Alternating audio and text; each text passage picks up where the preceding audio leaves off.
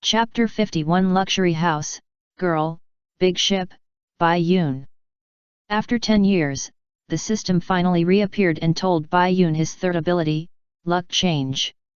Every day, he will get an extra point of good luck, and it is permanent, just like a person's full luck, which is 100 points. These 100 points can turn Bai Yoon's bad luck into good luck, and good luck can be directly added to his luck. But it really happened as the system said. Then why am I still so unlucky? 3 accidents and 3 trips to the sea. You call this good luck? 100 days of full luck. It's been 10 years, more than 100 days. How do you explain this? Bai Yoon asked a soul-searching question. If good luck is really accumulated like this. Since he went to sea, he has never felt lucky. Luffy and his friends.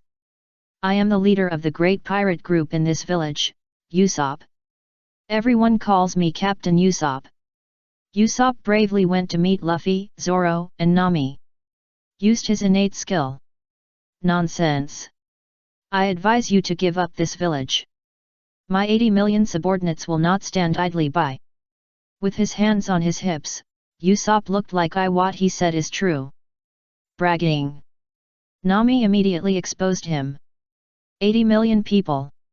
Can your village guess 80 million people? Ah, it's exposed. Once exposed, Usopp panicked. Nami was speechless and sweating. You admit it now.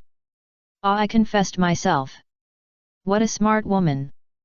Usopp said in a panic. Let's just say, is there a possibility that it's not Nami who is smart, but you are too? Ha ha ha, you are really interesting. Luffy looked at the panicked Usopp, and after knowing that Bai Yoon was fine, he returned to his original appearance and smiled heartlessly. Shua, Advanced Transition Sound Effect. A small restaurant in the village. What, looking for partners?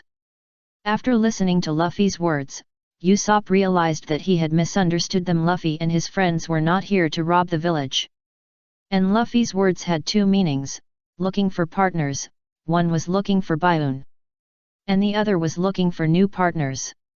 So you are here to find partners in a big ship. Is there another partner who was hit by the waves and landed in our village? I haven't heard of this. But I know there are big ships there. Usopp raised his finger and shook it, and began to talk. There is a mansion of a super rich man in this village. The owner of the mansion is a very pitiful girl. You seem to be worried, young lady. CLO, who is still disguised as a sheep, asked Kaya respectfully. To want to see Usopp. Kaya hesitated for a while, and did not hide it, and replied directly. Miss, forgive me for being frank. Since it is excuse me for being frank, then don't say it. I know what you want to say, Clo hater, it's okay, no need to say it. How is the girl that Melly rescued from the beach? Very good. Bai Yoon was mistaken for a girl again. Kaya only saw Bai Yoon downstairs from upstairs. It was normal to admit the mistake. CLO went to see Bai Yoon at this juncture. His plan could not allow any accidents. But seeing that Bai Yoon was just a little white face and was in a coma, he didn't take it seriously. But later, it was this little white face that broke his plan. I have asked the doctor to see it. It's nothing serious, he just fell asleep, he'll be fine once he wakes up, Kuro replied, still respectful. That's good. The scene returned to Luffy and his friends. Luffy and his friends were the only ones left in the hotel, and Usopp was gone. His 3 very loyal crew members, the 3 children, rushed directly into the hotel, wanting to save their Captain Usopp. Hey, Captain Usopp is gone. Did you give Captain Usopp to the 3 children? Immediately showed a horrified expression. Zoro had a bad taste. Yes, we ate him. The 3 were startled, but their eyes were on Nami. Why are you looking at me? The 3 were startled again. Grandma Wolf, is it time? The 3 children recovered, and Nami told them that Usopp left after saying this. Oh, Captain. He should have said that it's time to look for the boy in the mansion. According to the 3 children, it turned out that Usopp went to talk to Kaya. Although the content of the chat was all lies told by Usopp, Kaya cheered up because of it. Speaking of the mansion, I also saw the sheep uncle in the mansion saving a sister at the beach this morning. The one named Onion among the three children suddenly brought up something off topic. But this thing is very important. What? You said that the sheep saved a sister at the beach. That should be Bai Yun. Ha ha ha, it's decided, let's go to the mansion to find Bai Yun and the big ship.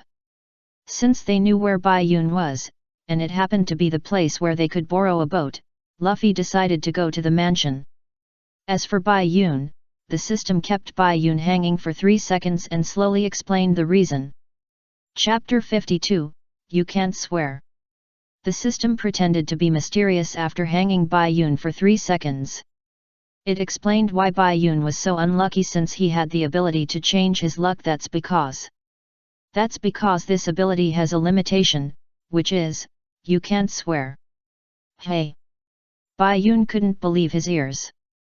In short, this ability will increase your luck a little bit every day, with 100 points as the peak, but you can't say bad words. If you do, your points will be reset to 0 and you will have to start over from the beginning. There is also a small side effect: if you say too many bad words, you may become unlucky. The system gave a detailed explanation. The details are, luck cannot be defined, but after becoming an ability, Bai Yun's luck has become a visible number. According to the numbers, a person's luck is up to 100 points, which is the ultimate luck. This is refreshed every day for ordinary people, and the same is true for Bai Yun, but Bai Yun's ability is to give him 100 more points, 1 point a day. Not to mention bad words, it exists permanently, 1 point a day. And the maximum is 100. To put it bluntly, Bai Yun has 100 more points. That is, if one day, Bai Yun's luck is the ultimate 100 points, then add the accumulated 100 points. 200 points, that's super lucky. It's the luck that Pluto can pass by and be unscathed. But there is good luck and bad luck. Points are distinguished. 1 point is normal, the more points, the more luck. Then the negative number -1 is normal bad luck, the more negative, the more unlucky, up to -100, it is extremely unlucky. Bai Yun's luck ability is reflected here. If Bai Yun's luck on this day is extremely unlucky -100, but he has the ability to have an extra 100 points, if you add it, it will become 0, normal form, unlucky or lucky, all depends on fate.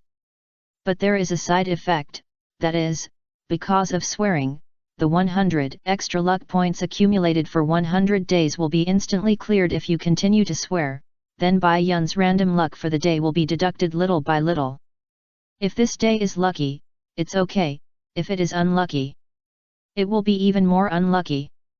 So the system said, don't say bad words, be careful of bad luck. Bai Yun was dumbfounded. He had forgotten how many bad words he had said in the past 10 years. Even if it wasn't much, he must have said it. No wonder he was so unlucky when he went out to sea. Hey, wake up! The system woke up the dumbfounded Bai Yun, and Bai Yun was shocked. Scared? I have already told you about the third ability. I have something else to do and I have to go back. We may not meet again in the future. We have known each other for a while. Do you have anything else to say? The system asked, and it was unnecessary to ask. Bai Yun listened, thinking, where did you get the face from? At the same time, he gathered all the bad words of human civilization so far in his heart, and he wanted to give them all to this diligent system. But when the words came to his lips, he only gritted his teeth. Slow down. Be a little polite. The system replied. Bai Yun shouted in his heart, polite? I was forced. I'm leaving. You should wake up too. The system finished speaking. This white space seemed to collapse. Bai Yun only felt that everything in front of him was white, completely white, and he couldn't even see his own hands clearly. He tried hard to open his eyes, and suddenly opened them, and his consciousness returned to reality. In reality, Bai Yun's eyes suddenly opened, and the sweat on his forehead dripped onto the pillow. What caught his eye was a very gorgeous bed curtain. Hello, is anyone there? We want to borrow a boat, and we also want to find Bai Yun. Luffy shouted when he came to the door of Kaya's mansion. Bai Yun, who had just woken up in the room, just sat up and vaguely heard Luffy's voice. Why do I seem to hear Luffy's voice? He looked around again, and his room alone was very gorgeous. It looks like a rich man's home. Logically, this should be the island closest to where I fell into the sea, so it should be the home of Usopp and Kaya. Just as Bai Yun guessed, he had just finished speaking when Mary, wearing a sheep's headgear, came into the room and brought lunch. "Hey, are you awake? I'm glad you're awake. It's lunchtime, please have some lunch." Bai Yun took the lunch naturally. "Are you the housekeeper of this house? Thank you for saving me." "You're praising me, I'm not a housekeeper. I saw you at the beach this morning and brought you back. I hope you wake up safely." Mary stood straight, looking like a housekeeper. Knowing that it was Mary who saved him, Bai Yun immediately bowed to him. Just as he was about to eat, he heard Usopp in a strange voice shouting, "Oh, housekeeper Kuro seems very angry. It seems that the intruder has done something terrible." Mary said calmly, as if he was not a servant of this family. Bai Yun probably guessed from the voice that it was because Kuro insulted Usopp's father, so Usopp and Kuro quarreled and fought. Poor Kaya was still protecting Kuro, but she didn't know that these 3 years were just a big show arranged by Kuro. After thinking about it, Bai Yun continued to eat lunch. He didn't plan to meet up with Luffy and the others now. He stayed in this mansion happily and waited for the battle to come. "Then you eat, I'll go see what happened," Mary said. "You do your thing, don't worry about me." Bai Yun also smiled and replied. "And Luffy and the others?" Usopp left after saying, "I will never come here again." With Kuro's shout, Luffy and the others also left the mansion, and the farce ended. Handing the camera to Kaya's room, Kaya was confused. He didn't know whether it was right or wrong for him to piss off Usopp for his comfort to Chloe. After all, Chloe in her heart was still a good housekeeper who had taken care of her for 3 years, not the pirate Chloe who had been plotting for her family property for 3 years. So, Chloe came in and acted.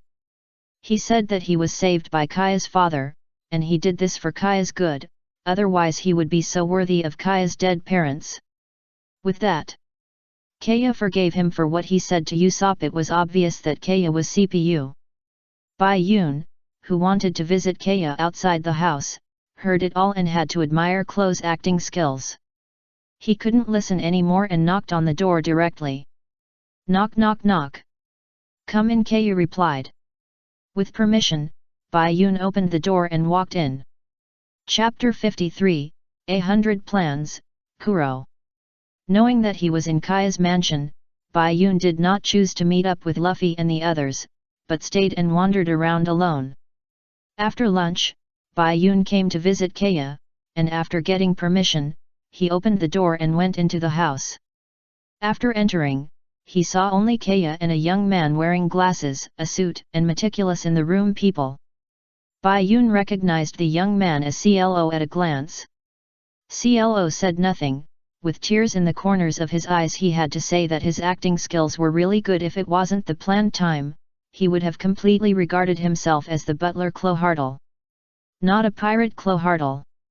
He wanted to leave, but when he found out that the person who came in was Bai Yun, Clohardle stayed, as if he was observing Bai Yun.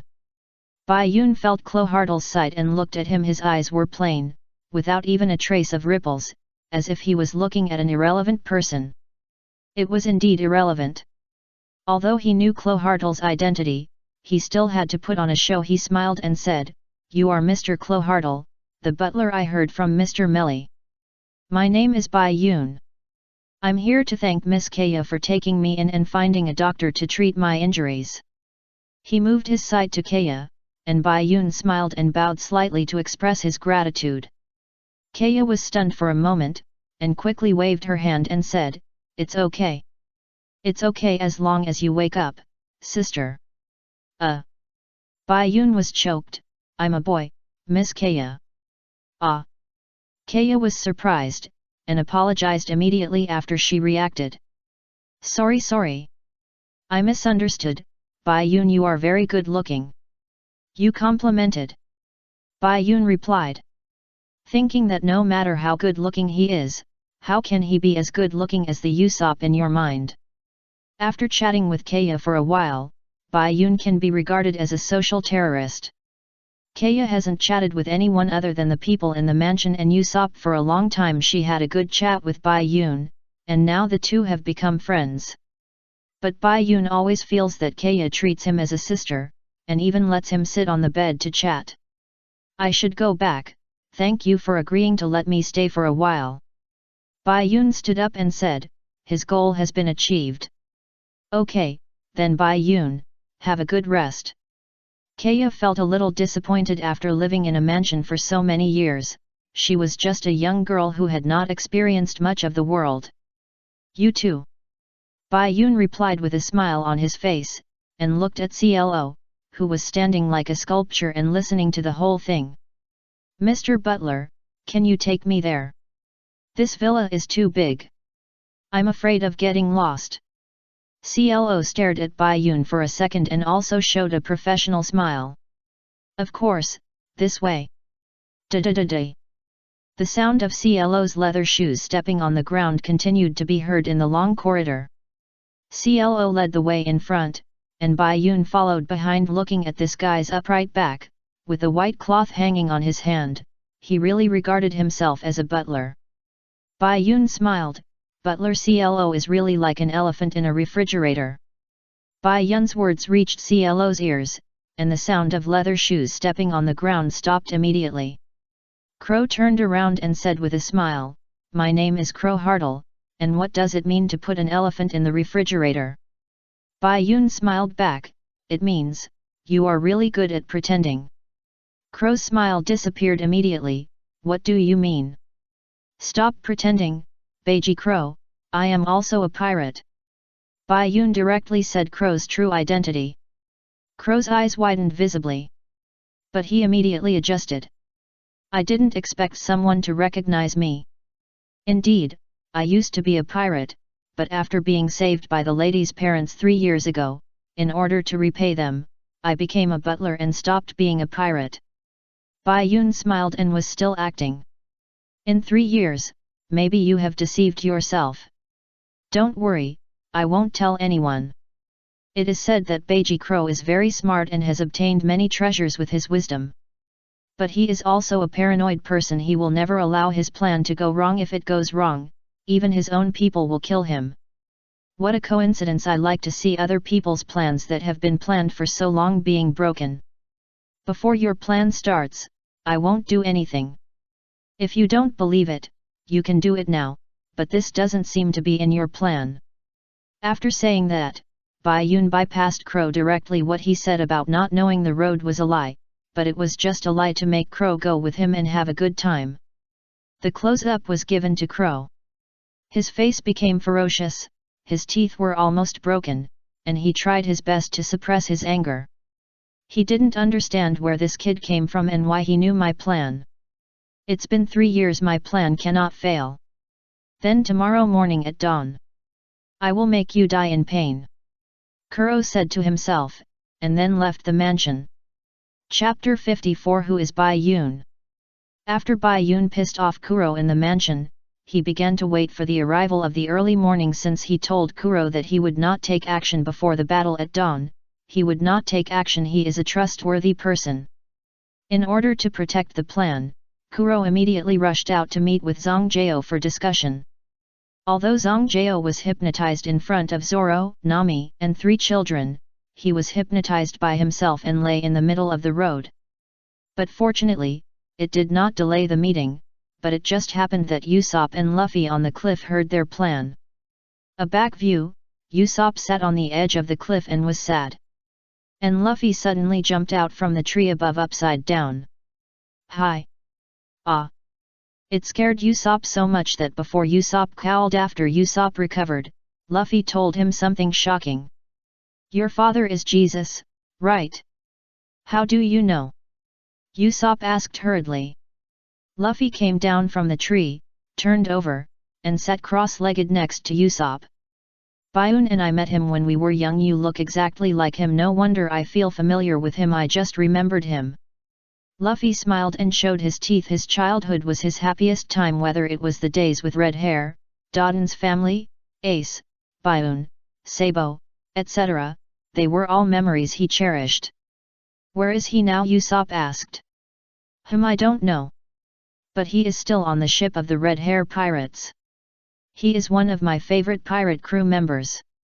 He is half of Bai Yun's master. It seems that except for Beckman, the other people in the Red Hair Pirates are half of Bai Yun's master. Really? So he is on Shanks' ship, the red-haired one? Usopp said with emotion. But he seemed to find something wrong while talking. Shanks? Usopp's eyes almost popped out of Luffy's face after reacting. My dad is on such a powerful ship. That's the legendary pirate. Speaking of powerful, Jesus Bulletin's most powerful is gunmanship. Bai Yun also said that if we only compare gunmanship, his master Beckman can't beat Jesus Bulletin.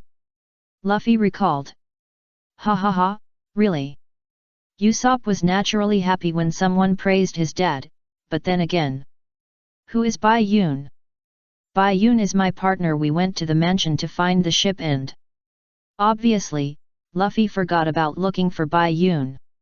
I actually forgot, ha ha ha. Bai Yun. Then, Luffy told Usopp about Bai Yun being saved by Mary. Is that so? Then you go again. You didn't swear like me not to go again. Usopp replied. Well, but that butler is really annoying. I agree, I am proud of my father who lives bravely on the sea, but he actually said that. Yes, that butler is annoying. Luffy pointed to Kuro on the coast under the cliff. Yes. That butler, I hate it when I see him. Usopp looked in the direction of Luffy's finger and saw Kuro. He spoke, and then he reacted and was shocked. Why is that housekeeper here? Just like that, Kuro thought that his plan was foolproof, but now, in addition to Bai Yun, 2 more people knew about it. But who is Luffy? He never plays tricks. Who says he is the protagonist and can do whatever he wants? He stood up and shouted at the 2 people below. Hey, you are not allowed to kill the lady. Then he was hypnotized by Zongjao and fell off the cliff. When Kuro saw that Usopp was left, he was relieved. He knew that no one in the village would believe Usopp's words. Yes, the story of the boy who cried wolf. No matter what Usopp said, no one in the village believed what he said about the Black Cat pirates attacking in the early morning. On the contrary, they took out a broom and something to beat Usopp. Usopp had no chance to explain, so he could only rush to Kaya's villa since Kuro's target was Kaya. He could only take Kaya away first. But what he got in return was a slap from Kaya. You disappoint me so much, Usopp. There is no way. Without seeing it with her own eyes, Kaya couldn't believe that the person who took care of him wholeheartedly would be a pirate and would want to kill her. Bai Yun put himself in his shoes. If it were him, he would not be able to doubt the person who took care of him for 3 years. So, Bai Yun, who was watching from behind, did not speak to explain for Usopp. Just speaking could not prove anything. Since that was the case, Bai Yun let Kaya see it with her own eyes. After Usopp escaped from the mansion, Bai Yun came to Kaya's room. Kaya was already in tears. He didn't know why Usopp became like this. Even after seeing Bai Yun, he wanted to adjust his mood out of politeness. But the tears just couldn't stop flowing. Chapter 55 Seeing is Believing. Bai Yun looked at Kaya crying in front of him and handed him a handkerchief. Kaya took it and said thank you. Bai Yun sat down without speaking, quietly letting Kaya adjust her mood. When Kaya calmed down and tried to smile to ask Bai Yun what was wrong, Bai Yun spoke first, and she was shocked. Miss Kaya, I am also a pirate. Kaya was so shocked that she grabbed the sheets on her body. She did not discriminate against pirates, but why did so many pirates suddenly appear today? But don't worry, although I am a pirate, I don't kill innocent people indiscriminately. Cough cough. As he spoke, Bai Yun suddenly coughed twice. Sorry. I am not a person who kills innocent people indiscriminately. About Usopp, Miss Kaya, you have known him longer than me. You know what kind of person he is, although he will tell some lies. Those fantastic adventure stories. But have you ever heard him lie and slander others? Bai Yun's words made Kaya fall into memories indeed. Although Usopp likes to lie, he never slanders others. Maybe it's because Clohadel said that Usopp if his father is like that, Usopp will. Kaya answered in a low voice. Bayun shook his head. What about Usopp not saying that Kuro is a pirate when Kuro talks about his father? Why do you have to wait until you go back and come back again? Kaya was speechless, her mind was confused. Now you can't prove anything with your mouth alone, seeing is believing, Miss Kaya, so, if you want to know the whole truth, just watch outside the door of the hall when the moon rises at night. It's up to you whether you believe me or not. After saying that, Bayun got up and left. Kaya looked at his back and remained silent for a long time until Bayun closed the door. Bayun returned to his room, took out the den mushi that Long gave him, and contacted Nami. But no one answered. Bayun had to give up, it seemed that they had taken the wrong direction. Zoro was used as a stepping stone, and Luffy was lost, it was destined by fate. Soon, the night came, and the moon slowly climbed up the sky, reflecting the starry sky. And tonight happened to be a new moon, a crescent moon, hanging in the sky. Kaya looked at the crescent moon, hesitated for a long time, and got out of bed. And in the hall, Mary and Crow were both inside. Mary hadn't told Crow about Usopp breaking into the mansion today. Really, I didn't expect that such a thing would happen when I went to the neighboring town. Chloe answered normally, his life is all about acting. Well, what is this? Suddenly, he saw the gift that Kaya gave him on the table for the 3rd anniversary, a pair of glasses. Mary explained for him from behind, and took out a handkerchief to wipe his tears and said that Miss Kaya was really gentle. But little did he know that Chloe, who had his back to him, lowered his glasses with his palm, and looked at the moon, had a gloomy expression with a triumphant smile. Speaking of anniversaries, tomorrow is indeed an anniversary. Tonight is a new moon, and this kind of night always makes people's hearts surge and their blood boil. As he spoke, Chloe threw the gift that Kaya gave him directly to the ground, and then stepped on it. Mary was so scared that his mouth opened wide. You Chloe Hartle, what do you mean? Why did you give you the gift that the lady gave you? Gift? Chloe interrupted him directly, turned his head, and said to Melly with his side face, I will accept the gift, but it's not this thing, it's the whole mansion. What? Melly didn't understand. CLO slowly turned around, stretched out his hands from behind, and put on his exclusive weapon cat's claw. Today, I don't have to act anymore anyway, things will happen in a few hours. 3 years is too long, CLO said. And the knife flashed. Ah dang, 2 sounds rang out at the same time. One was Miss Kaya's exclamation outside the hall door, the other was Bai Yun's appearance, waving a long stick in his hand to block CLO's cat's claw, and the sound of the blade and the long stick colliding. It's you. CLO stared at Bai Yun's face, angry from the heart. It's me, what's wrong, Mr. Elephant in the refrigerator? Chloe glanced at Kaya outside the house. Kaya met his eyes and immediately covered her mouth and took a step back. Such a cold look. This is not the Chloe Hartle she knew. You called the lady here too? Didn't you say you wouldn't interfere before my plan started? Chloe asked. You are planning to kill Mr. Melly now, isn't that a plan in advance? Mr. Melly is my savior, I can't let him die. Mr. Melly, retreat outside the room and protect Miss Kaya. Bai Yun said. Merly obeyed immediately, and Bai Yun then swung a stick to the right to block the pursuit of Chloe. Dang! Silent step, it's really scary. But at such a close distance, it's not so easy to escape the eyes of a sniper. Bai Yun wore a faint smile, as if mocking CLO. Chapter 56, The Battle in the Hall. In the hall of Kaya's mansion, Bai Yun used a stick to stop CLO from chasing Melly. CLO was a little impressed by Bai Yun, the pretty boy. He didn't expect that he could stop himself, who used the silent step at the same time. He was also confused after hearing Bai Yun's words. You really know me?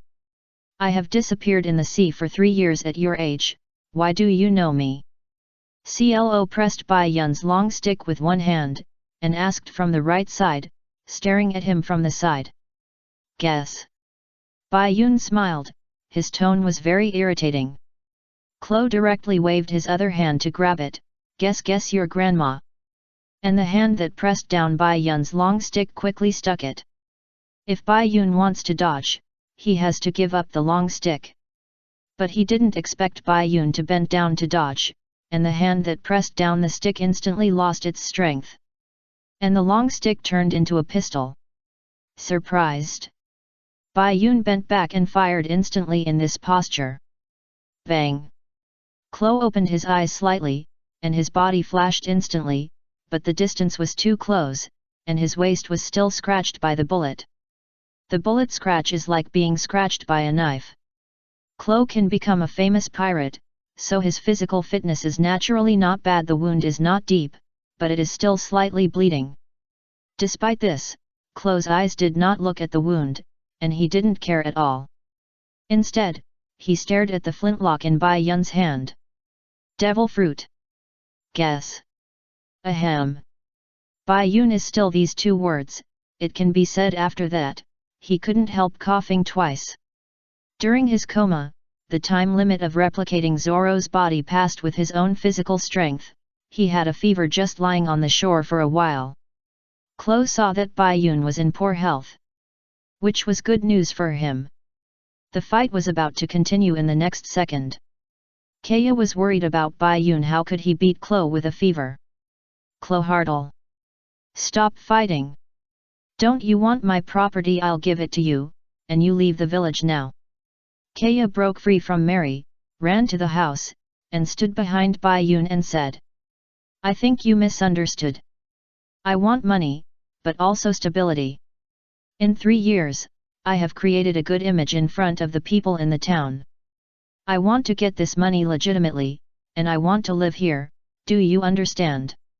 So, it is necessary for the pirates to attack the village and you to die unexpectedly.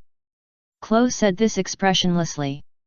Kaya was so shocked that she couldn't speak. She couldn't believe that the man in front of her was really the one who had taken care of her for 3 years. Kuro wanted to live here, but he let the pirates attack the village and kill her, just for a legitimate reason. After 3 years of getting along, there was no emotional fluctuation at all. They were simply not the same person. At this point, Kuro didn't say anything, and started the silent step to continue killing Bai Yun. The flintlock in Bai Yun's hand instantly turned into 3 swords, which was Zoro's 3-sword style. Sparks flew, and the 3 swords blocked Kuro's claws. Mary quickly pulled Kaya out of the house.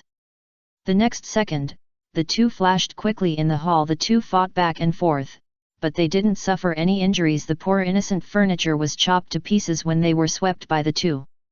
As time passed, Bai Yun gradually fell behind. Not to mention that he could only use 60% of Zoro's strength, he was still having a fever. After exerting force to shake Kuro away, Bai Yun quickly retreated away from Kuro. Klo also stopped and took a break in the middle of the game. He didn't expect this kid to be able to hold him for so long, but he also knew that Bai Yun was almost exhausted. The weaker he fought, the more he fought. Which was proof. Hey! Bai Yun exhaled and looked at Klo. He didn't want to use his trump card here, so he chose to use his mouth. The 3 knives turned back into bracelets to show his sincerity.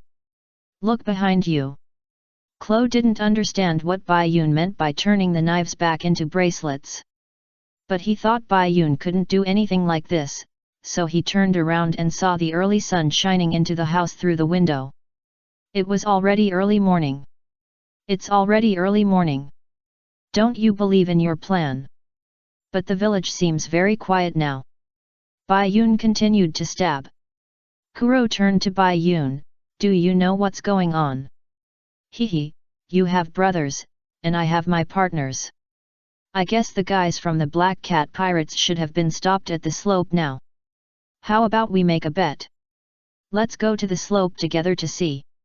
Let's see who wins. If you win, I'll commit suicide. And you don't need any conditions, just go with me. After all, I promised my partners that I can't use the grindstone myself every time. Bai Yun replied. You treat me as a grindstone, Kuro replied with a gloomy face. Chapter 57 Battle on the Slope. Don't worry about these things. Just say whether you dare or not. I'm not afraid to keep fighting. I believe my partners will come soon. And you, the plan has gone wrong with your personality, it's hard not to see it with your own eyes, right? Bai Yun's words seemed to see through Kuro's heart. I'll kill you first, it won't be too late. Kuro pushed his glasses down with his palm and looked directly into Bai Yun's eyes, his eyes like a predator looking at its prey. Bai Yun's mouth corners slightly raised, and he appeared behind Kuro the next second. At this moment, Kuro finally couldn't calm down, his expression became surprised, and he turned around immediately. This is my silent step. How could you? Bai Yun still smiled, guess. At the same time, he complained in his heart. What's wrong with the silent step? I don't want to learn it yet, it's not as good as the Navy 6 style shaving. Through this system, Bai Yun has a relatively complete understanding of his replica fruit ability. The ability to replicate skills is different from the ability to replicate fruit. Let's talk about vision replication first. It can only replicate half of its strength. The ability to replicate skills requires watching the other party use it before replicating, just like the first time Bai Yun replicated Beckman's gun-shooting bottle technique in the Machina Tavern. Bai Yun watched Beckman perform it once before replicating it. As for the fruit ability, because of the ability to copy the fruit, Bai Yun's eyes are like a skill detector. No matter how strong he is, Bai Yun can see the ability he has. The fruit ability is essentially a kind of power, which is reflected in the ability user. Just looking at the ability user can copy it. Without him, her, using the ability. Then there is the touch copy, copying 60% of the strength. Touching is to avoid the condition that the other party needs to use the skill ability to copy the sight. Only by touching, whether it is the fruit ability or the skill ability, it can be copied directly, but one person can only copy one ability. As for the real name of the fruit, the system still did not tell Bai Yun. Let Bai Yun explore it by himself. Just tell him that if it is at night, the strength copied by the two copying methods will be doubled by 20%. So, as long as it is night, the vision copy engraves 70% of the opponent's strength, touch, and replicate 80% of the opponent's strength, which is very close to replicating the opponent's own strength. Bai Yun thought, maybe after his fruit awakens, he can replicate 100%. Therefore, the three sword styles of Zoro stored and replicated by Bai Yun are only 60% of Zoro's own strength. And the silent step used now is a replica of Close in the fight just now. 80% of the strength on the night of the new moon. Even though Clo saw this tiny speed deviation, Clo was still more shocked why Bai Yun knew his silent step. How about it, do you want to continue fighting? 100 stratagems Clo. I want to delay it, maybe my partner will bring the villagers to visit you. Bai Yun imitated Clo's action of pushing glasses with his palm, and pushed the void glasses, which was deliberately done for Clo to see. Clo had a gloomy face and did not answer, and instantly passed by Bai Yun, bringing a gust of wind. As if to say, I am the founder of the silent step, even if you learn it, you can't catch up with this speed. Standing by the window, watching the rising sun, Kuro's face became worse and worse. Without looking back, he said, you'd better keep your word. Then he smashed the window and jumped down. Bai Yun looked down. Kuro was standing below intact, glancing at him with his peripheral vision, meaning that he should follow. Miss Kaya. Stay in the room. Bai Yun looked back at Kaya and said. But Bai Yun, you. Kaya was worried about Bai Yun. After all, Bai Yun was still having a fever. Before she finished speaking, Bai Yun shook her head. Believe in us, believe in Usopp. After saying that, Bai Yun also jumped down from the window. Kaya hurried to the window and watched the two people leave. Finally, she couldn't help but burst into tears, and she sat down and cried. She was afraid that she would hurt Usopp and Bai Yun and the others. And just when Bai Yun and Kuro came. The battle on the slope. As Luffy broke the Black Cat logo on the bow of the Black Cat pirates and was pressed under the logo, it was the turn of the Kitten brothers, the ship guards of the Black Cat pirates, the Tabby Cat, fat, and the Siamese cat, thin. Playing the pig to eat the tiger, Zoro was so careless that 2 swords were taken away. There is only 1 sword in the 3-sword style, which is very restrictive for Zoro now. Mao Lu attack. Zoro was trapped in the situation of being suppressed by 2 people. Nami thought of a way and ran over to help Zoro get the knife. But Zhang Jiao couldn't just watch. Nami's left shoulder was cut by Zhang Jiao's hypnotist, and the circular knife also cut it, and blood splashed. When Usopp was desperate, he saw Zhang Jiao's face full of horror. Looking in the direction, Baiun and Kuro appeared on the top of the slope. Chapter 58. It's not said that you can't make music. Luffy was pressed under the bow of the black cat, mainly because he was hypnotized. Zoro only had 1 sword and was suppressed by the Kitten brothers. Nami was scratched on the left shoulder by Zhang Jiao when she was holding a knife. Usopp was almost in despair, but at this moment, Zhang Jiao suddenly changed his expression, from the proud expression of scratching to stop Nami from holding a knife to a face full of horror. This is also for a reason. Usopp looked along Zhang Jiao's line of sight, and saw Baiun and Kuro standing on the top of the slope on the left and right. Usopp knew Kuro, more than knowing him, he wanted to punch him in the face a few times. As for Baiun, Usopp met him for the first time, but with Nami's shout, he knew him. Baiun! You are here, great! Nami knew Baiun's strength. After all, he was a man who challenged the entire Buggy Pirates. But Baiun shook his head, and Nami's expression was stunned instantly. What do you mean by shaking your head? Kuro couldn't help but get angry, and pushed his glasses with his palm and shouted. No wonder the plan was not executed at dawn. We were stopped by such a group of brats. It's too embarrassing for the Black Cat Pirates. That being said, no one knows who was dragged to live in the lobby of the mansion by Baiun for a night. Really incompetent. Zhang Jiao was trembling with fear, but the Kitten brothers were brave and couldn't stand the word incompetent. Incompetent? You said we were incompetent. You were really strong before, Captain Kuro, but now, for 3 years, you have been living a life of luxury in the village, while we have robbed countless treasures and fought so many battles. After 3 years of idleness, is it possible for you to defeat us? After saying that, the Kitten brothers suddenly attacked Kuro. Baiun moved to the right and couldn't help but chuckle. Kuro knew that was a mockery, and he couldn't hold his face at all. Instantly, he came behind the Kitten brothers, wearing cat claw gloves on his hands, and put his hands directly on the necks of the 2 brothers. The oppressive feeling that had been sealed for 3 years came again, and the 2 brothers were scared to tears. Don't be silly, little cat brother. Even on land, Captain Crow has kept pushing his glasses with his palm for 3 years. This is to prevent the weapon's cat claws from hurting him. It's been 3 years, and this habit is still maintained. It means that even if Captain Crow lands, he has not forgotten to fight. Crow raised his thumb, and the blade on the fingertip pointed at the little cat brother's neck. Are you touched? The 2 brothers didn't dare to move at all. After 3 years of rest, my temper seems to have improved a lot. While Crow threatened the little cat brothers, Baiun signaled to Nami with his eyes. He first looked at Nami, then looked at the knife on the ground. Nami understood instantly and nodded slightly. 5 minutes. I'll give you 5 minutes to clean up this mess, otherwise I'll kill you all. Crow said indifferently, and then let go of the little cat brothers, and this was after his temper improved. Zhang Jiao and the little cat brothers were still dreaming that as long as they killed Zoro can enter the village through the slope. But the next moment Nami quickly stepped forward and kicked Zoro's 2 swords.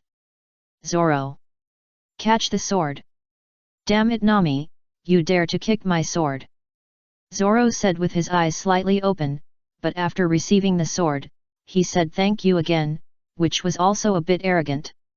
At the same time, Bai Yun's bracelet turned into a gong and a gong stick.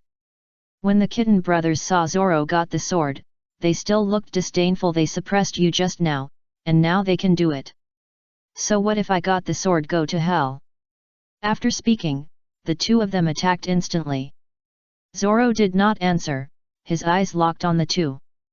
Biting a sword in his mouth, he put on a posture of carrying the two swords with both hands as if carrying them on his back. When the kitten brothers approached, Zoro's eyes widened a little, and his figure flashed. Three-sword style tiger hunting. The next moment, Zoro appeared behind the two of them, and the blade was already in a slashing posture. The cat brothers were already lying on the ground, with blood oozing from their chests. As Zoro drew his sword, Bai Yun also slammed the gong, and the sound of the gong resounded throughout the sloped coast. The snot bubbles on Luffy's nose, who was pressed under the bow and sleeping soundly, were also shattered by the sound waves of the gong. Luffy slowly opened his eyes. Bai Yun promised Kuro that he would not fight before the winners of Zongjao. The cat brothers, Luffy, Zoro, Nami, and Usopp were determined, but he didn't say that he couldn't make music, right? I love playing the gong, right? Luffy woke up and easily pushed away the bow that was pressing on him. Sleep so soundly. The bad butler is here too. While everyone's attention was on Luffy, Nami quickly moved away from Zongjao. Luffy, we must win this battle.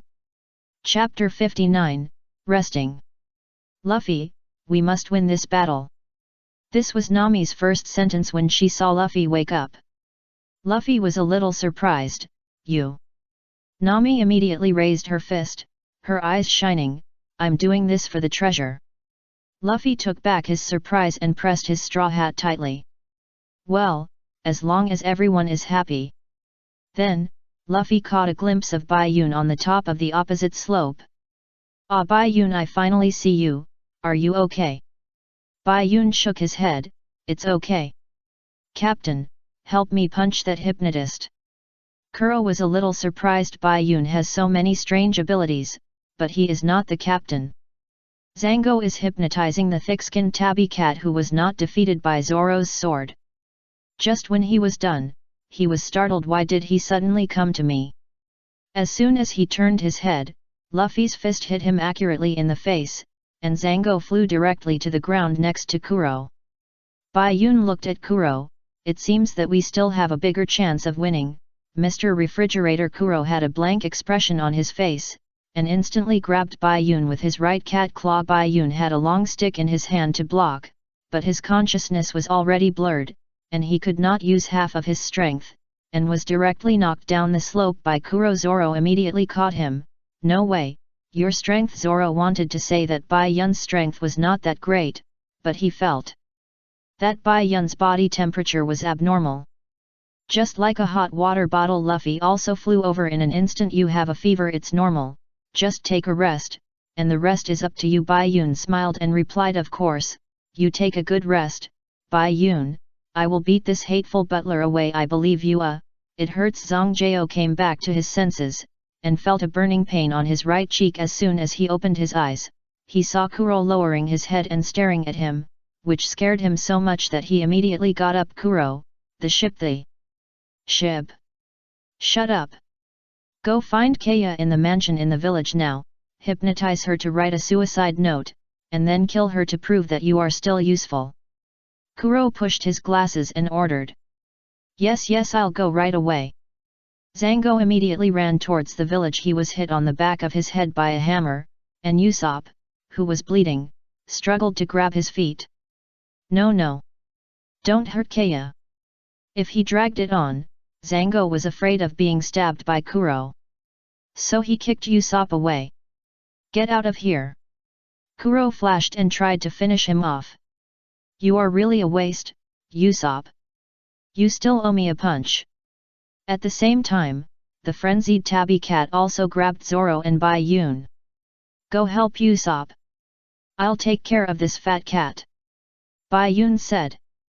Zoro didn't say anything and rushed up directly. The tabby cat was kicked by Bai Yun with a whip kick and fell to the cliff on the right. The cliff was hit so hard that it cracked.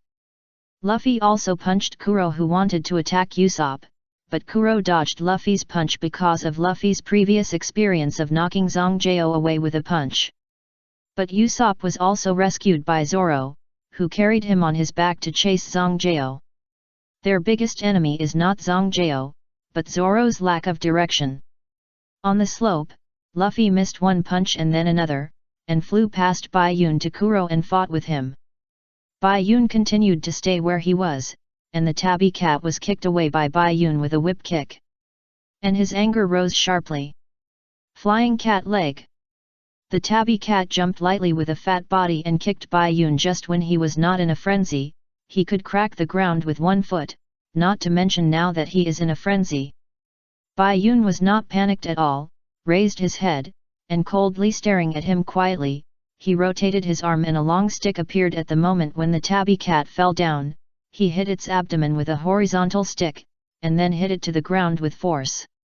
With a bang, the dust that was shaken up scattered all around. The huge force directly embedded the tabby cat into the ground, and the slope in the middle section was instantly full of cracks. Bai Yun used 60% of the stick skills copied from Hongo. He thought that his strongest close combat skill should be the stick skills, and using it now would help him understand and improve it. The copied one can only be used once, and your own can be used at will. The tabby cat couldn't get up again. Bai Yun turned his head. And the group of people from the Black Cat Pirates over there were shocked. They actually knocked down the crazy tabby cat with one move. What kind of killing gods are these people? Where did they come from? But Bai Yun was not looking at these passers-by, but at the busy back of Nami on the ship of the Black Cat Pirates. Turning his head to look at the fight between Luffy and Kuro, Bai Yun smiled. It seems that there is nothing for me to do. Walking to the edge of the cliff, Bai Yun sat down directly, leaning against the cliff, and began to take a rest. Chapter 60. What do you think of your partner? With a clang, Luffy raised the boulder, and Kuro's cat claw on his left hand inserted into the boulder. Luffy broke Kuro's weapon with force. Then he swung the boulder and smashed Kuro's head. The two had already fought for a while. Luffy's lip was cut. And Kuro didn't expect that in just one day two people could break his silent steps. And Zoro and Usopp are still fighting against the powerful road idiot. The Black Cat Pirates couldn't believe that Kuro would be hit, and immediately cheered him up. Kill him, Captain Crow Mr. Kill that rubber man. Crow stood up again. He didn't feel encouraged by the encouragement of the crowd, but disgusted. When did he need the encouragement of these things? It was a shame for them to see him like this. Shut up. I will kill you all later. Of course, Zongjao is no exception. Crow didn't want to let the Black Cat Pirates go. What he wanted was stability. Anyone who knew his identity as Captain Crow must die. So from the beginning of the plan, you planned to kill us all. The Black Cat Pirates couldn't believe their ears. Luffy curled his lips. Are you all fools? Such a bad pirate group. Bad. This is the real pirate group. The subordinates are the captain's pawns. The life and death of the subordinates are decided by me. They only have to rush into the village and die for my plan. In Crow's eyes, nothing is more important than his plan. But this just touched Luffy's reverse scale. Luffy is the same as Roger. Roger would destroy a naval base just because the Navy said something bad about his partners. Luffy, on the other hand, is the one who confronts the world government for his partners. So what if he is the flag of the world government? Just burn it. Bai Yun couldn't help but interrupt. You said that the subordinates died for the captain. You don't allow them to call you captain now, so who are you now? What qualifications do you have to let them die for you and your plan? Kuro was speechless. Ha ha ha, it's you. Bai Yun, this guy is really speechless. Yes, who are you now? Why do you want us to die for you? A group of people from the Black Cat Pirates also turned against him immediately. If they want them to die, who would be crazy enough to help him? Kuro was so angry that veins popped on his forehead, and Luffy even added the knife. Besides, even if you have hundreds of subordinates, you are not as good as Usopp. Being compared with the waste he knew, and not even as good as him, Kuro was almost mad. He tried to stab Bai Yun with a flash, but Bai Yun had no intention to dodge, as he believed in Luffy. As expected, when Kuro appeared again, Luffy did not turn around, but threw his fist backwards, hitting Kuro's neck with Bai Yun's smile. Kuro was hit to the left and returned to the top of the slope. Luffy and Bai Yun smiled and answered that Kuro was not as good as Usopp, saying in unison, "It's the capacity times 2. Luffy put his hands on his waist. "You don't know what a real pirate is." Kuro held his forehead. "Haha. I'm insulted. Since you want to know what a real pirate is, then I'll let you feel the horror of a real pirate." Kuro stood up, his hands naturally vertical, and his body began to shake slightly from side to side. The members of the Black Cat Pirates knew this move, and fear immediately crept into their hearts and faces when they saw Kuro's action. "It's a ladle to death. He wants to use the ladle to death. This range will involve us. He really wants to kill us. Run!" The group immediately turned around and ran, but how could they be faster than Kuro? Ladle to death. Kuro's figure flashed again, and this time Luffy couldn't catch his figure. Bai Yun could only barely see the afterimage. Just when Luffy was wondering where Kuro went, the people of the Black Cat Pirates who were fleeing down the slope cried out. Kuro's figure was still invisible, as if the wind had cut the waists of those people one by one. And blood was splattered. "Where is he?" Luffy turned around and looked over. Looking at people falling one by one, Luffy was angry and shouted. "What do you think of your partners? Get out of here! Zoro and Usopp." Halfway I found out that 3 little brats from the Usopp pirates stopped Django. Damn brat! It seemed that Django's ring was about to hit Onion in the next second.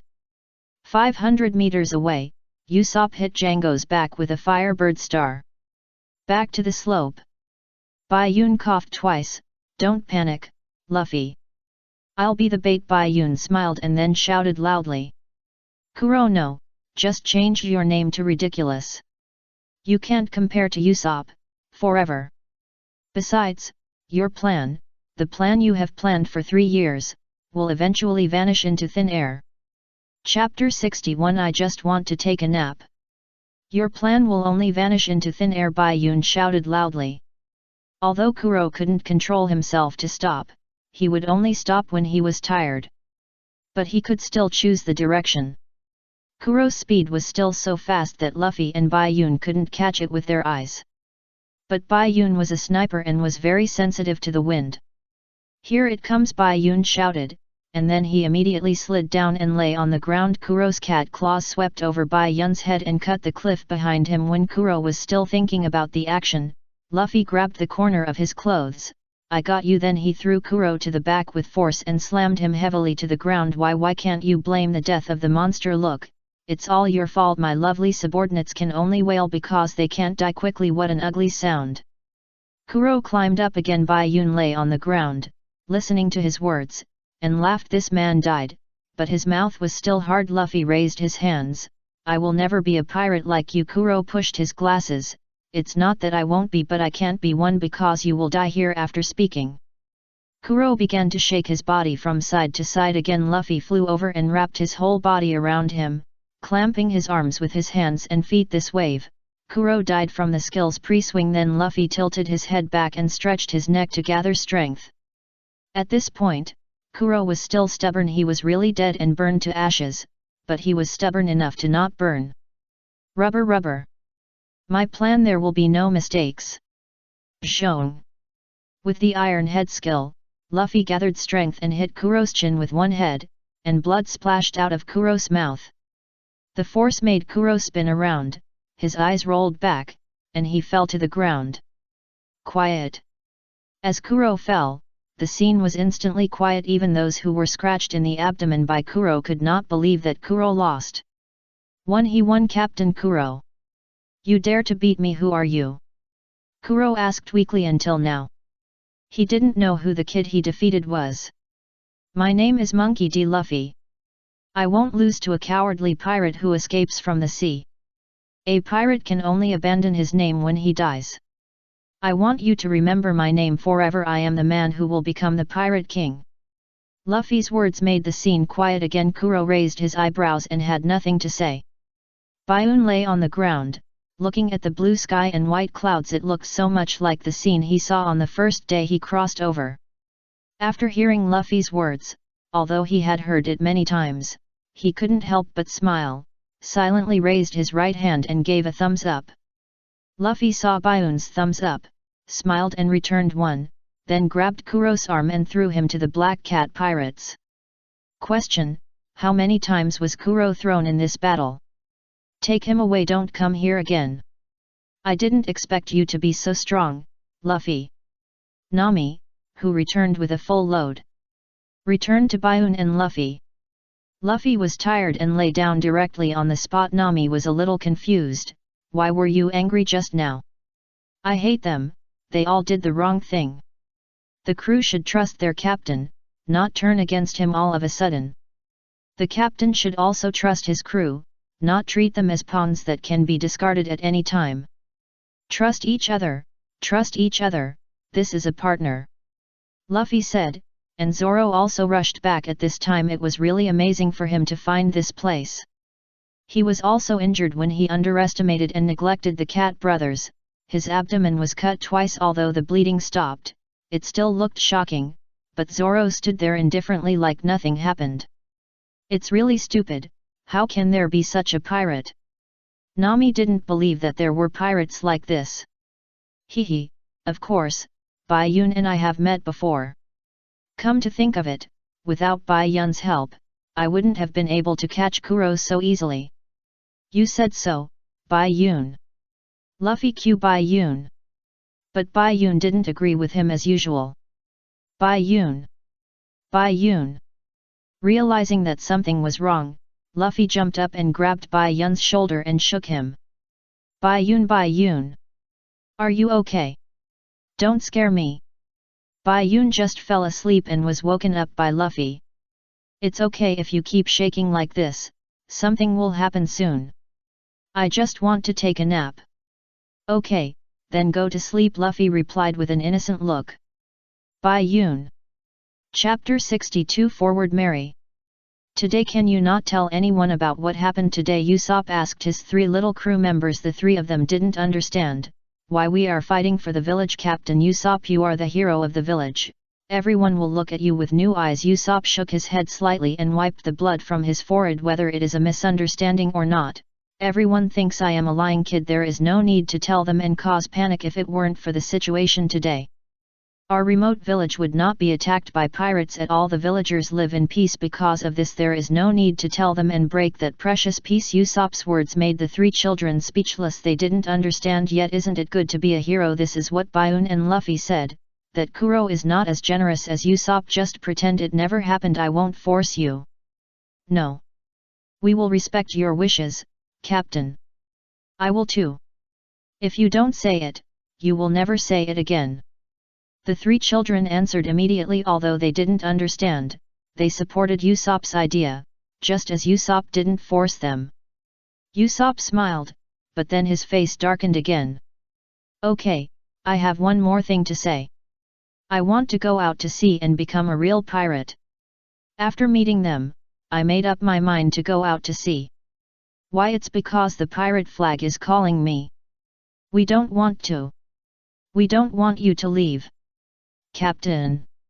The 3 children burst into tears immediately. Even though they didn't cry when they just faced Zongjao, they couldn't help it now. Usopp shook his head and shouted, what is your dream? Carrot, experience the tavern. Green pepper, be a carpenter. Onion, become a novelist. Yes, we all have to work hard for our dreams. I have to pursue my dreams too.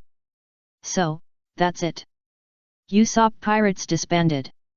When he shouted this, Usopp couldn't control his tears. Resurrection with full blood. No way. Bai Yun sat down again, leaning against Zoro. Luffy opposite was looking for fish bones in his mouth. Luffy's eating skills were not good enough now, and he was about to spit out bones. How can I live without you? Bai Yun put his arm on Zoro's shoulder and said. Zoro glanced at him, what's wrong with you? Bai Yun smiled, but didn't answer. If he wanted to replicate Luffy's rubber fruit ability, he could only replicate Zoro's physique, so he said he couldn't live without him with his own weak and sickly physique. He still felt a little heavy in his head after the fever subsided. I'm full, it's almost time to go, right? Zoro said. As soon as he finished speaking, Kaya entered the tavern. You are here. Hello, Miss Luffy raised his hand to greet her. Miss Kaya looks much better. Bai Yun looked at the smile and complexion on Kaya's face, which was much better than what he saw in the mansion before. I was sick this year because I couldn't bear the death of my parents. But now Usopp and you have given me such great encouragement, I should cheer up. By the way, don't you need a ship? Kaya suddenly mentioned the ship. Luffy immediately smiled. Have you prepared one for us? Luffy, oh. Nami, fast sailing ship, oh. Bai Yun. Zoro, _. The above are the different reactions of the four people when they saw the go-ahead Mary. Sorry to have kept you waiting for a long time, although it is a bit old-fashioned. This is the fast sailing ship I designed. I named it Go Ahead Mary. Are you really giving it to us? Luffy asked excitedly. Of course, you saved the village, and Mr. Baiun also saved me to thank you, feel free to use it. Mary and Baiun nodded, and then told Luffy how to use the ship. Several question marks appeared above Luffy's head. This was obviously not something his brain CPU could understand. Baiun and Nami, you should tell me, Nami, about this method. What a good ship. Then let's get on board. Luffy said. Baiun looked at the slope. Wait a little longer. Wait for what? Zoro asked. Wait a ball. As Baiun finished speaking, he saw Usopp rolling down with his huge package. Luffy calmly raised his foot to block it, and just stepped on Usopp's face to help him stop. This is the real foot break. Chapter 63 The Straw Hat Pirates are established. Usopp's special way of appearance. Luffy used the foot brake to stop him. But Bai Yun climbed directly onto the ship and then onto the observation deck looking at the sea from a high place. It felt very different. Usopp, are you still determined to go to sea? Kaya asked. Although she tried to hold back, she could still hear the reluctance in her tone. Yes, I will go to sea quickly before my determination is shaken. Don't keep me. Usopp adjusted his image and replied, although he no longer had any image. No, I had this premonition a long time ago. Recalling what Usopp told her Lie Sea adventure story, Kaya knew that Usopp would go to sea one day and become a real pirate. Come back next time. I will tell you a story that is more incredible than lies. Usopp vowed. Bai Yun expressed his belief that the adventure of the Straw Hat Pirates on their ship has just begun, and the things they encounter are more exciting than imagined. I look forward to it. Kaya smiled back. And that was the happiest smile that Bai Yun had ever seen her. With such a beautiful woman waiting for him to return home, Usopp, this kid, is really lucky. Usopp turned his head and Luffy and the others had already boarded the ship. Bai Yun was still on the observation deck, and Nami went to drive the boat. You should take care of yourself too, see you later. Usopp waved. Why? Luffy lay on the fence at the stern, his chin against the fence and replied. Why, you are such a ruthless person. I also went to sea to become a pirate. Maybe I will meet him in the future. Where did Usopp explain? Zoro couldn't listen anymore. He leaned against the right railing of the ship and looked at him from the side. What are you still talking about? Get on board. Hey, although this is the first time we talk, I know you very well. Bai Yun also shouted from the observation deck. Luffy took over his words. Aren't we partners a long time ago? This. Usopp showed us a textbook-like dumbfounded look. His brain CPU was working fast. He should be happy now, right? Yes, he should be happy. I am the captain. A 1-meter high jump was enough to prove Usopp's happiness. However, Luffy disagreed with the idea of usurping the throne. What nonsense, I am the captain. Looking at the back of the Mary going away, Kaya and the 3 little brats in the dark agreed in their hearts. The sadness of separation, the persistence of dreams, the trust in Usopp and the happiness for him taking the first step towards his ideal. Mary, What do you want, miss? I want to be a doctor, wait for Usopp to come back, and heal his wounds. Haha, you really have a great dream, miss. Kaya did not say that she did not want Usopp to be injured, but to heal him in her opinion. Usopp's ideal of becoming a sea warrior could not be without injury. Usopp was well prepared. So there was no need for her to say anything hypocritical about not wanting him to be injured. The three children returned to the village road, and on time, they inhaled and shouted together. Pirates are coming! They took over Usopp's job. Ever since Usopp's mother became seriously ill when he was a child, Usopp would shout to his mother that the pirates were coming, which meant that his father came back to pick them up, but until his mother died, Jesus Bulletin did not come back. But Usopp's mother told Usopp that she was proud of her husband and hoped that Usopp would not hate his father. Therefore, Usopp does not hate Usopp, but takes him as an example. If there is a little hate, it is to surpass him and become a more powerful sea warrior. Cheers! Welcome new partners!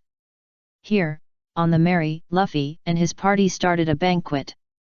The banquet to welcome new partner Usopp is also a banquet to get their own pirate ship. Now that the pirate ship is available, it is time to design a pirate flag. Draw it. Looking at the logo on Luffy's canvas, it can be vaguely seen that it is a skull with a straw hat. But if it is hung out like this, it will be ridiculous. Bai Yun thought that it was a good thing that he bought more than one piece of cloth. You are too unartistic. I'll do it. Usopp took the brush and started to draw a perfect long-nosed skull pirate flag.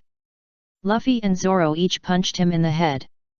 The pattern is completely different, okay, Bai Yun thought. Fortunately he bought 3 pieces of cloth, it's the last one, draw it well. After a lot of trouble, the pirate flag was painted and hung up, and the logo of a skull wearing a straw hat was also painted on the sail. Now, their straw hat pirates can be considered to be truly established. Chapter 64. Is this plot wrong? I'm so tired after adding the logo of the straw hat skull on the Merry. Luffy and Usopp lay directly on the deck and said they were tired. I want to eat. Bai Yun. Now there are 5 people on the ship, and Bai Yun is the best cook. Okay, I'll cook. Bai Yun came down from the observation deck and cooked for Luffy, which was quite laborious. Fortunately, it was Sanji's turn to appear next. He can retire gloriously from the kitchen. Speaking of this, Bai Yun began to look forward to what Sanji's cooking tastes like. Time passed, and 3 days of sailing on the sea had passed. Bai Yun estimated that they would soon reach the location of the sea restaurant. After cooking and eating at noon, Bai Yun told Nami that the food was gone, and then went up to the observation deck. Now the observation deck is almost exclusive to him. Listening to Nami scolding Luffy for eating too much, and Kaya eating up the rations she prepared for a month in 3 days, Bai Yun chose to raise his right hand, said good afternoon to the little white snake on his wrist, and turned the bracelet into an earplug. The moment he put it in his ears, the whole world was quiet. Not caring about the food, Bai Yun estimated that he should be able to reach the sea restaurant at night, so he fell asleep while sunbathing with peace of mind. A roar. The powerful sound wave hit the small boat next to the Merry, and the waves generated by the explosion shook the Merry out. The violent shaking woke Bai Yun up, and he stood up, and the earplugs turned back into bracelets the moment he stood up.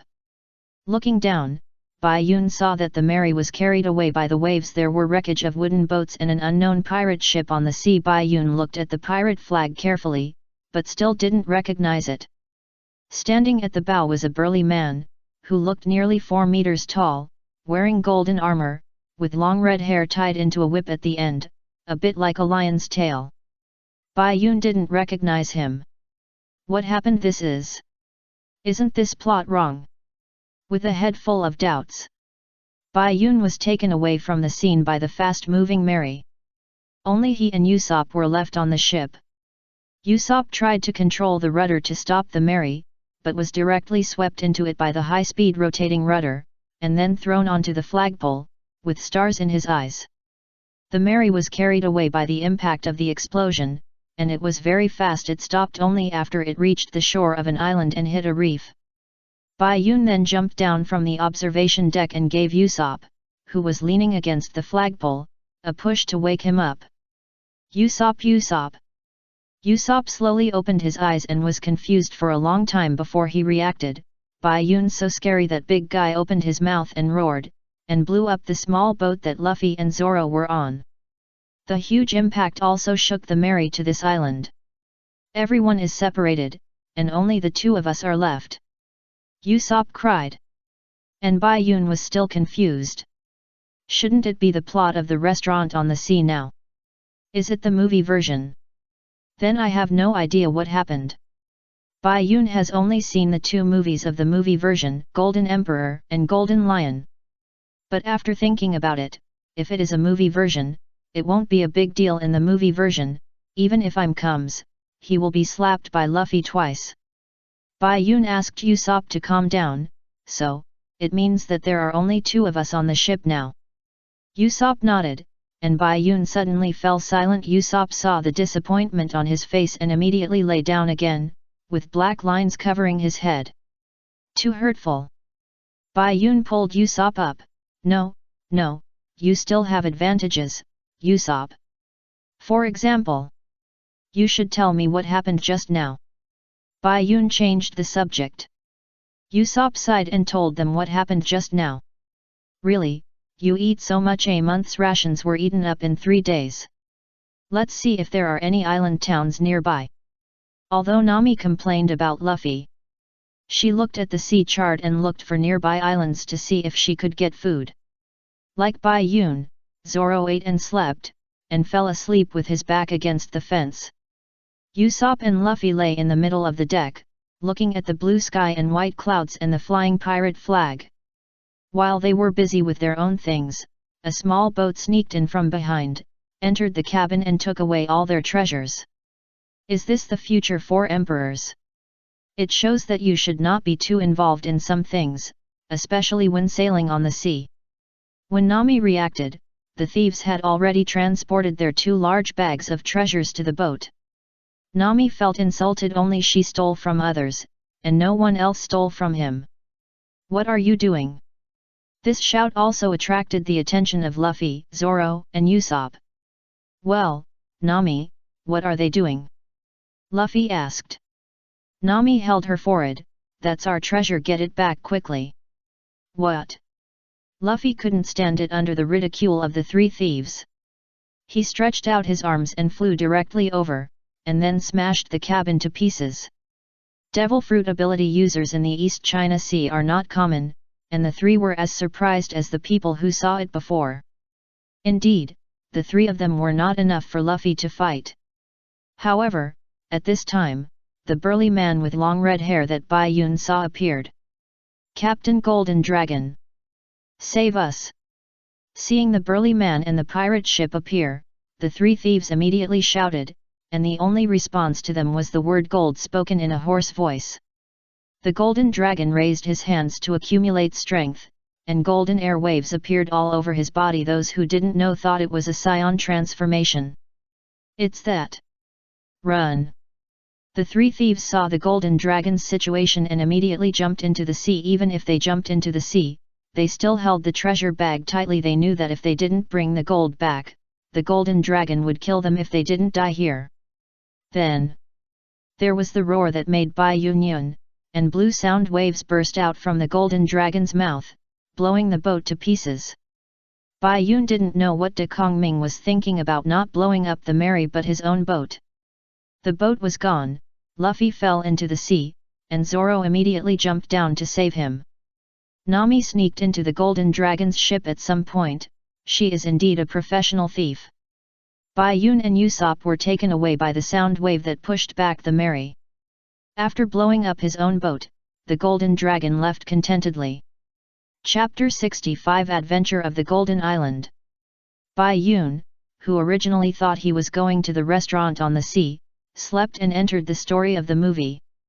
The good news is that he has not seen this movie. The better news is that he has been separated from Luffy and his teammates, and only Usopp is still there. That's it, that's what happened just now.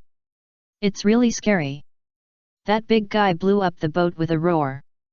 You really have to go out to sea to know the wonders of the sea. Usopp told Bai Yun what happened just now, and sighed at the wonders of the sea, or the wonders of the devil fruit. The big guy named Golden Dragon is a superhuman sound wave fruit ability user. So he can spit out powerful sound waves to blow up the boat.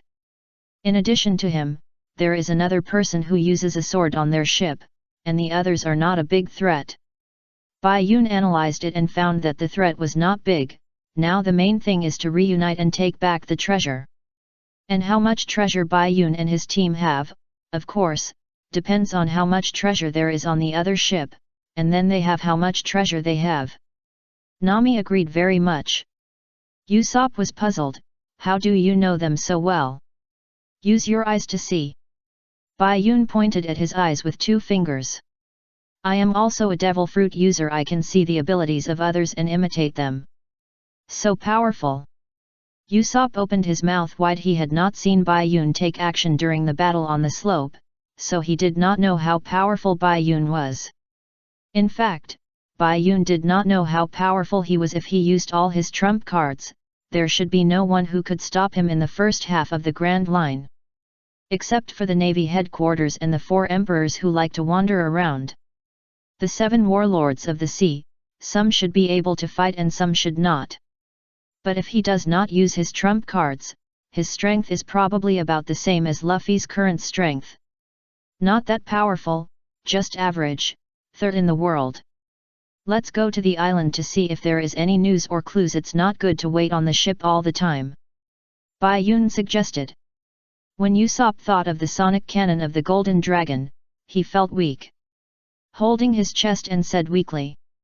I have a disease that will kill me if I get off the boat. Can I wait for you to come back on the boat? Bai Yun smiled and defeated magic with magic. I have a disease that will kill me if I don't take you off the boat. You won't just watch me die, right Usopp?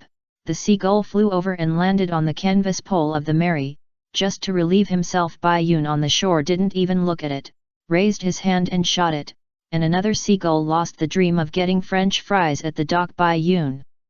Your shooting skills. Usopp was shocked again, remembering that Luffy said that his father Jesus was half of Bai Yun's master. I'm also good at shooting when I'm fine, we can compete. Bai Yun replied.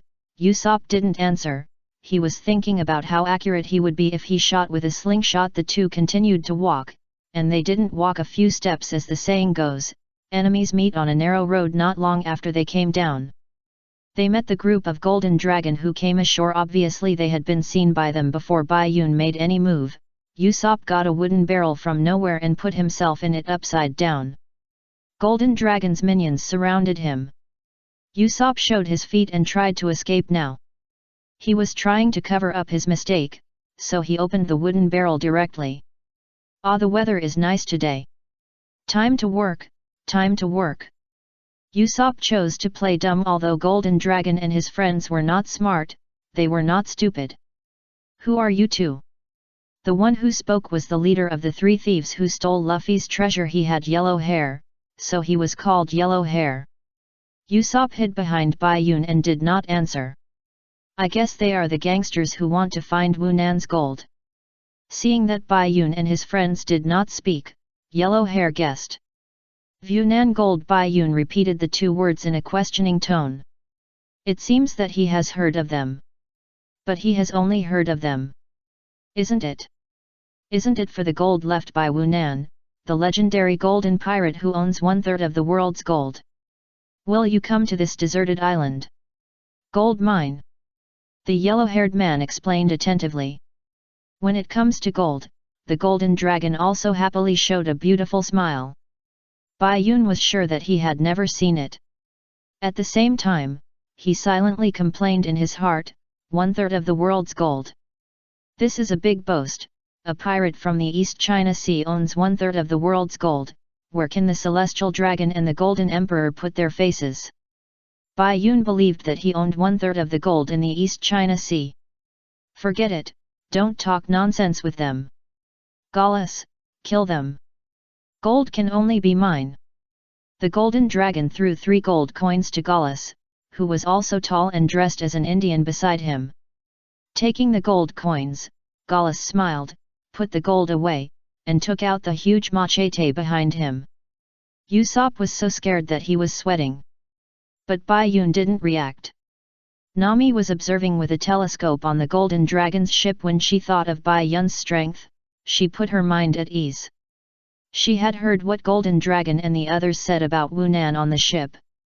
Now she was concerned about the treasure map in the hands of Golden Dragon and the others, about where the gold was hidden. This was the same as Bai Yun's thought. Gold.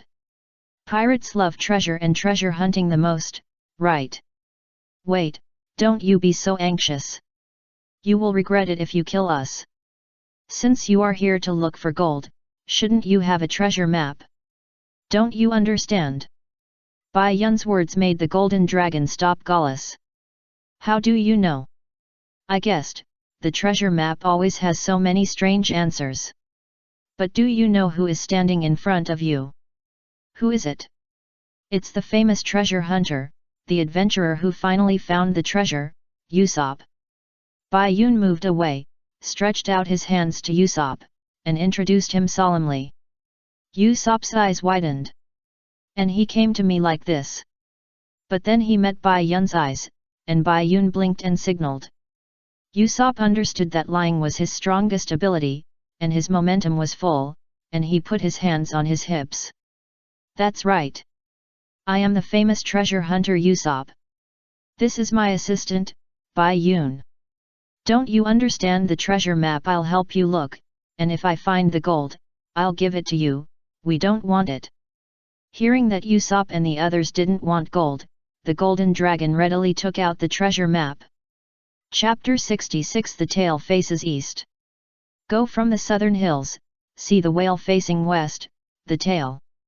After listening to Bai Yun and Usopp's nonsense, the Golden Dragon and others believed it. Sure enough, there are smart people in the pirate world, but there are also many fools. Really? Then tell me where the gold is hidden. There was no request in the Golden Dragon's tone, but it was full of threats. Usopp swallowed his saliva, took the treasure map, opened it, and saw a line of words written at the bottom. Go from the southern hills, see the whale facing west, the tail. Then the remaining words were covered with stains and could not be seen clearly. The words below are not clear. Aren't you a treasure hunter? Can you solve it? The yellow-haired man said, and the Golden Dragon snorted, as if Usopp couldn't solve it and would kill him the next second. Of course I'm a treasure hunter. Well, the whale is facing west, and the tail. If the whale's head is facing west, then the tail is facing east. See the whale facing west, the tail is facing east, the treasure is where the tail is pointing. Without thinking too much, Usopp almost said it out of his mouth, and he was also confused about the last sentence. But as soon as he said it, he shocked the Golden Dragon and others. So that's it. The whale is facing west, and the tail is facing east. Gold, gold. Little ones, let's go. Golden Dragon was very happy, as if he had seen gold appear in front of him, and gave an order. Then turned and walked towards the southern hills. The yellow-haired man pushed Usopp and Bai Yun to go together. Usopp said, "Do we want to go together?" Before the yellow-haired man's hand touched Bai Yun consciously walked forward, and the yellow-haired man touched nothing. Look how sensible he is. You can't leave before you find the gold. Don't worry, as long as you find the gold, the captain, with a small probability, will let you go. Stop talking nonsense, let's go. Seeing that Bai Yun didn't resist, Usopp could only put away the treasure map and then catch up with Bai Yun. Although he didn't know what Bai Yun was thinking, he could only rely on Bai Yun now. Bai Yun was thinking that although he didn't know what the plot was, he knew that Luffy and the others would meet them on the island under the arrangement of fate. Don't rush to act, wait and see, maybe the process of finding the treasure still requires digging and the like, which are all free labor. Don't rush, don't rush. And Nami, who was watching on the boat, couldn't think of Bai Yun's thoughts this time. What is this guy doing? The treasure map is in hand, but he still hasn't defeated them. Putting away the telescope, Nami complained, but then got off the boat and went to the shore to see the situation. On the other side of the island, Iwaki, who runs an offshore Odin restaurant, also docked his ship on the shore of this golden island and told his grandson to go to Tobio to wash dishes. Tobio was captured by the Golden Dragon some time ago and became a coolie. He was staying in the cabin that Luffy crashed. After Zoro saved Luffy with a wooden board, Tobio also climbed onto the board. When he was worrying about where to go and how to find Bayun and the others, Luffy asked about the aroma of Odin in the air, picked up a wooden stick and quickly rowed over. Then he saw the offshore Odin restaurant opened by Iwaki, and knew that Tobio was Iwaki's grandson. But after eating one plate of Odin after another, Luffy and Zoro were satisfied and had no money to pay back. Then the two were surrounded by Iwaki with iron chains layer by layer and locked tightly. "Uncle, we will pay back the money, let us go first," Zoro said. Behind him, Luffy's straw hat was blown up by the wind and brought to Tobio, who then shouted, drowning out Zoro's voice. "Hey, Tobio, help me catch the straw hat, it's something I cherish very much." Tobio nodded and caught the straw hat, but when Iwazo said that being a pirate was not good and he wanted him to inherit the shop, he was so angry that he stepped on a few plates and ran away. Luffy immediately chased after him with Zoro. "We will pay back the money, uncle." "Tobio, give me back my straw hat!" Luffy shouted and ran into the forest with Zoro. Luffy shouted to Tobio to stop, and Zoro shouted to Luffy to stop. But no one stopped. Luffy had vision, and he would duck his head when he saw branches blocking the way, so all the branches hit the back of Zoro's head, who was leaning against him. "Asshole! Luffy, watch out!" After running for a while, when Zoro's green hair was covered with green leaves, Luffy finally caught up with Tobio. Tobio also returned the straw hat to Luffy, at the same time, said that he wanted to be a pirate like Wu Nan, not like a weak grandfather, guarding the Odin stall for life. The three continued to move forward. Zoro stretched out his legs directly, and it was quite comfortable to let Luffy carry him on his back, but there was a sudden sound, and Luffy ran over quickly again. Whoosh! Zoro and the back of his head were going to enjoy it again. The camera turned to Bayun and the others. The sound just now was made by Gallus smashing the obstacles on the road with a knife. Gallus's knife skills are very strange. When he cuts down, it is not a cut, but an explosion. The obstacles were blown to pieces, and even part of the ground was cut off. Usopp was shocked, and Bayun said that this trick was good and took it. Soon he saw the whale drawn on the treasure map. A huge stone-carved whale. The head was facing west, and the tail was indeed facing east. The Golden Dragon couldn't wait to lead the general to the east, and indeed saw a building that looked a bit like an ancient ruins. "Gold, where is it?" asked the Golden Dragon. Usopp was thinking about what to say, when Nami suddenly appeared in front of the building. "You really betrayed your father. I misjudged you, Stephen, Sloki," Nami cried to Bayun and Usopp. Acting is one of the required courses for thieves. Usopp was confused with a snot hanging from his nose, but Bayun guessed Nami's thoughts and walked over with Usopp. "We are also forced to the end, miss." Nami glared at Bayun fiercely, not knowing whether it was a real glare or a fake glare. "Shut up as Wu Nan's daughter, I will not forgive you." "You are Wu Nan's daughter. What about the gold? Where is the gold?" the Golden Dragon immediately asked. Usopp also reacted at this time and joined the play. "Don't worry, miss. I won't tell them that the gold is right under their feet. It will take 3 days and 3 nights to get it. It's nonsense to stop digging for 3 days and 3 nights, the ground is dug through." But the IQ of the other side believed it. 3 days and 3 nights.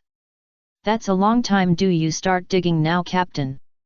The Golden Dragon smiled slightly, which was very scary. He seemed to be sure, but before he could say anything, Luffy and Zoro appeared on the cliff on the upper left.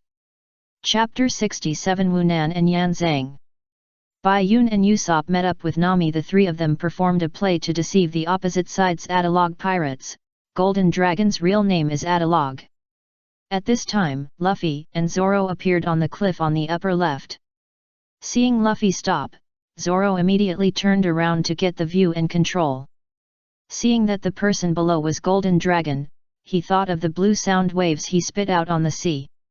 It was that blue sound wave that made him like this. And he jumped down in a hurry. You. When Zoro reached the ground, he approached Bai Yun and the others, but his eyes were fixed on the Golden Dragon. Just as he was about to say something, he felt his footsteps getting heavier. What are you doing, Luffy? Turning his head, he saw Luffy coming down, but his feet were still on the bounty. It's stuck, Luffy answered calmly, and then the two of them were bounced back. Asshole! Zoro shouted, and the idea of killing Luffy in his heart became more and more serious. Tobio watched the two people fly over his head, speechless and worried, and rushed in the direction they flew away. Who are they? Are they here to make fun of me? Golden Dragon asked. Bai Yun and the other two were at a loss for words. Bai Yun, I don't know them. Nami, I don't know. Usopp, we are not in the same group. Humph, it doesn't matter, I just want gold, gold. 3 days and 3 nights. It will be over in a moment. Golden Dragon transformed into a crooked-mouthed god of war, raised his hands, and was covered with golden air waves. It's that move. Run! Huang Mao and the others saw this and immediately fled. Huang Jinlong raised his head to gather energy, then lowered his head and fired a sound wave cannon at the ground. His power was not that strong, and there was no King Kong underground. The explosion sounded, and the ground shook. The smoke dissipated, and there was nothing under the exploded ground. Where is the gold? Where is the gold? Huang Jinlong shouted. Bai Yun walked over and looked down the cave. It was indeed empty, with nothing. Then it should be wrong what I said, that the gold should not be here. Idiot! Bai Yun looked up and smiled. Huang Jinlong's CPU took a second to react. What, you dare to play tricks on me? As he said that, his mouth opened again to accumulate power. Is Bai Yun the kind of person who foolishly waits for him to accumulate power? His arm swung up, and the stick appeared and hit Huang Jinlong's chin, helping him close his mouth and interrupting the spell. Then he dodged behind the Golden Dragon and hit it in the foot with his long stick. The Golden Dragon felt pain in his foot and fell into the cave. Seeing this, Gallus immediately pulled out his machete and chopped it. The crooked mouth disappeared from the Golden Dragon's face, but moved to Bai Yun, and the long stick in Bai Yun's hand turned into a gong and a gong stick. Wrapped in the golden air wave, he hit the gong hard, and the sound of the gong spread throughout the island. A blue sound wave shot out from the gong, and Gallus' eyes widened uncontrollably when he saw this, and he raised his machete to block. The sound wave directly pushed him back. Oh my god! Huang Mao and others immediately dodged when they saw this, and the sound wave took Gallus and smashed several large trees before exploding. When Huang Mao and others turned around and looked back, there was no trace of Bai Yun and others. Bai Yun! You are telling the truth. It's amazing. The camera turned. Bai Yun and others returned to the giant stone whale. Wu Thorpe praised Bai Yun for being so powerful, and it would be even more powerful if he had taken action at the beginning. Nami showed her professionalism and used a wire to help Zoro and Luffy unlock the door. Freed. The moment the lock was opened, Luffy raised his hands and stood up. The next second, Zoro's hand knife hit him on the head. Zoro, what are you doing? Asshole, you still have the nerve to ask. The two of them started to wrestle again. Nami sighed and walked to Usopp and Bai Yun. Usopp, the treasure map is still with you. Yes, but the words are stained, and it is not right for the whale's tail to face west. Maybe gold is just a legend. Usopp looked disappointed. Who doesn't like gold? Of course he would be disappointed if he couldn't find it. Impossible, Wu Nan will never lie. Tobio suddenly interrupted. After all, Wu Nan is his idol, so of course he has to protect him. Nami took the treasure map with a solemn oath. No, maybe that's not a stain. Then she squatted down on the spot. Bai Yun flashed in front of Luffy and Zoro, and learned the silent step of Kuro. After the time limit, he got started directly, and became more and more proficient. At the beginning, he did not copy one of the 6 styles of the Navy on Garp. He didn't know how to shave. If one person could only copy one ability, he would have copied all of Garp's 6 styles of the navy. Shaving is better than silent steps. 2 hand knives directly chopped the 2 people's heads. Okay, stop making trouble, Crouching Dragon and Phoenix. See what Nami can do. Nami squatted down, holding the treasure map in one hand, and took out a lighter with the other hand, and put it under the treasure map to roast the stain. Maybe that's not a stain, I've seen it before. Some treasure maps use special methods to cover up the news. Bai Yun bent down and watched from behind, nodded in agreement. As if there was indeed such a material, but he had only seen it on TV.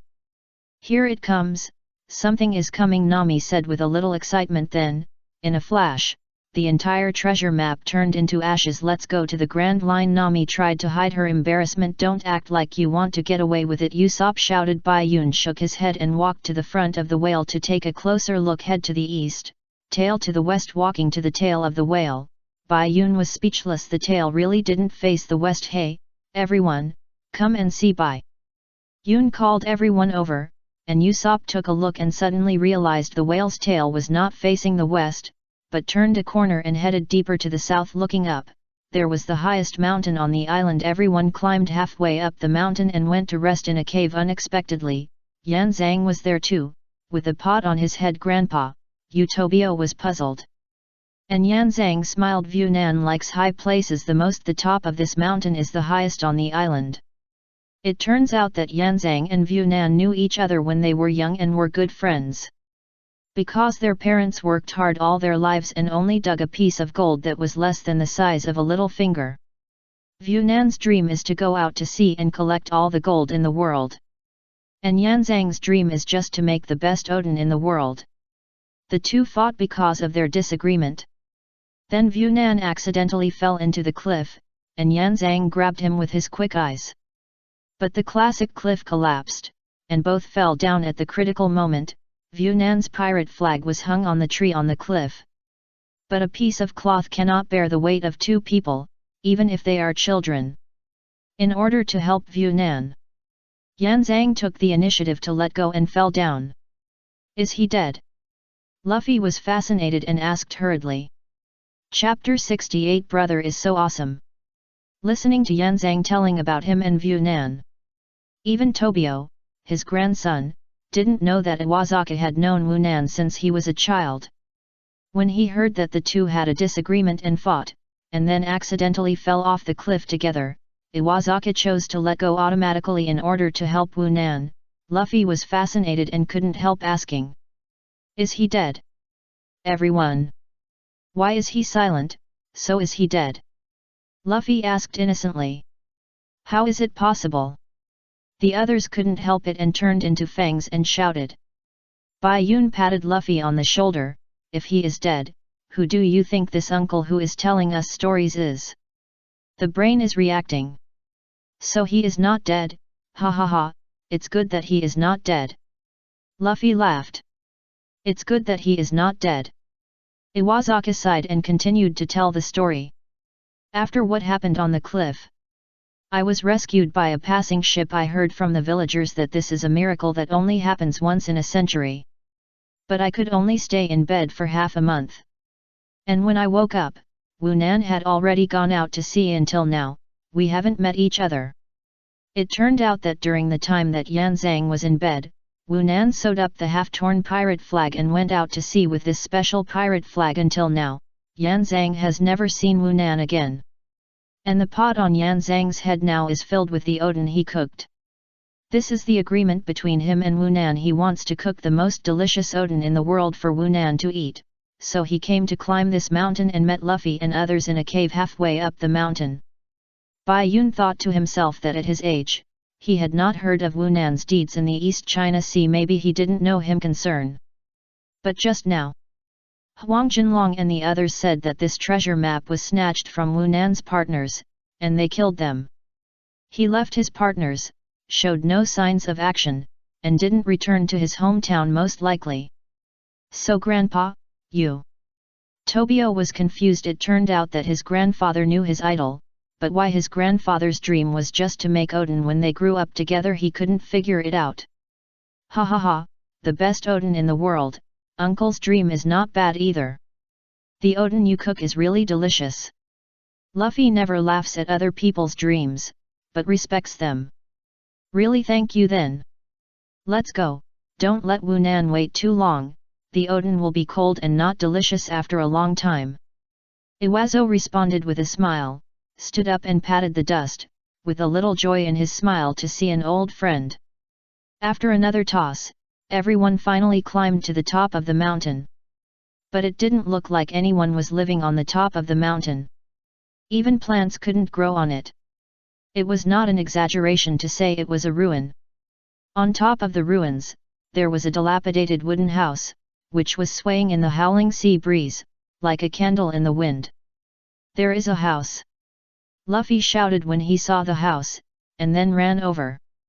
Tobio followed closely behind. After all, he was going to see his idol.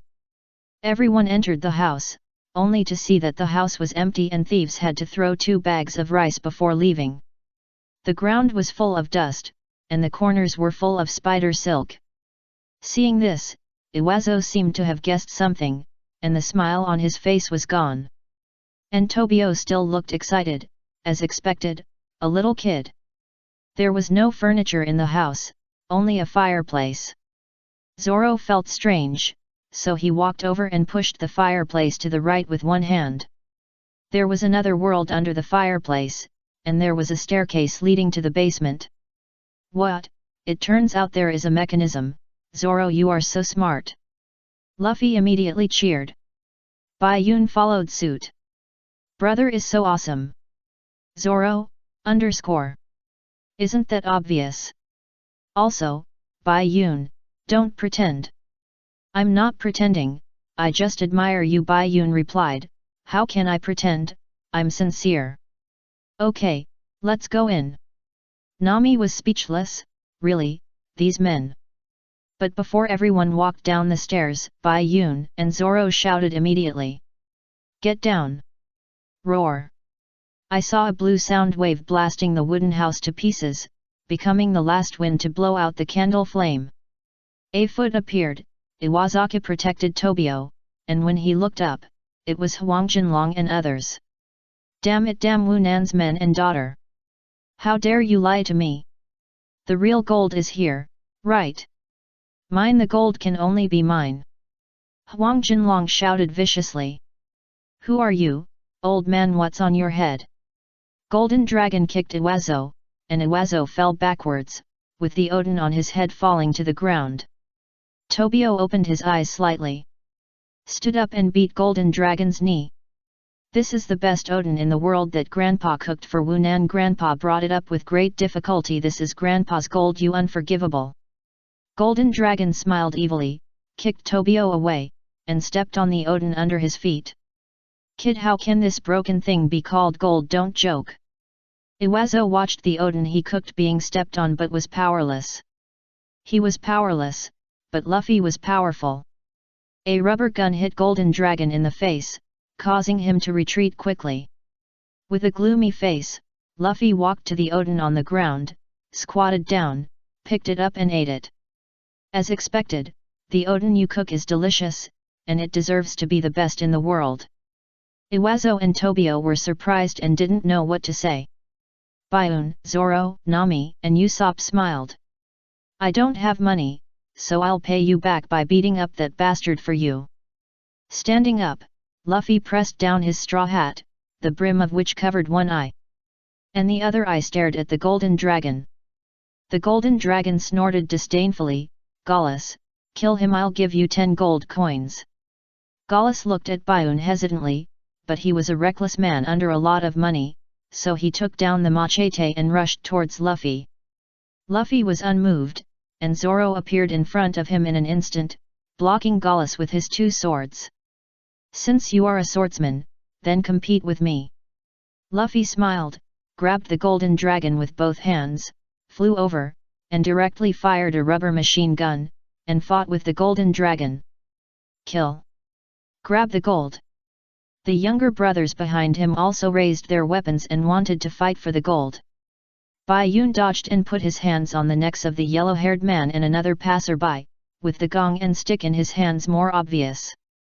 "You bunch of idiots, just stay here." Thinking of Bai Yun hitting the gong and shooting out blue sound waves, these passers-by sweated profusely and dared not move. So they could only nod obediently. Chapter 69 Something More Valuable Than Gold. Just when Luffy and his friends found the basement, the Golden Dragon group appeared again.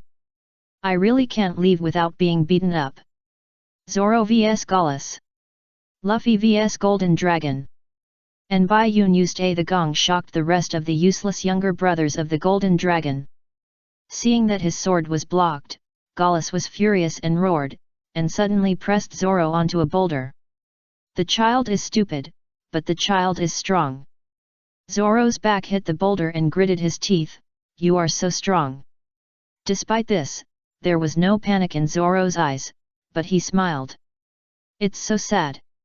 I saw shame in your eyes, the shame of drawing the sword for money. Attack the heart first." As Zoro's words came out, Gallus's eyes changed significantly, just this momentary flaw. Instant kill. Zoro's figure instantly appeared behind Gallus, and blood splashed from Gallus' chest behind him with the scraps of clothes. Zoro handsomely put away his sword. With 2 clicks without any pause, extremely smooth. "Come and challenge me again when you have truly realized the glory of a swordsman." As he spoke, Zoro was also carried by Gallus. A real man never looks back. Over there, Bai Yun cheered for Zoro. "Woohoo! So handsome, Zoro! Brother, kill me!" Zoro rolled his eyes at him and did not help Luffy, because he knew Luffy didn't need it. The Golden Dragon had nothing but the sound wave fruit, just a little bit fleshy. How could he not be fleshy when wearing a golden armor? "The gold is mine." The Golden Dragon opened his mouth and spit out a sound wave cannon, but Luffy did not dodge and directly resisted it with his body. However, he grabbed a stone with one arm, and then the impact of the sound wave pressed himself out, and then bounced back instantly and hit the Golden Dragon. Rubber rocket. The Golden Dragon was directly hit against a boulder, knocking out a human figure. Luffy continued to attack, and a rubber pistol shot at the Golden Dragon's face, but was bitten. The Golden Dragon followed suit, grabbed Luffy's arm and quickly approached Luffy, and directly bumped into him. Bang! You actually learned other people's moves." Luffy accused the Golden Dragon of plagiarism, but the Golden Dragon ignored him and continued to stab Luffy with the golden knuckles on his hands. "It doesn't look like a dragon, but more like a standing lion." The claws kept stabbing at Luffy, and Luffy could only dodge quickly, but he was still scratched, and his clothes on the abdomen were torn and bleeding. He fell down with an unstable foot, and the Golden Dragon took advantage of the victory to pursue him. "You said you should fight at this time, but you are still talking nonsense and accumulating power. Go to hell." Luffy kicked him directly, kicked his chin, and stood up. Rubber machine gun. Luffy greeted the Golden Dragon with a rapid afterimage of the rubber machine gun of the 1,000 hands. And then added a rubber whip on his right waist. The golden armor on the Golden Dragon disintegrated instantly. "The captain's golden armor is broken." Huang Mao and the others were so scared that they almost dropped their jaws. The Golden Dragon crashed into the boulder, which was completely shattered. The golden armor on his body disintegrated, but he still climbed up bravely. "Gold, it's mine." The Golden Dragon's body was wrapped in golden air waves, and his mouth opened to accumulate power. Luffy inhaled directly and swelled up into a balloon at the moment when the Golden Dragon spit out the sound wave. His hands and feet stretched out to grab his body. Roar! After the sound wave was launched, the Golden Dragon saw that Luffy actually blocked the sound wave with his body. As Luffy let go of his body with his hands and feet, the sound wave bounced back directly. This is called giving someone a taste of his own medicine. The sound wave hit the Golden Dragon, and the explosion directly blasted out a huge ditch. The Golden Dragon flew towards Bai Yun and Huang Mao. Oh my god! Huang Mao and the others were so scared that they bounced away immediately. Bai Yun was not panicked, but laughed instead. The silver gong in his hand turned into a baseball bat. "I have to kill him in the end." When the golden dragon flew over, Bai Yun swung a stick and hit his abdomen. Ahoy! A perfect arc. The golden dragon flew out. Well, a good shot. Huang Mao and others were speechless as they watched the golden dragon they feared being hit like a ball by Luffy and Bai Yun. When everyone looked over, they were immediately scared and sweated coldly. They retreated and said, "Ha ha ha, we'll leave now, we won't disturb you from looking for gold." "Wait!" Luffy shouted. But when Luffy said that, they retreated faster, and then they were empty under their feet. "Hey! Ah!" Luffy shook his head helplessly. "I told you to wait." After a lot of trouble, everyone went down to the basement. And there was another wooden house under the wooden house. Luffy was still leading the way. But when he saw Wu Nan, who had never appeared but had been present throughout the story, he stopped. Tobio came after him, and when he saw Wu Nan, he also opened his eyes wide and fell silent. That's right, Wu Nan in front of him had long been ravaged by time and turned into a skeleton wearing a pirate costume and a pirate hat. His clothes became tattered and his body was covered with spider silk. "No, this is impossible." Tobio obviously couldn't accept the fact that his idol was dead. And apart from Wu Nan's skeleton, there was no trace of gold, not even a bit of gold foil. Just when everyone was puzzled, Usopp held up a tinder and found that the wall of the door was full of words. "Look, there are words on the wall." Written on the wall were Wu Nan's last words. He said that he had obtained a huge amount of gold, but he felt extremely empty when facing them. He remembered what Yanzang said. Gold is just a thing without gold, a stone with feelings. So he returned all the gold to its original owner, and Wu Nan finally realized that it was not the gold that was valuable, but the adventurous process of collecting gold. Here, although Wu Nan robbed gold, he only robbed the bad guys. Although the distinction between good and evil in the pirate world is not clear. There is no gold here, but there are things more precious than gold. It is worthless to others, but it is enough for me. Please don't destroy it. Here lies the treasure of my life. As Zoro's voice fell, Wu Nan's last words ended.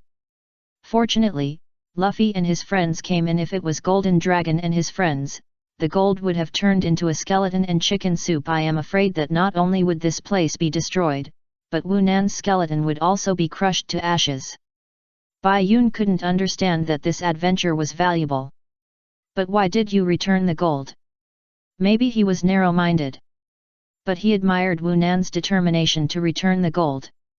Chapter 70. Someone won't be able to sleep tonight. Iwasaka silently listened to Zoro's last words of Wu Nan. He turned and walked to Wu Nan's skeleton, and put the remaining Odin in front of Wu Nan. He reached out and took out a piece of cloth from Wu Nan's arms, and unfolded it. It was the pirate flag that was torn and patched. Tobio's eyes widened. Usopp pressed Tobio's shoulder. "Haha, your grandfather is really amazing. He was trusted by a big pirate for his whole life." Zoro crossed his arms. A big pirate, an Odin stall owner, their self-esteem is equally high. Dreams are not big or small, as long as you do it and stick to it, you deserve respect. Bai Yun put his hand on Zoro's shoulder and added with a smile. Tobio ran over and hugged Iwasaki. Only then did he realize that his grandfather was also a great man. "Tobio, just live according to your own ideas. Grandpa supports you." After this adventure, Iwasaki no longer interfered with Tobio's choice. Tobio smiled with tears in his eyes, yet Luffy and the others also smiled. It was a happy ending. When they left, Iwasaki turned to Wu Nan's skeleton and said, just like what he said when he was a child. "It's cold and there's not much left. You can make do with it." Wu Nan. "Okay, it's time to say goodbye." The scene changed, and the group returned to the coast. Bai Yun smiled and said to Iwasaki and Tobio, "Hehe, do you still want to be a pirate in the future?" Luffy asked Tobio with his hands on his hips. Tobio was also a little confused. "I don't know, maybe I'll make a decision the next time I run away from home. But now, whether it's being a pirate or cooking Odin, I don't hate it." Haha, think about it carefully, remember, just be happy. Bai Yun replied with one last sentence, and the 5 people boarded the ship one after another. Looking at the back of the Mary gradually heading towards the sunset. Tobio reluctantly ran forward a few steps, and the sea water submerged his shoes. Goodbye. You must become the Pirate King, Luffy. A refreshing sea breeze with a faint smell of the sea blew past, and Bai Yun lay on the observation deck, covering his face with a newspaper, listening to the music of seagull choir. Zoro was doing push-ups on the deck, Usopp was fishing, and Nami was lying on a wooden chair sunbathing. What a pleasant and beautiful day! Bang! The sudden sound of gunfire scared everyone who was taking a lunch break and trembled. All eyes looked towards the location where the sound came from, and saw that Luffy had nothing to do and was itching to play with the turret.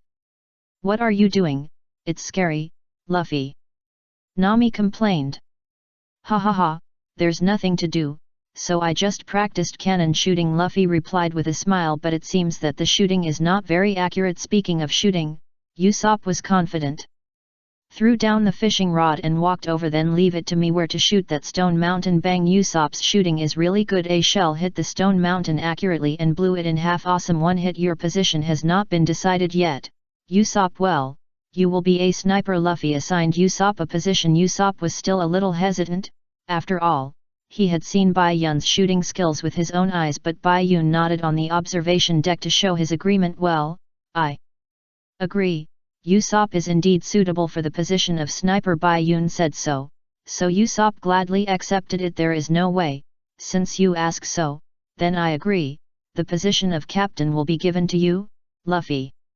Usopp looked like, since you asked, I will gladly agree. Luffy ignored him and shouted to Bai Yun on the observation deck. Bai Yun, I'm hungry, let's cook. Bai Yun replied weakly, okay, who told Luffy that he was the captain? Ha ha ha, Bai Yun's cooking is still as delicious. Luffy replied with a mouthful of rice. Not bad. He can also make wine. Zoro raised his head and took a sip of wine, and took over the conversation. Yet, you are really omnipotent, Bai Yun. Usopp also admired Bai Yun, although he knew it was because of the Bai Yun fruit. That's all. Miss Nami muttered. Bai Yun took off his apron. Don't praise me, I will be proud. But I'm only a novice, and I can only cook a few dishes. We still need to find a professional chef partner who knows how to make nutritional combinations. Indeed, Bai Yun's cooking skills are still at the level of what he learned in Windmill Village during the first half-month after he met Luffy when he was a child. When he arrived at Dodon's family, there was no chef for him to cook for him to learn. A professional chef is indeed indispensable for a long journey. By the way, Bai Yun, what is your position? Zoro asked. Me? It's all right, I'm just a brick, and I'll move wherever I'm needed. Before our pirate group is fully formed. It's all right. Bai Yun thought about it and decided to be a tool for the time being. So, everyone decided to find a chef as the next partner, and pretended not to hear Luffy's suggestion. Musician, it's still early for Brook to get on board. Now is the time for chatting after lunch, but it is suddenly interrupted by a sound on the deck. There was a clang, the sound of a knife being unsheathed, and someone shouted. You bunch of pirates, get out, I'm going to kill you. Bai Yun's hand stagnated while washing the dishes, and suddenly remembered that yes, they met the sword god and sword saint here. Damn, Johnny, the cannon that Luffy and Usopp fired just now just happened to hit the stone mountain where Usopp was resting. Luffy went out and knocked Johnny to the ground with 2 blows. Zoro came out and recognized him as his former brother. Aren't you Johnny? Why aren't you with Usopp? Zoro, brother Zoro. Hey, Usopp. Is he sick? Johnny brought Usopp to the deck. Only to see that Usopp was bleeding from his mouth and all his teeth had fallen out. I don't know how it became like this, and I can't do anything about it. I can only leave him behind the stone mountain to rest, and then this ship fired. Johnny explained, with a tone full of helplessness and confusion. Luffy and Usopp heard this, a sense of guilt rushed into their hearts, and they immediately bowed and apologized. "I'm sorry." Johnny covered his forehead, "Let the past be the past. If an apology can solve the problem, then the world will no longer need police." Johnny was not angry at them, but said this, Luffy and Usopp felt even more guilty, and wanted to slap themselves twice. Bai Yun smiled and stepped forward to hold their necks, finishing off the knife. Someone will not be able to sleep tonight. Chapter 71 Sea Restaurant. Sword Saint Johnny and Sword God Yusa appeared. But Yusa looked like he was dying at this time, with blood flowing from his mouth and all his teeth falling out. Nami couldn't stand it anymore. "Idiot! Luffy, Usopp, go squeeze the oranges in the cabin into juice and bring it to this Yusa to drink." "Yes." Luffy and Usopp felt guilty for their mistakes, and took action immediately. "This is scurvy. If it's not too late, it will heal in a few days." Yusa became like this because of scurvy. If fruits and vegetables are not properly preserved during long-term voyages on the sea, they will develop scurvy due to lack of vitamin C. Nami explained. Johnny happily called Nami big sister. After knowing that Yusa could be saved, Luffy and Usopp felt less guilty. "Luffy, you are so amazing, Nami, just like a doctor." "Usopp, I've told you that you are very capable as a woman."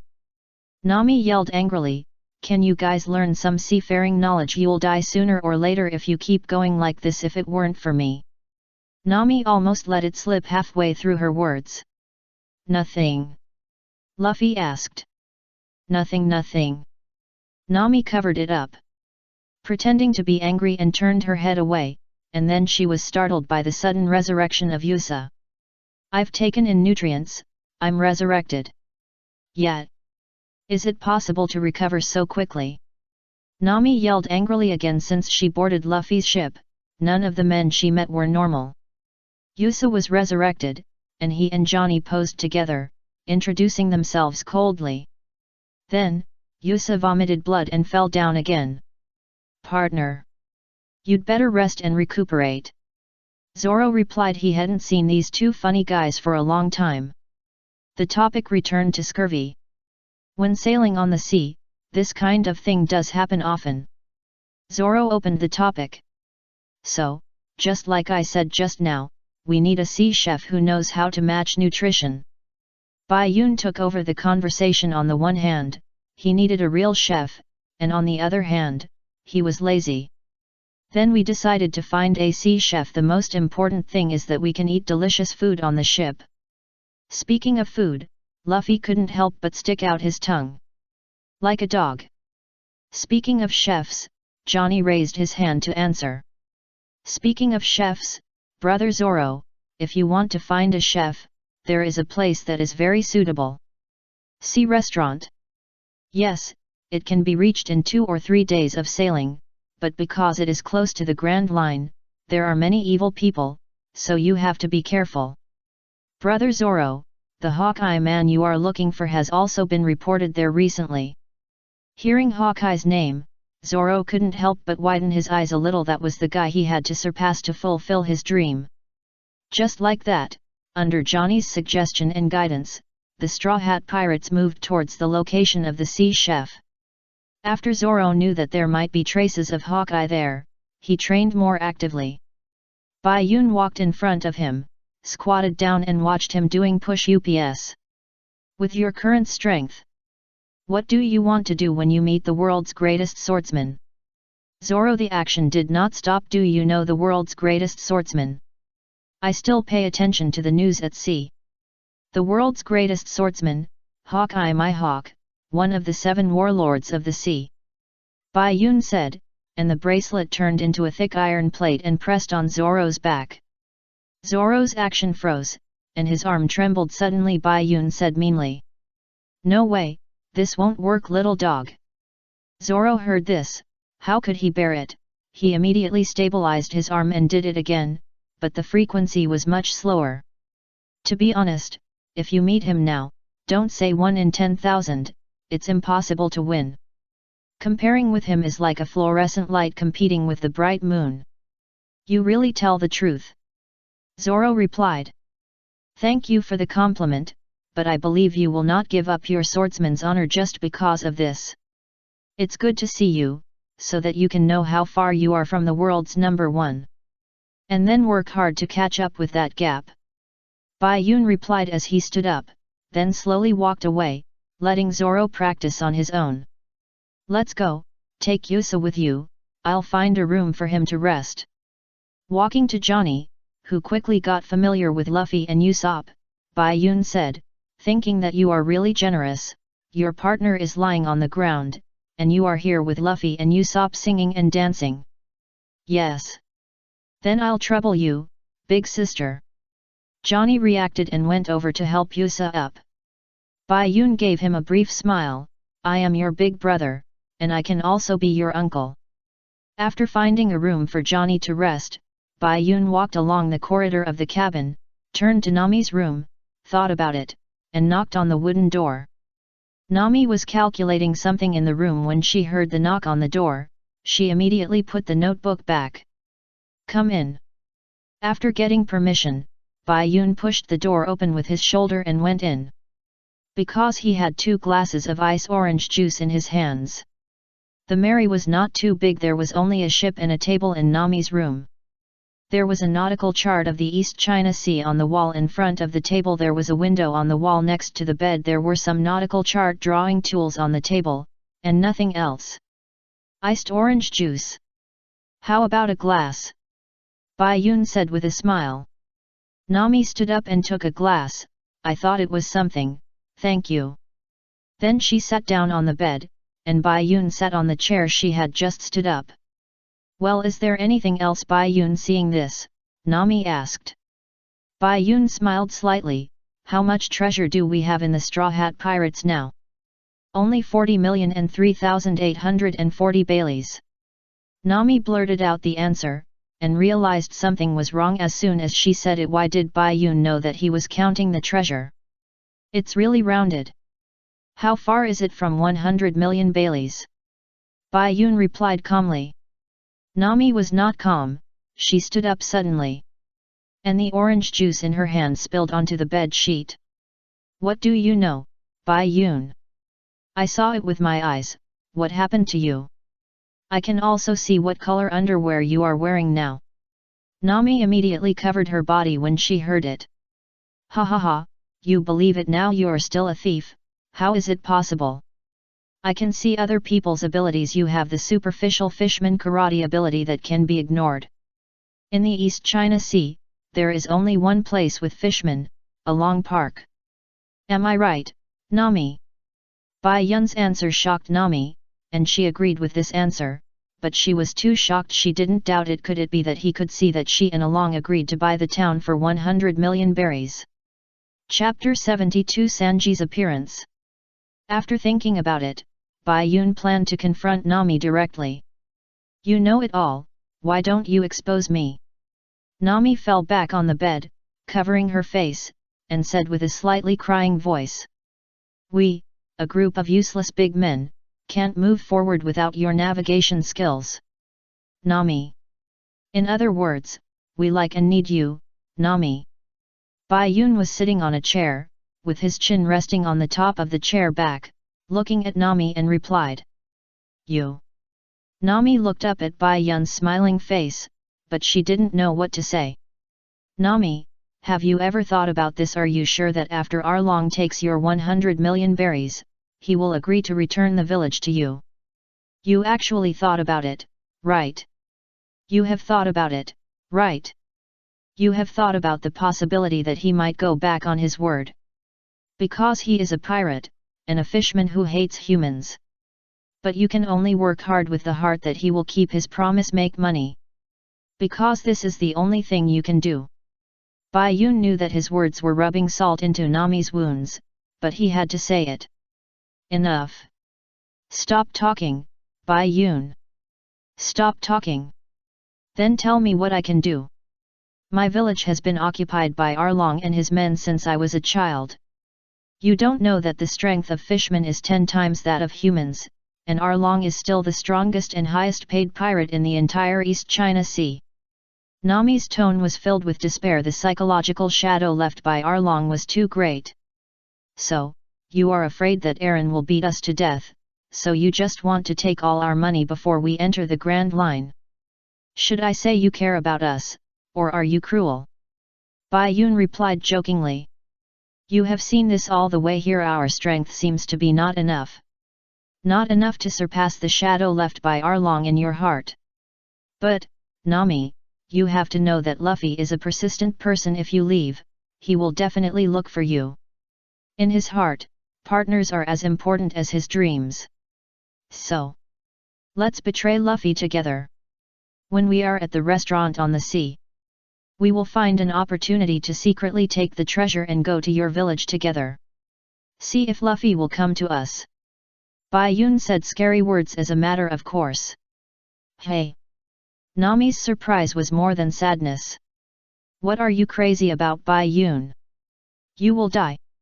Ha ha ha, Nami, don't underestimate Luffy's determination. Don't underestimate the strength of Usopp and Zoro. Usopp is also a very reliable person in times of crisis. As for me, no one knows my true strength, not even Luffy. Go crazy, just think of me as accompanying you to go crazy.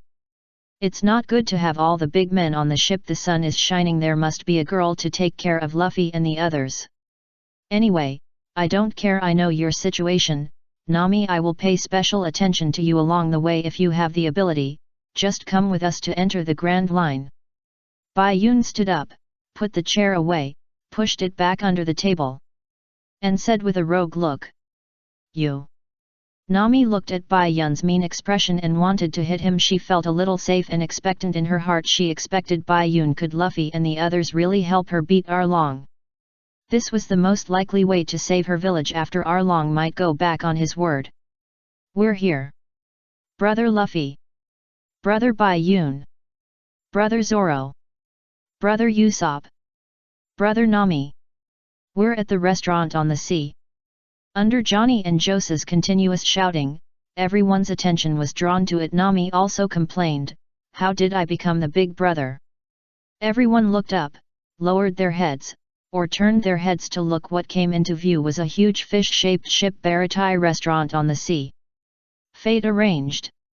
At this time, a navy ship just passed in front of the Mary. It was the warship of Captain Iron Fist Urbadai of the Navy headquarters. Bai Yun thought that this title might be what he called himself with an iron knuckle on his hand. He is the Iron Fist. Then he, Bai Yun, is holding a silver long stick, so it is not silver. Just ignore what I said.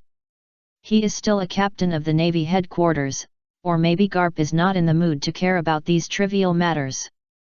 This guy might also think that it is good to take advantage of Garp's fame.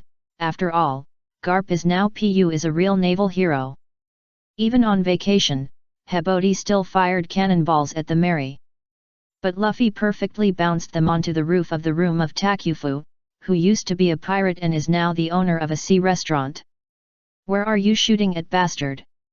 Zoro shouted in surprise and anger. Luffy fell back with guilt. A group of people wearing chef hats poured out of the restaurant and looked at the Mary and the warship. He shouted decisively to the people on the Mary. Bastard, who among you fired the cannon? Seeing this, Hebodi walked off the ship proudly and entered the restaurant. Although it was not Bai Yun and the others who fired the cannon, it was indeed Luffy who bounced the cannonballs onto the restaurant. Bai Yun bent down and lifted Luffy up by the back of his collar, like picking up a cat. Then he walked off the ship to the door of the restaurant, followed by Zoro and the others. It was him. Bai Yun directly handed Luffy to a group of chefs. The leader was stunned for a moment, took Luffy out, and couldn't help asking, Don't you know him? Yes, he is our captain. Bai Yun replied indifferently, and then entered the restaurant with everyone. The chefs were left in the wind. Luffy was taken away. When Bai Yun and his friends entered the restaurant, they saw Sanji pinching the neck of the captain named Iron Fist Hebodi, whose face was covered with blood. Ask him if he also remembered. No. Tell him that going against the chef at sea is tantamount to suicide. Also, don't waste food. Seeing this bastard being beaten, Bai Yun felt a little relieved and walked over directly. Oh my! Isn't this the navy captain just now? Why did you pour ketchup on your head? Eat in such a hurry? Habodi fell to the ground, gritting his teeth as he listened to Bai Yun's ridicule. Who are you? Sanji asked with a cigarette in his mouth. I am God. Why, didn't you say that customers are God? We are here to eat. Bai Yun pointed his thumb at Zoro and the others who were already sitting at a table behind him. Sanji looked over. Green algae head, long nose, beauty ah ha ha ha, beautiful lady, what do you want to eat? Chapter 73 The Gears of Destiny. The moment Sanji saw Nami, he turned around and came to Nami, bending down like a gentleman. This beautiful lady, what do you want to eat? Zoro had his eyes closed to rest, opened one eye to look at the curly-eyebrowed man, and then closed it again. Bai Yun sat on the remaining seat in a flash, bringing a gust of wind. And the speed made Sanji's Hijau was slightly surprised. Do you have steamed lamb paste? Bai Yun said, a dish that Sanji didn't know. What dish is this? Then steamed bear paw. Bear paw can be steamed. You dare to open a store without anything? Bai Yun complained, which was regarded as Sanji's revenge for ignoring him. Sanji also secretly complained in his heart, good boy, the dish you said had better exist. Customer, this is a Western restaurant. Oh, then 5 steaks, a bottle of red wine, a bottle of white wine, and a pot of ice orange juice. Bai Yun smiled and replied, and ordered dishes for Zoro and the others. They had no objection, but Nami was a little absent-minded when Sanji greeted her just now. She also responded. Okay, customer. Sanji is a very competent chef. If he gets on the ship now, he will answer. Bai Yun, bastard, can't you cook it yourself? Delay me to see Miss Nami, and then go to cook. But now he is in the restaurant at sea, this is his job. He will not delay his work because of other things. So when he turned back, he pretended that the captain who wasted food on the ground did not exist. And Bai Yun looked at Nami's absent-minded look, and he couldn't eat like this. Hey, who dropped 10,000 Baileys under the table? Because in the comics, Luffy and his friends exchanged the gold they got on Sky Island for 300 million Baileys, and only packed 2 suitcases, so what is written here is that Bailey is almost the same as the face value of the Japanese yen. Where? Like a switch, Bai Yun's words came out. Nami immediately looked down and checked, there was nothing, and it took 2 seconds to react. Asshole, Bai Yun, you lied to me. Hehe, who told you to be absent-minded? What are you doing, Nami? Bai Yun replied. Nami thought, you don't know what I'm thinking, asshole. Yes, you are thinking about something, Nami, not like you usually. Usopp asked. Are you worried? Zoro opened his eyes and joined the army of concerned people. No. What can I worry about? I'm just preparing myself mentally for entering the Grand Line. Nami's answer was very credible.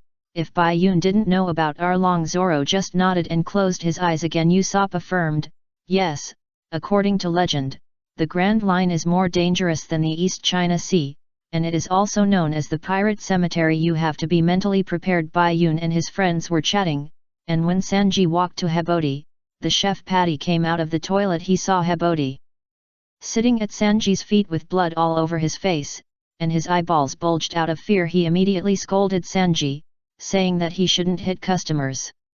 And there are customers in the sea restaurant. Sanji replied that people who waste food like this are not worthy of being called customers. Habodi looked at the 2 people arguing and reacted, what kind of restaurant is this? No restaurants that beat up customers shouldn't exist. I'll contact the government right away to destroy this restaurant. It would have been better if he didn't say that. Sanji got angry again when he said that. However, before his foot could reach Habodi, Luffy and Zwofa fell from the roof. After understanding the cause, Zwofa kicked Sanji in the face, and then kicked Habodi again, kicking him to slide out. Luffy noticed Bayun and the others, and waved to say hello. Only Bayun and Usopp responded to him. At this time, a Navy soldier suddenly pushed open the door of the restaurant and reported that the members of the Creek Pirates had escaped. Here it comes, the fuse of the sea restaurant war. Impossible, how could he escape after being hungry for 3 days? Habodi replied with disbelief. And was slapped in the face as soon as he said it. A gunshot rang out from behind the Navy soldier, and the soldier fell down. A man with dark circles under his eyes staggered into the restaurant, put his feet on the table, and sat down with his back against a chair. It was the ghost Ajin with countless identities. Is this a restaurant? Give me food, anything is fine. Paddy walked over and served with a smile, although this smile was a bit disgusting, and it came out of his mouth. Welcome, idiot. He treated customers as gods, provided that they had money to pay, but his mouth was defective and he didn't need to think before speaking. Knowing that Ajin had no money, Paddy was pointed at by him with a gun, but he didn't panic at all, and directly hit him with a hammer and threw him on the deck outside. Habodi took this opportunity to run away, but Sanji took a second look at Ajin. Beautiful lady, this is your dish. And for the 3 of you. After a while, Sanji happily put the steak in front of Nami. And his tone was so friendly. When it came to Bai Yun and the others, he was much more indifferent. After serving the dishes, Sanji did not leave, but walked outside with a plate of fried rice. Eat it. Putting the fried rice next to Jin, Sanji said coldly. Jin swallowed his saliva and ate the rice with tears in his eyes. It's so delicious, I thought I was going to die, this is the best meal I've ever eaten. Sanji was naturally happy to hear someone praise his cooking skills. It's delicious, right? Luffy could see clearly on the second floor. I found a good chef. Just when he was about to go down, someone put something on his head. Bayun appeared behind him and put the extra steak on Luffy's head. Yeah, he's a good chef. Luffy took the steak naturally and swallowed it on the plate in one bite. It's delicious. This is what he made. That's even better. Then you go for the invitation, Captain. Also, although I don't know if it will work, Luffy, tell that Ajin. Tell him that I hope he won't repay kindness with hatred. Bai Yun said, and then turned back to the restaurant he hadn't eaten yet. He didn't know if the words he asked Luffy to say could resist the gears of fate, but it didn't matter whether it could resist or not. A conversation. Sanji rejected Luffy's invitation. Luffy rejected Sanji's rejection. Yes, it's just the first time they met, how could Sanji get on this pirate ship? Then Luffy was warned by Ajin not to go to the Grand Line. But he said it, Luffy would listen to him, so he won. Finally, after sending Ajin away, Luffy began his own experience as a handyman. Did I forget to say something? Luffy suddenly asked himself. Just say it, the gears of fate are not so easy to resist. Chapter 74 Creek Pirates. The chef saved your life, so you can come back, Jin. Yes, but I didn't expect our main ship to become like this. Leader Creek, what? I'll take you to the sea restaurant food paradise. I'm full. What should I do next? Bai Yun put down his knife and fork, wiped his mouth, and looked at Nami, who had only eaten half of the steak. It sounded like he was telling her what to do. Serious things may not be so serious. Why are you asking me? How do I know? Nami rolled her eyes at him. It was the first time she saw someone asking others to steal their treasures quickly and run away. At this time, Luffy, who washed the dishes on the ground, brushed the hot pot on the stove with his hands, and served the dishes to the customers, was finally driven out of the kitchen by a group of chefs and asked to serve the menu. Yo! I heard you have to work for a year, handyman. You said, why don't you change the logo on the ship? We're leaving first, Luffy. As soon as Luffy came out, he saw Bai Yun and Zoro, who were full and eating dessert. Bai Yun just said yo, but Usopp and Zoro were much more annoying. You are too much abandoning me here to eat these delicious things. Luffy expressed his dissatisfaction from just now to now. He only ate a piece of steak given to him by Bai Yun. Our identities are different now, Luffy, we are God, and you serve God. Bai Yun replied with a smile. Luffy is really great except for fighting, he can probably mess up everything else. Zoro crossed his arms and replied with a smile on his lips. That's not the case, this is our freedom. Ah, Yes, yes. Usopp glanced and smiled, nodding affirmatively. Zoro's eyes moved to Usopp, and Luffy took advantage of this moment to flick the excavated booger into Zoro's cup. He also raised his finger to Byaun and shushed him. When he was a child, he often played pranks on Ace and Sabo like this, but he was undoubtedly beaten up. No one except Dodon had ever been tricked. To be honest, these dishes are not bad. Zoro turned his head, picked up the cup, and said, although I'm a little sorry he was about to drink it. With a flash, Zoro stuffed the cup directly into Luffy's mouth. Drink this disgusting thing yourself. Luffy choked and fell to the ground. Nami and Usopp laughed and pounded the table. This is the majesty of the captain. However, Nami's mood was much better after this. Sanji flashed over and showed his courtesy to Nami again. There is no most disgusting, only more disgusting. Nami, who had recovered, turned into a witch again. She just hugged Sanji's neck, and the meal she had eaten and the fruit cheese that Sanji served her were free. You are a witch, right, Nami? Zoro couldn't help asking. Nami raised her glass and shook it with a smile. You should be careful too. Is this a reminder or is he joking? Luffy also sat on the chair and drank water with peace of mind, but was pressed on the head by Sanji's heel and pulled away again. Time passed, and it moved forward according to the trajectory of fate. 2 days later, the ship of the Creek pirates appeared in front of the sea restaurant. Everyone couldn't help but sigh at the size of the ship, but there was something wrong. This ship is in tatters. Creek's Delita no Sabaru. A huge sailing ship with 3 decks, the bow is shaped like a black panther. There is an hourglass on each side of the skull on the pirate flag, representing the captured prey, the deadline for death, and also representing you will surrender to me sooner or later, it's just a matter of time. But now, the whole ship is full of cracks, the sails are broken into pieces, the bow of the Black Panther is half destroyed, and even the pirate flag has become tattered. Then, Ajin took Creek, who was so hungry that he couldn't stand, into the restaurant and asked for some food. But Creek's notoriety is there, who is willing to save him except Sanji. His belief as a chef is that if there is a hungry person in front of him, then cook for him. But his kindness did not bring any benefits after Creek recovered. He directly elbowed Sanji to the ground. Creek's ship may sink at any time, so he wants to hijack this fish-shaped ship of the sea restaurant. Sanji stood up and wiped the blood from the corner of his mouth. As expected, obviously he did not regret giving the food to Creek. Giving him food is one thing, killing him as an invader is another. Creek asked for another 100 servings of food and water to save his men who were still alive but dying. The chefs were stupid to give him, and Creek replied with a gloomy face. Haha, you useless chefs, this is not a request, but a notice. Byaun listened and inexplicably felt that there was a layer of oil on the tea in his cup. The chefs would not be stupid enough to give Creek food again. Paddy led his men to suppress Sanji, and attacked Creek with other chefs. But he was repelled by the bullets shot out of Creek's armor. Creek has no skills. Relying on all technology and hard work. The chef of this restaurant is as stupid as the deputy chef. Jofu brought a large bag of food and glanced in front of Creek.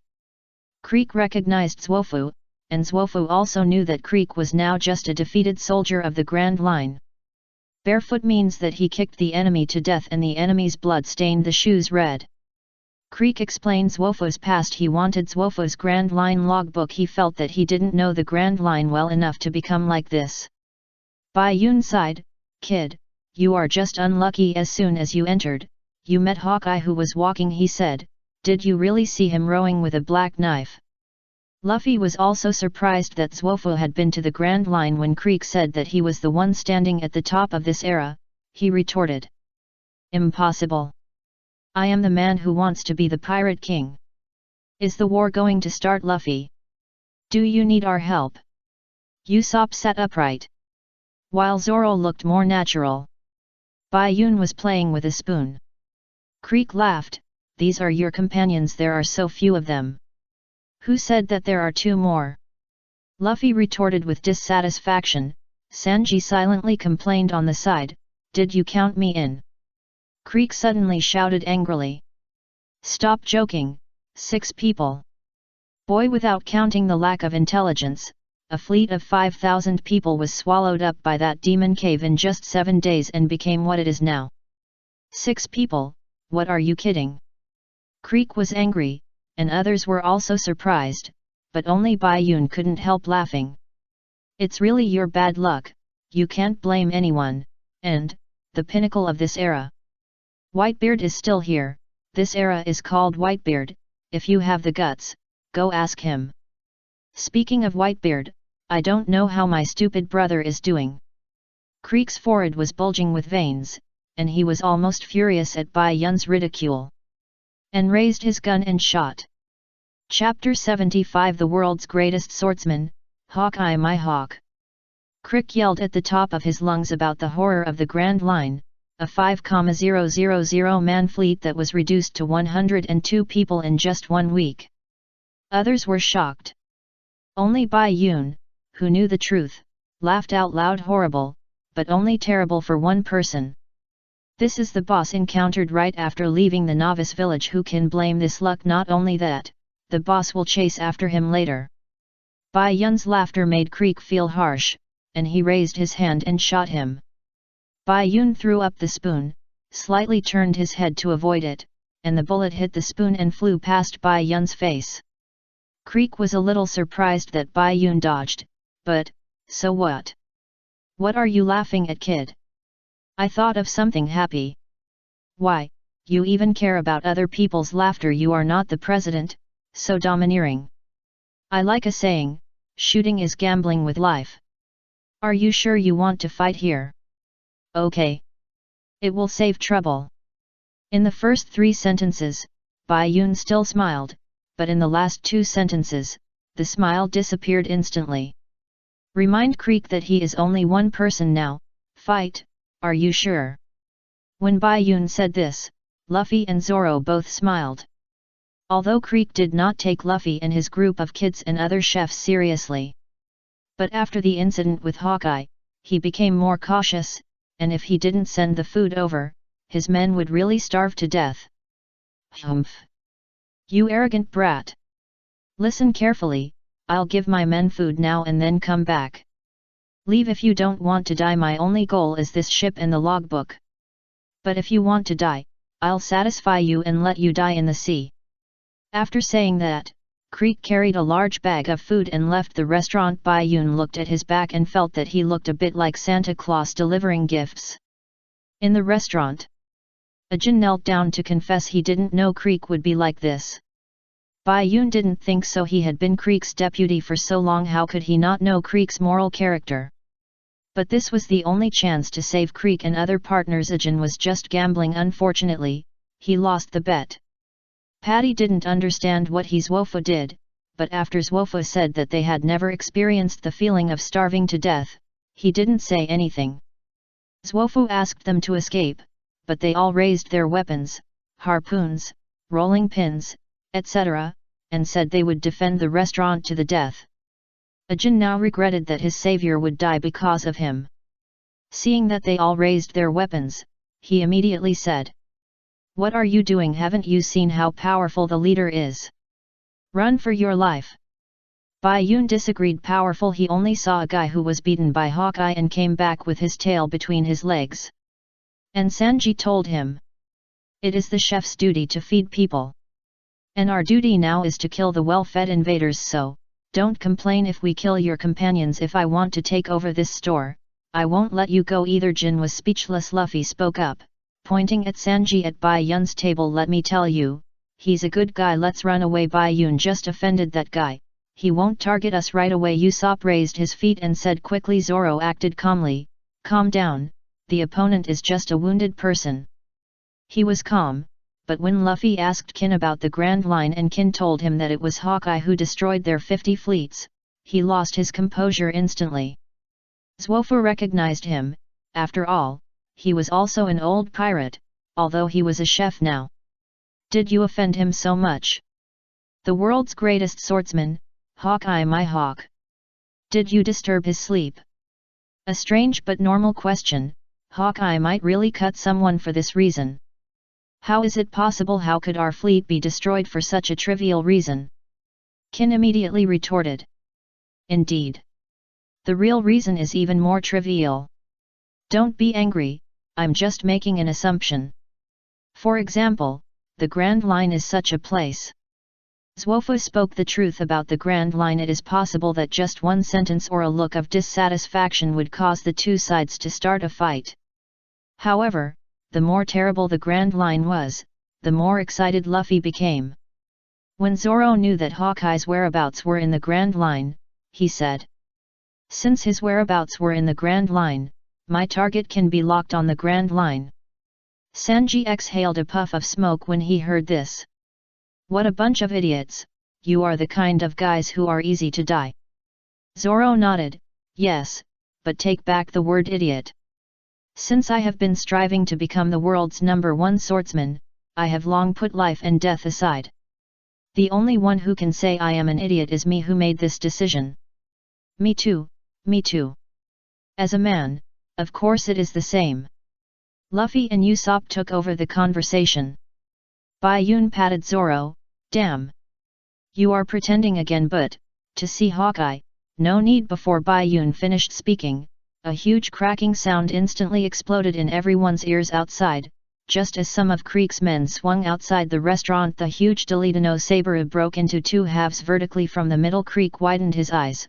What happened? Luffy and the others were worried about Nami, Johnny, and Yusa outside the house. They hurried out, but saw Yusa and Johnny paddling in the water towards the restaurant. "Johnny, Yusa, what's wrong? Where is the boat?" Zoro pulled them up and asked immediately. Yusa and Johnny immediately accused Nami of stealing the Mary. Bai Yun recalled what Nami had said to him just now. "I'm just going to take a rest, believe me." Sure enough, you still can't believe the witch's words, but, Nami, I'm not that easy to get rid of. Looking at the back of the Mary, Bai Yun said that he had a lot of trump cards that he hadn't used. Luffy also did as Bai Yun said. He had identified Nami as a partner. And he needed her as a partner. And Hawkeye, after passing through the middle of the crack of the Deletano Saber, also appeared completely in front of both sides. Chapter 76 Hawkeye vs Zoro. Hawkeye sat on his boat, crossed his legs, passed through the middle of the Deletano Saber, and appeared in front of the two groups of people. When Creek saw that it was this killing god, his heart suddenly skipped a beat, and his face turned pale again. He didn't understand. "Why are you pestering us? You have to leave the Grand Line to hunt us down."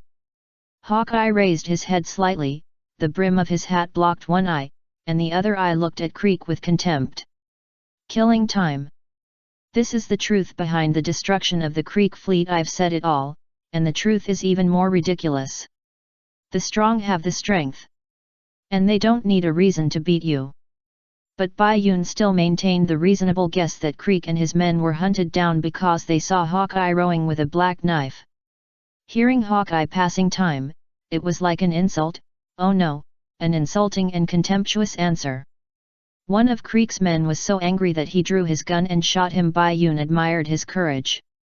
But Hawkeye took down the black knife and just waved it gently, and the bullet changed direction, thinking to fly to the right, and then killed a lucky viewer. The crowd. Bai Yun watched Hawkeye's move in the restaurant on the sea, and silently complained in his heart, "Don't pretend, even if you don't use the blade to change the trajectory of the bullet, it's okay if the bullet hits you." No one cared about the lucky audience who died, but they were surprised that the bullet turned in front of Hawkeye. No, didn't hit. And Zoro suddenly appeared behind the surprised people. After seeing Hawkeye, he put aside the matter of chasing Nami, walked to the deck of the Deletano Saber that was floating on the sea after it was cut off, and approached his lifelong opponent. "No matter how many times you shoot, you won't hit it." He used the blade to change the trajectory of the bullet. Zoro's sudden appearance scared people. "You, who are you?" Zoro didn't have time to care about these guys now, and continued to talk to himself. "I've never seen such a soft sword." Hawkeye replied to him, "A sword that is not soft is not strong. From the experience of a kendo master using that sword to cut off this ship, it is worthy of being the strongest. Zoro's expression now is both excited and nervous, and the smile on his face is a little frozen. I set sail to meet you. After saying this, Zoro put his hand on the hilt of the knife at his waist, noticing the 3 knives on Zoro's waist. Creek and his men recognized Zoro in the East China Sea. Zoro's title of pirate hunter is still a bit famous. What is your purpose? Hawkeye faced Zoro from the side, glanced at him with his peripheral vision, still crossed his legs, folded his arms, and looked indifferent. Zoro put on a headscarf, calmed his mind, showed a smile full of fighting spirit, and only answered with 2 words: the strongest. Faced with Zoro's answer, Hawkeye stood up and slowly walked to the deck, and his answer was also arrogant. Pathetic weakling. The gap between you and me is obvious. Dare to challenge me? Is it out of your ambition or your ignorance? Zoro drew out 3 swords, and replied when biting the last sword. This is my dream and a promise with a close friend. Since Zoro drew his sword, Hawkeye, as a swordsman, had no reason to refuse. He took out his smallest sword, which was the cross he always wore around his neck. Zoro's eyes became gloomy. Hey, what do you mean by this? I'm not the kind of stupid beast who uses all his strength to catch a hare. You're just a little-known swordsman in this weakest eastern blue sea. Sorry. This is my smallest sword. Zoro felt more and more insulted. There should be a limit to underestimating people. Don't regret it when you die. As soon as the voice fell, Zoro launched an attack instantly. Demon/Hawkeye was not panicked at all, and took a step forward to block Zoro's attack. Frog in the well, let him teach you how vast the world is. Dang! Hawkeye blocked Zoro's attack with just a casual thrust. Josa, Johnny shouted in disbelief, and Zoro, no matter how hard he tried, could not go any further, and could not fight against Hawkeye's childish toy knife. Bai Yun watched from the sea restaurant, tapping his fingers on the fence. You are panicking, Zoro. No matter how Zoro waved his 3 swords, Hawkeye blocked them all with just 1 arm and a small knife. Hawkeye's only comment on this was, what a rough sword. But with the huge gap in strength, Zoro's mind became even more unstable. Recalling the things in the dojo when he was a child, he went to sea to defeat Hawkeye. But now the gap is like a huge mountain, pressing him to despair. What are you carrying? What do you want to do after becoming a strong man? Weakling. Preaching from the future master. Hawkeye just waved, and Zoro was knocked back to the ground. Johnny and Yusa couldn't bear it and wanted to go down, but they were suppressed by Luffy. Fortunately, Luffy suppressed them, otherwise the Sword God and the Sword Saint would show their power, and Hawkeye would probably die in the East China Sea. After being knocked down, Zoro got up instantly. In his mind was the oath of Xiaoxi and Kuina, the scene when Luffy invited him to board the ship, and Bai Yun's words, there is not even a 1 in 10,000 possibility, it is impossible to win. He now understands it, but the sword of the swordsman is the glory. Even if there is no possibility of winning, he can't retreat now. Tiger hunting. The tiger hunting that killed the Cat brothers in seconds came out, and Hawkeye just bent down, and the knife pierced Zoro's chest. And blood splashed. Luffy gritted his teeth and told himself not to intervene, while Johnny Yusa shouted in surprise, worried about Zoro's safety. Bai Yun straightened up. He had so many trump cards, but none of them made him feel that it was worth using. Now he has it. Hawkeye asked Zoro why he didn't retreat. Zoro's answer was that once he retreated, many things would disappear. Yes, this is failure. Then I can't retreat even more. What if I lose my life? It's better to die. Zoro's strong determination finally surprised and recognized Hawkeye. Pull out the knife and ask. Boy, tell me your name. Zoro responded while posing the ultimate sword move. Roronoa Zoro. I will remember it. I haven't met a strong man for a long time. Hawkeye replied, pulling out the black knife and sending Zoro on his way with the highest etiquette of a swordsman. A strong man is not only reflected in strength. 3 swords style, secret technique, 3,000 worlds. The 2 exchanged positions. And Zoro had another wound in his abdomen, bleeding profusely. Among the 3 swords, Only Wado Ikemonji was left, and the other two were cut off. Chapter 77. What, are you shy? Compared with Hawkeye, there is a huge gap between Zoro and Hawkeye now. Secret technique against Hawkeye's sword swing. Zoro's chest was cut, and 2 of the 3 swords were broken, but looking back at Hawkeye, not even the corner of his clothes was torn. At this point, Zoro's mind stabilized, more stable than ever before. Putting the intact Wado Ikemonji into the scabbard, he turned around and opened his arms to Hawkeye, not for a hug. What for? The wound on the back is a shame for a swordsman. Hawkeye smiled for the first time since he appeared. Well said. Then he drew a cross on Zoro's chest with a knife. Luffy couldn't help but shout, Zoro! Seeing this, everyone was shocked. The famous bounty hunter in the East China Sea had no resistance at all. Is this the strength of people on the Grand Line? Feeling severe pain, Zoro let go of Wado Ikemonji and fell backwards. Luffy, Usa, and Johnny moved, but Bai Yun was faster. When Zoro fell into the sea, he hugged him. Princess hug, Zoro could feel it, and opened his eyes with difficulty. You put me down. What, are you shy? Johnny, Usa, row the boat over. Bai Yun shouted and jumped into the sea to save Zoro, but Johnny was stunned after Bai Yun hugged Zoro. Usa was awakened by Bai Yun's roar and immediately rowed the boat over. Yes, sir. Bai Yun put Zoro on the boat and threw down gauze and medicine. Bandage him. Even if it's a blood bag, it can't flow like this. Johnny and Joseph immediately did as they were told and stopped Zoro's bleeding. Bai Yun turned around and found Hawkeye's eagle eyes staring at him. Ah! Mr. Hawkeye's eyes are really as good as they say. Who are you? Your speedy's good. Hawkeye heard. My name is Bai Yun. And I'm the partner of this idiot. We are all members of the Straw Hat Pirates. The guy with the straw hat is our captain. Bai Yun introduced himself. Never heard of it. You are blocking my ship. What do you want to do? Hawkeye asked. Bai Yun still smiled, and with a flick of his arm, a silver long sword appeared in his hand.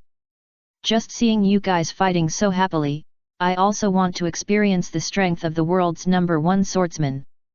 Also, I don't quite agree with what Mr. Hawkeye said just now. You know, even a lion will use all its strength to fight a rabbit. Hearing this, Hawkeye laughed, but when he laughed, the others became even more scared. Ha ha ha, there are so many people looking for death today. Get out of here, kid. Looking at Bai Yun's unimpressive blade, which was weaker than Zoro, Hawkeye just found it funny.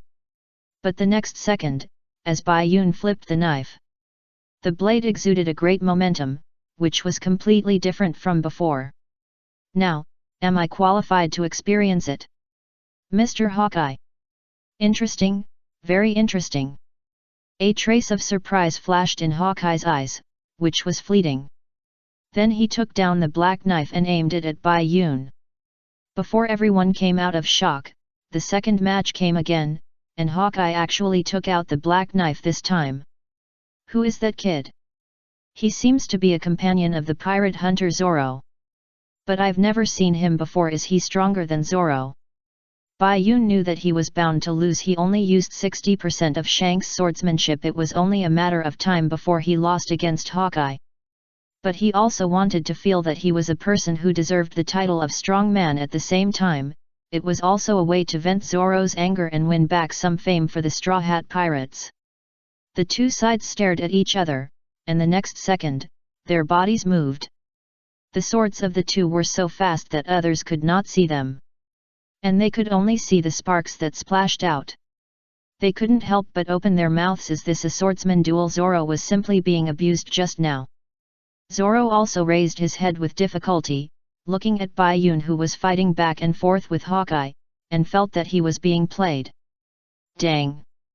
Bai Yun chopped down with force, shocking himself back, and then stabilized his body and stepped forward. Red fangs, horizontal bite. Hawkeye blocked the move with a single-handed swing from left to right. But the blade swept behind it and cut the broken front half of the Deletano saber horizontally into two halves. Crick was stunned again. Is this the kid he shot just now? Your knife has the shadow of the red-haired guy. No, it's like you're using his knife. Hawkeye frowned slightly. Bai Yun's knife was very wrong. Even if it was taught by a master to an apprentice, there would be no two knives that were exactly the same. Everyone has his own understanding of the knife. And fighting with Bai Yun, his knife was like fighting with a weakened version of red hair. Hee. Mr. Hawkeye, I've already said that a lion will use all its strength to fight a rabbit. Be careful of some weird people, such as me. My sword is very weak, weaker than Zoro's. I haven't even realized my own sword. As for why I know Shanks' sword skills, it's because our Captain Luffy and I were taken care of by the Red Hair Pirates when we were young. Shanks is half my master. I can use his sword just by taking advantage of it. I'm not as good as Zoro, but it's good to fight with you, Mr. Hawkeye, and it's good to have some face. Humph. Hawkeye snorted coldly, then turned the knife and slashed at Bai Yun's waist. The speed was so fast that Bai Yun hurriedly took it and retreated a few steps. Moreover, although he blocked it, a crack still appeared on his waist and blood oozed out. The deck under his feet was also split in two. Luffy immediately stretched out his arms and flew over when he saw this. Bai Yun smiled and shook his head. And at the same time pulled Luffy. It seems that if he lets him use all his strength, he will be sent soon. Your tone and personality. Not like the red-haired guy, but more like the one called Beckman. Hawkeye raised the knife with the tip pointing downwards, staring at Bai Yun, and said. Bai Yun smiled back. He is really good at judging people, but how am I like that philandering scumbag who loves to smoke? Shanks and the entire Red Hair Pirates except Beckman are half my master. As for Beckman, he is my master. Humph, no wonder. Hawkeye put away his knife, looking as if it was true. Afterwards, Hawkeye ignored Bai Yun and looked at Zoro on the boat. In the years to come, I will wait for you on the throne of the strongest in the world. Try to surpass me, Roronoa Zoro. My name is Joricole my hawk. Now is not the time for you to die. Understand the world, understand yourself, and become stronger, Roronoa Zoro. Zoro's arms kept shaking when he heard this. Chapter 78. Then, I will betray you too. Luffy. Usopp also got on the boat, and raced against the blood to bandage Zoro's wound. After hearing what Hawkeye said, Zoro's arms kept shaking while waiting for his answer. Hawkeye looked at Bai Yun and Luffy again. What is your goal? I want to become the Pirate King, Luffy answered straightforwardly. Hawkeye crossed his arms with a smile on his face.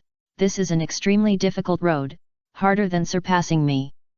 I don't care, Luffy answered a little childishly, but it contained a strong determination. As for Bai Yun, I can see your confusion. Your ability, you have to think about your own things, whether it is a knife or other abilities, you are yourself after all, even if it is only one. Bai Yun was stunned for a moment and bowed slightly. Thank you for your teaching, but my goal should be to go to the dock to get some French fries. Hawkeye. Bai Yun continued, this dock should be called the top of the world. Hawkeye's smile returned to his face again. Another shameless kid. At this time, Zoro finally struggled to pull out the Wado Ikimonji, raised the knife, and pointed the tip of the knife to the sky. He expressed to the heavens and Luffy his determination not to lose again, and he would not lose again before defeating Hawkeye and becoming the world's greatest swordsman. Even a tough guy like Zoro couldn't help crying, and he has never cried since then. Do you have any objection, Pirate King? Luffy smiled and showed his white teeth. Hee, no objection. Hawkeye turned and walked towards his boat, looking like he was leaving after a job, hiding his merits and fame, and left a sentence. Interesting team. Looking forward to meeting you again. At this time, Creek, who should be said to be ignorant or crazy, still wanted to stop Hawkeye. But he didn't have the qualifications. Hawkeye was also happy today and didn't kill him. He waved his knife and splashed a large wave and disappeared. The waves caused by the waves pushed Zoro's boat forward, Usopp waved to Luffy and Baiun. Zoro and I will bring Nami back. Luffy, Baiun, you guys should also invite the chef on board, gather 6 people, and we will go to the Grand Line together. Luffy shouted in response, okay, let's go together. Baiun smiled and looked at Creek, I don't know if you are crazy or what, you dare to attack Hawkeye, how dare you? Just because I am the overlord of the East China Sea. Why, do you also want my head as the overlord of the East China Sea? Crick replied, it seems that he is indeed crazy. Baiun turned the knife, the blade facing Creek, thinking whether to chop this guy before Shanks' reproduction ability is over. But then he turned the knife back into a bracelet, forget it, if he arrived at Kokosia village. It is estimated that the reproduction time will also be up. But it's not a loss after using Shanks' sword art, Baiun's understanding of sword art will be improved, and all of Red Hair's sword moves will have the entry-level ability when fighting Hawkeye just now, he also copied Hawkeye's sword. It's not a loss at all. Baiun did not choose to cut Creek. Luffy needs to grow up, he is Luffy's partner, not a nanny. Don't think too highly of yourself, I don't have time to take care of you. Putting away the knife, Baiun shouted at Creek. He never took Creek seriously from the beginning. This big fool is left to you, Luffy. Patting Luffy on the shoulder, Baiun said. Of course. After getting Luffy's answer, Baiun stepped into the air directly. He just used not only Red Hair's ability, but also the ability of Lime Jones, one of the codders of the Red Hair Pirates. He has a footwork that can compress the air to achieve air walking, and can also use it to achieve flying under the burst. The speed is extremely fast. It's a bit like the combination of the Navy's 6-style Razor and Moon Step. Just now, Baiun used the Silent Step and this move together, which made Hawkeye say good speed. Fly fly up. Baiun's move scared everyone again. And Baiun looked at the direction where the Mary disappeared, then lowered his head and said to Luffy. Then, I will also betray you, Luffy. When these words came out, the others were shocked again. What does it mean, internal strife? Nami and I are in the same group. If you want to catch our 2 traitors, remember to come in person, Luffy. Baiun continued, holding back a laugh. Luffy was stunned for a moment, then reacted and tightened the straw hat on his head. Ha ha ha, okay. Then you go find Nami quickly, Baiun. I will bring you 2 traitors back. It's agreed. Then, see you later. As soon as the voice fell, Baiun compressed the air under his feet and instantly shot out. With just a few steps, it flew over the heads of Zoro and the others. What the hell? It was very fast and powerful, and I and Usopp didn't see what it was. As a sniper, Usopp's eyesight was naturally better. He immediately turned his head to look at Luffy's position. Sure enough, Luffy was the only one left. Baiun, can you fly? What a good group of guys. If I meet them again next time, will they still want me to be their partner? Can we meet again? I want to be free as soon as possible, Aunt Belle Emil. On another sea, Nami stood on the bow of the Mary and felt the sea breeze. She acted as if she didn't care, but she couldn't help it while talking. Even if she bit her lips, tears couldn't stop flowing from her eyes. Do you need a handkerchief? Thank you. Baiun suddenly appeared from behind Nami and handed her a handkerchief with a smile. Nami naturally took it, but she found something wrong before she wiped it. Baiun. Baiun. After reacting, Nami quickly stepped back and distanced herself from Baiun. She didn't know how Baiun caught up with her. Could this be an illusion? But obviously not. The handkerchief was real, but the person couldn't be fake. You. Are you here to kill me? The brain reacted quickly, and Nami only said this sentence in the end. Baiun dodged and flicked Nami's head. Nami covered her forehead in pain, but saw Baiun stepping into the air and flying to the observation deck. Nami understood how Baiun caught up with her, and he could fly. What are you talking about? We are the traitors group who share Wheel and Woe. aren't we, Nami? Don't talk about taking the money, but you also took the boat, and let us swim to the Grand Line. Lying on the observation deck, Bai Yun still felt comfortable, and Nami didn't know what to say when she listened to him. If it were her, 40 million Baileys would be stolen, and she would have to chase them back to the ends of the earth, not to mention taking a boat. Okay, don't worry, trust us, Nami. Bai Yun said the last sentence, and then closed his eyes to rest. He still had an injury in his waist. Who was worried about you? Miss Nami is also a stubborn person. Chapter 79 V10 million, help you take back Kokosia village. With the departure of Hawkeye, Bai Yun, and Zoro, the battle between everyone in the sea restaurant and Luffy vs the Creek pirates began. The reason why Creek dared to take action after seeing the strength of Hawkeye and Bai Yun. He thought that Hawkeye could not split such a large ship with just a knife, but with the power of the Devil Fruit. In the Grand Line, there are a lot of Devil Fruit ability users. Zwofu was able to come back from the Grand Line. His logbook must have recorded how to deal with these monsters, so he wanted Zwofu's logbook even more. Zwofu himself said that he didn't know that his logbook had methods to deal with Hawkeye. It can only be said that he was really ignorant. It is really hard to understand the strength of someone like Creek, who relies on a set of equipment. Hawkeye relied entirely on his own strength to cut the ship apart. The fight was fierce at the restaurant on the sea. In another part of the sea, the White Brigade had gone far away, leaving only seagulls circling. And the Mary slowly sailed towards the Kokosia village. The wind and the sea were calm. But Miss Nami's heart could not calm down for a long time. Looking at Bai Yun feasting in front of her, Nami couldn't figure out what he was going to do. What do you want to do, Bai Yun? What do you mean by eating here with a clear conscience if you don't take the boat back? I'll return the Mary to you. Go back and leave me a small boat. The treasure is lent to you. I really need the money. I'll return it to you when we meet again. Bai Yun took the white cloth and wiped his mouth. Look at what you said, Miss Nami, we betrayed together. Why, you want to take it all for yourself? Nami was furious. I know you are strong, but you don't know who you are facing. Crick is the East Sea Overlord, but Arlong's bounty is higher than his. The most important thing is that Arlong has one of the 7 warlords behind him.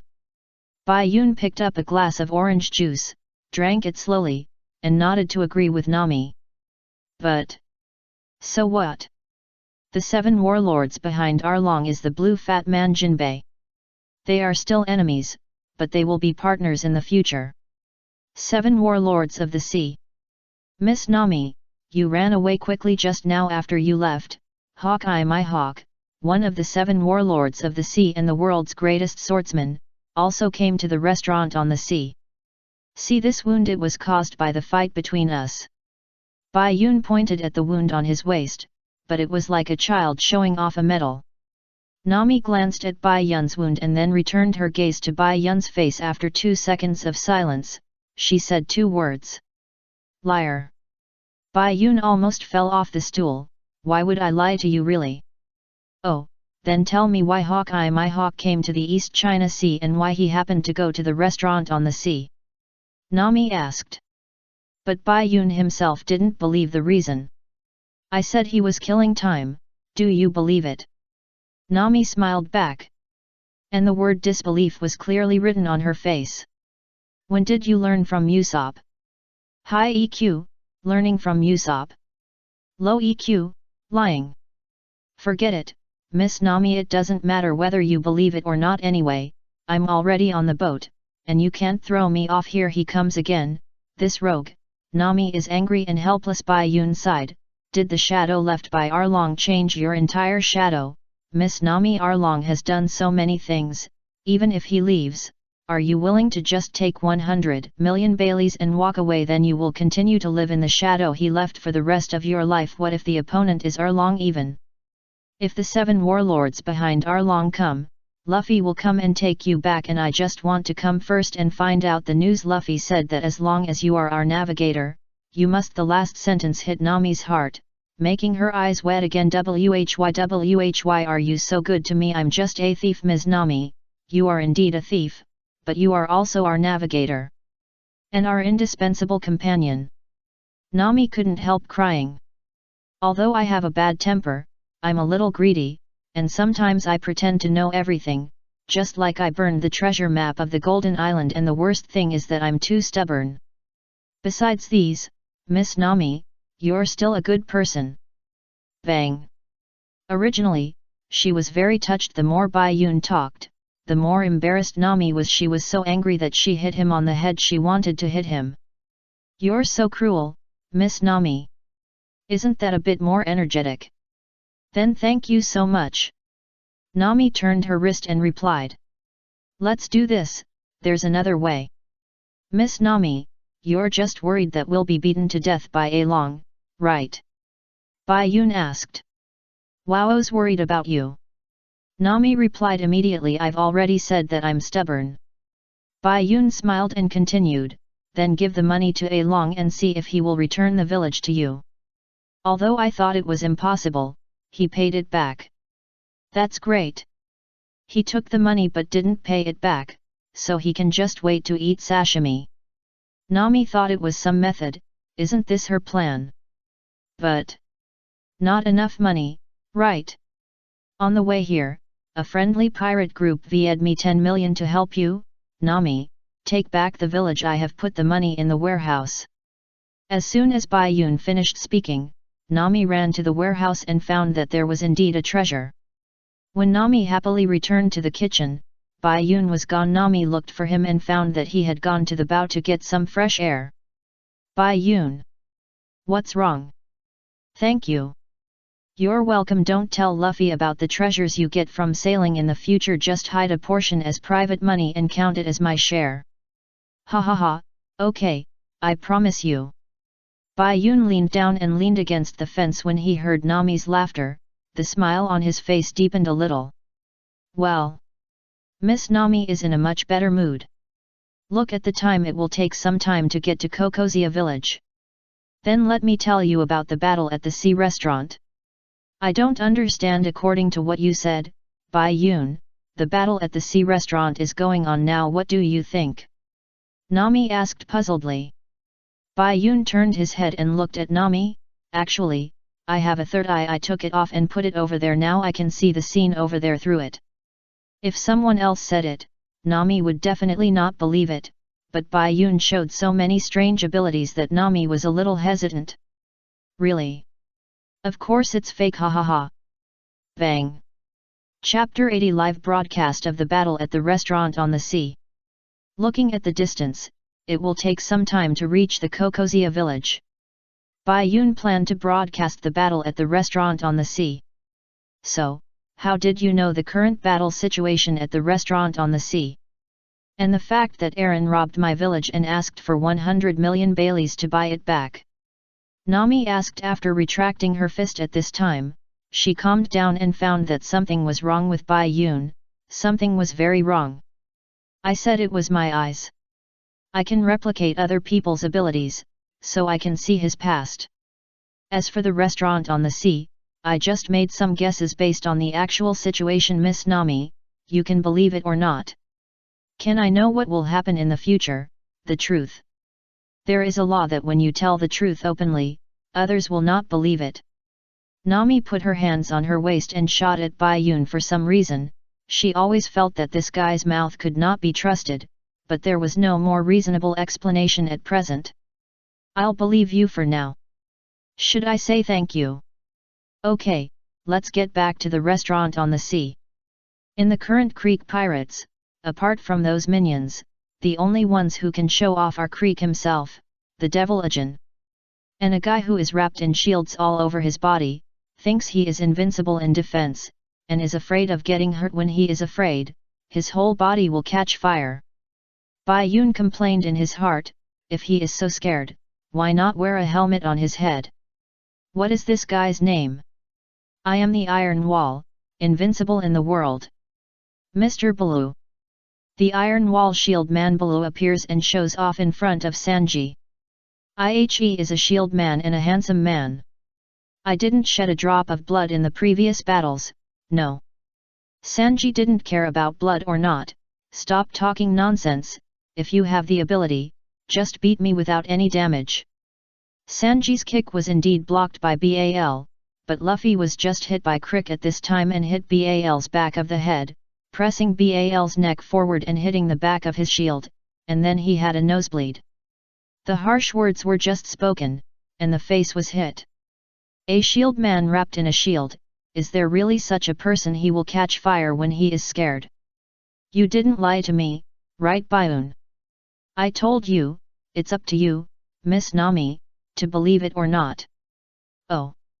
Then I have another question, is he really a handsome man? Nami couldn't imagine a handsome man wrapped in shields. If you want to talk about the relationship with the 3 words handsome man. He has the word male. Baloo didn't expect that what he just said would be slapped in the face.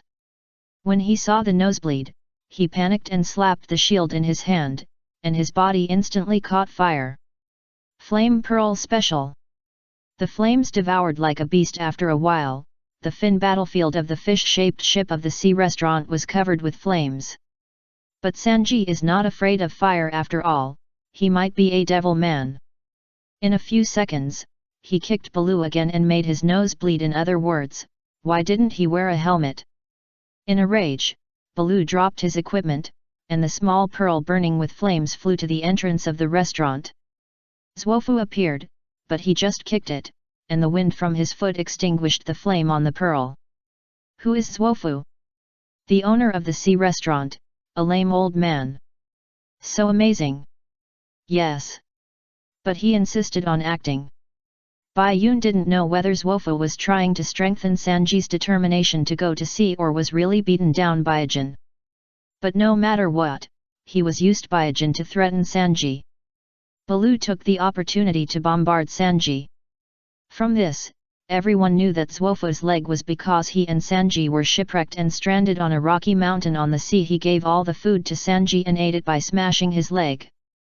The 2 of them experienced the feeling of being extremely hungry, so they gave food to a Jin and Creek. Luffy couldn't stand it anymore, and smashed the fins into pieces with a rubber axe.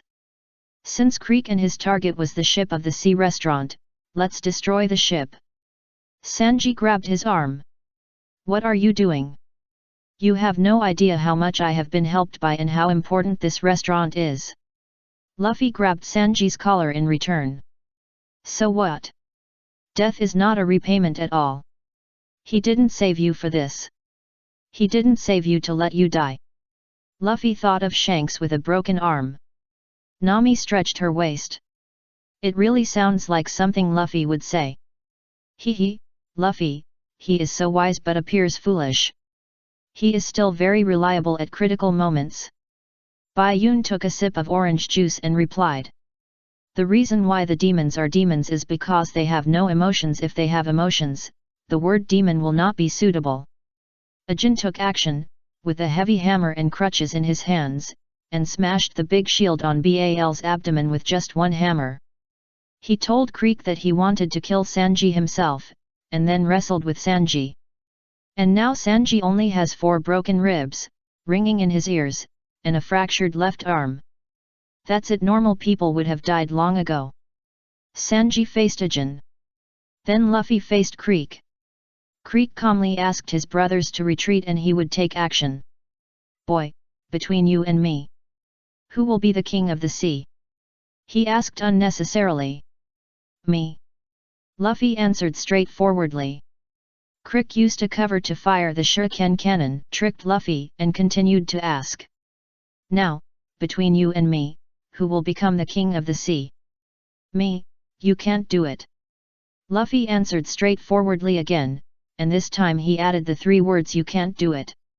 The 4 of them officially started the duel. But Sanji has reached his limit, even the impact of his attack will make him cough up blood.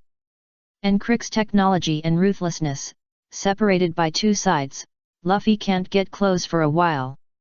What should I do? Are we going to lose? No, I just said that if a demon has feelings, he is no longer a demon. I'm sorry, Leader Crick, I can't do it. Only him. I can't do it. Can you abandon this ship? Akin's betrayal surprised everyone on Creek's side. The demon actually held back and disobeyed Creek's order. Creek couldn't accept that the strongest of his men had gone against his destiny. The real gas bomb MH5 was fired. Throw the mask to me, you are no longer a member of Creek's pirates. Creek is like this, if he can't be used by himself, then he can only die. Chapter 81 Yuta. Then what? Then what? What happened after Akin gave the gas mask to Sanji and Luffy? How is he dead? I didn't expect he still has such ambition. Nami asked hurriedly. She didn't believe Bai Yun's words just now, but now she listened with relish. It's not like they'll die. At least, they didn't die before leaving the restaurant on the sea. Bai Yun replied Ajin would not die here, otherwise the legend of his countless identities would be gone. Oh. No. What do you mean before leaving the restaurant on the sea? Isn't it over now? How do you know they will definitely lose and leave? Nami found the blind spot. Bai Yun responded naturally, because I believe in Luffy. What Luffy can't accept the most is that the captain killed his companions. You also saw in Usopp's hometown how angry Luffy was after Kuro injured his crew with the lethal death. So, Creek is doomed to lose. Are you so sure? Nami asked. Bai Yun straightened up and nodded slightly, yet. Although Creek is full of equipment, technology, and ruthlessness, he is still no match for Luffy with his bare hands. Because Luffy is the protagonist. The protagonist. It's not just because of this, but also because of the spear in Luffy's heart, his determination, and his belief. Although Luffy is still very weak compared to the strong men on the Grand Line, but he is just a Creek, which is enough to deal with. So, in the end, Luffy broke Creek's armor and won the victory. And I don't know if it was because Creek saved his life and his family, Akin. Even if Creek wanted to kill him, he still took Creek away and left the restaurant on the sea. Just like that, the battle of the restaurant on the sea ended perfectly, which is a cause for celebration. Bai Yun smiled and pretended to raise his hand to applaud. Why did you suddenly omit so much? How did Luffy defeat Creek? Nami said angrily. It was like seeing a good article, but the ending was hastily ended. This is called a bad ending because, we have arrived at Kakosia village, Bai Yun said, and Nami immediately turned her head and looked forward. She was so fascinated by what she heard that she forgot to pay attention to the time. However, it was still a few hundred meters away from the shore. From such a distance, you can smell the fishy smell of the fishman. Bai Yun murmured with gloomy eyes, and then put on a smile and said to Nami, okay, let's go by the village. Miss Nami, geographical distribution of Along Park, Kakosia village, and Hyosha town. Follow me, don't talk, understand? The two got ashore, and Bai Yun walked behind Nami, like Lu Lao Lao entering the Grand View Garden. Looking here and there, the two did not go directly to Along Park. They had to go to Nami's house first to dig out the treasure she buried under the orange tree and collect 100 million Baileys to have the bargaining chip to talk to Along. Answer. Didn't you let me speak, Miss Nami? Seemingly obedient, but actually full of rebelliousness. Following Nami, Bai Yun and her walked to the road of Kakosia village. Someone on the road recognized Nami and said Xiao Nai, Nami's, but that was all, without a smile on his face, and then walked away quickly. Someone also glanced at Bai Yun curiously, but Bai Yun just smiled back. Walking all the way, there was no talk until Nami met two people, and then she stopped. One man and one woman.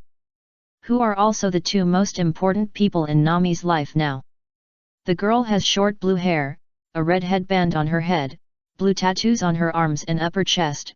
To comfort Nami, who was tattooed by the Arlong pirates, she wears a vest and trousers, and is barefoot and wearing flip-flops. She is Nami's sister, Nakiko. The man is wearing a police uniform with a windmill on his hat, with sutured wounds all over his body and a ferocious expression. He is Kenzo, a policeman from Kakosia village. The moment Nakiko saw Nami, he greeted her. Nami, long time no see. Is this your boyfriend? As soon as Nakiko said this, Kenzo's eyes turned to Bai Yun. No, not. Nami explained, but saw Bai Yun smiling, and couldn't help but punch him on the head. Don't put on such a smile. Swish, still advanced transition effects. Nakako and Nami's home. So we are traveling companions. Nami is so lucky to have such a handsome companion like you. Nokai supported his face with his hands and smiled at Bai Yun. His eyes were full of tenderness. Ha ha ha, thank you for the compliment. I didn't know Miss Nami had such a beautiful sister. Bai Yun responded politely. Nami looked at the two of them, speechless from behind. Two hypocritical guys. Speaking of sister, it reminds me of someone, the guy who loves to sing. Bai Yun took a sip of water and said while looking at the mouth of the cup. Oh, who? My and Luffy's sister. Let's go and do it. Well, you and Luffy have a sister. The nature of human beings is gossip. After hearing this news, Nami was not in a hurry to do her business. Well, her name is Yuta, and it happened when we were kids. She was just a childhood friend, not my biological sister. She and Luffy like to compete in eating chicken legs. Luffy and Bayun when they were kids, in front of Makina's tavern. Ha ha ha, will Luffy win? Loki said as he took a bite of meat. This is the favorite way of competition between Luffy and Yuta. The two people in front compete to eat chicken legs. And the one who is too slow will be hit by the animal behind. Every time Luffy eats faster, but when he is about to win, Yuta hands the juice to Luffy, and Luffy takes it naturally, drinks it naturally, and is naturally knocked away. Ha ha ha, we were hit by the same trick, Luffy. The people of the Red Hair Pirates laughed. Luffy was dissatisfied and started to fight with Yuta, but no one hit each other. Red Hair stepped forward and tapped the heads of the two with the handle of the knife. Ah, Shanks is unfair, he actually used the knife against the enemy against us. Yuta said with his hands on his waist. Shanks had a smile on his face. Haha, although the knife is indeed used to deal with the enemy, this is a lesson of love, understand? Love. I love Shanks too. After that, Yuta hugged Shanks' right leg, and Luffy was not to be outdone and hugged the other one. Me too, I love Shanks too. Beckman looked at Bai Yun, whose leg injury had not yet healed. He was sitting in a wheelchair and looking at the bracelet. Beckman stretched out his hand and motioned Bai Yun to look at the happy scene of Luffy, Yuta, and Shanks. What he meant was, look, this is a child, can't you learn? You wish, I'll shoot you in the leg. You stinky boy, you are really something. Chapter 82 Competition. I didn't expect you and Luffy also have a sister. Nami was still a little surprised that she hadn't heard Luffy and Bai Yun mention it along the way. Bai Yun thought, yes, let alone a sister, there are two brothers.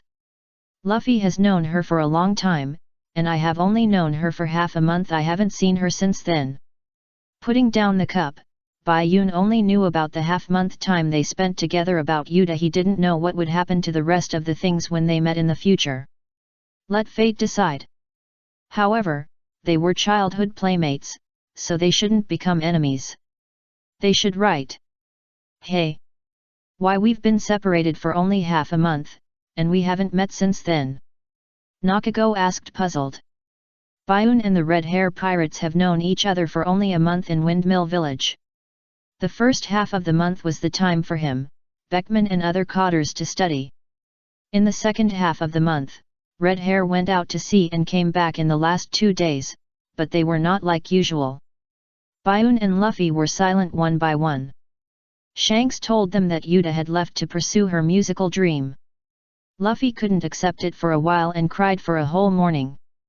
The next day, Shanks and the others returned to their usual appearance and told Luffy and Bayun that they were leaving and would not come back to Windmill Village, at least not in the short term. Well, Luffy experienced 2 farewells in 2 days. He cried so hard that Shanks and Bayun finally coaxed him.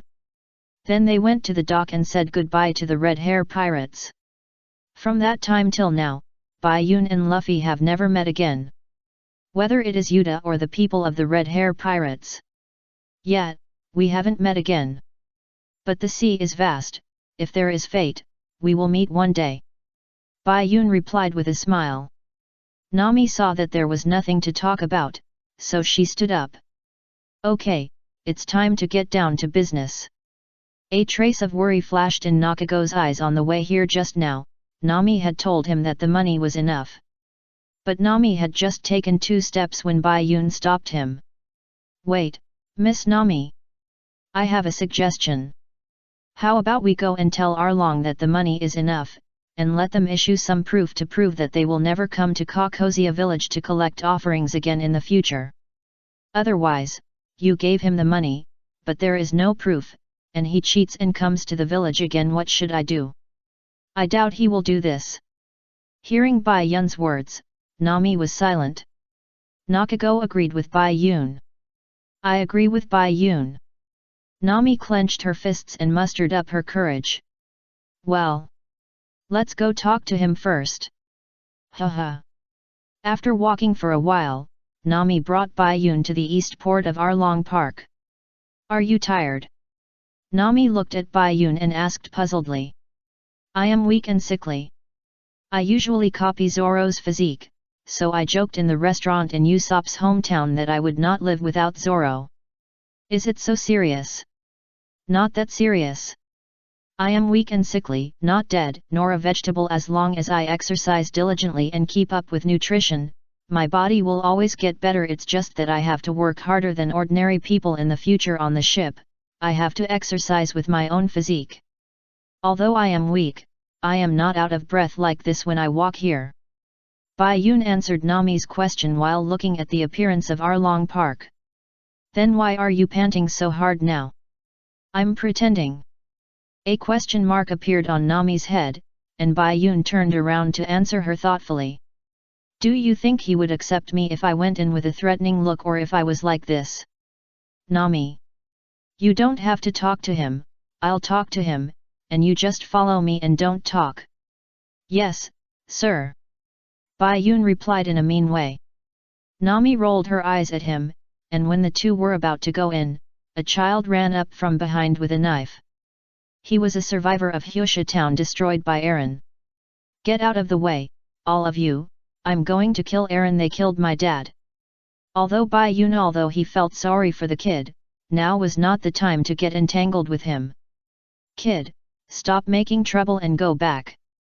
Brother promises you that he will make your life better in the future. Bai Yun squatted down and said to the child. I don't believe it. I don't believe it. Get out of the way, I want to kill Eren to avenge my father.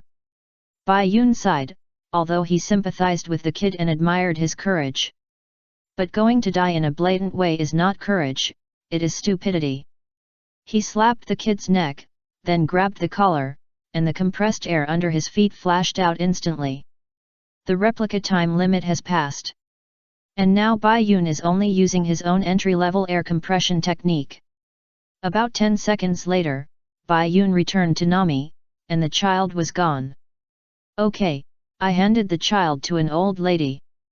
Let's go in, Miss Nami. Nami glanced at Bai Yun and nodded, yet. Then he turned around, took a deep breath, pushed open the door and walked in. Bai Yun bent down slightly, showing a frail appearance, and followed closely behind. Da-day! The sound of shoes stepping on the floor tiles. Nami and Bai Yun entered the Along Park. The other fishmen knew Nami, but Bai Yun was not familiar with her. They all looked at her. Bai Yun felt it and still had a smile on his face, but for some reason, those fishmen always felt that this smile was disgusting.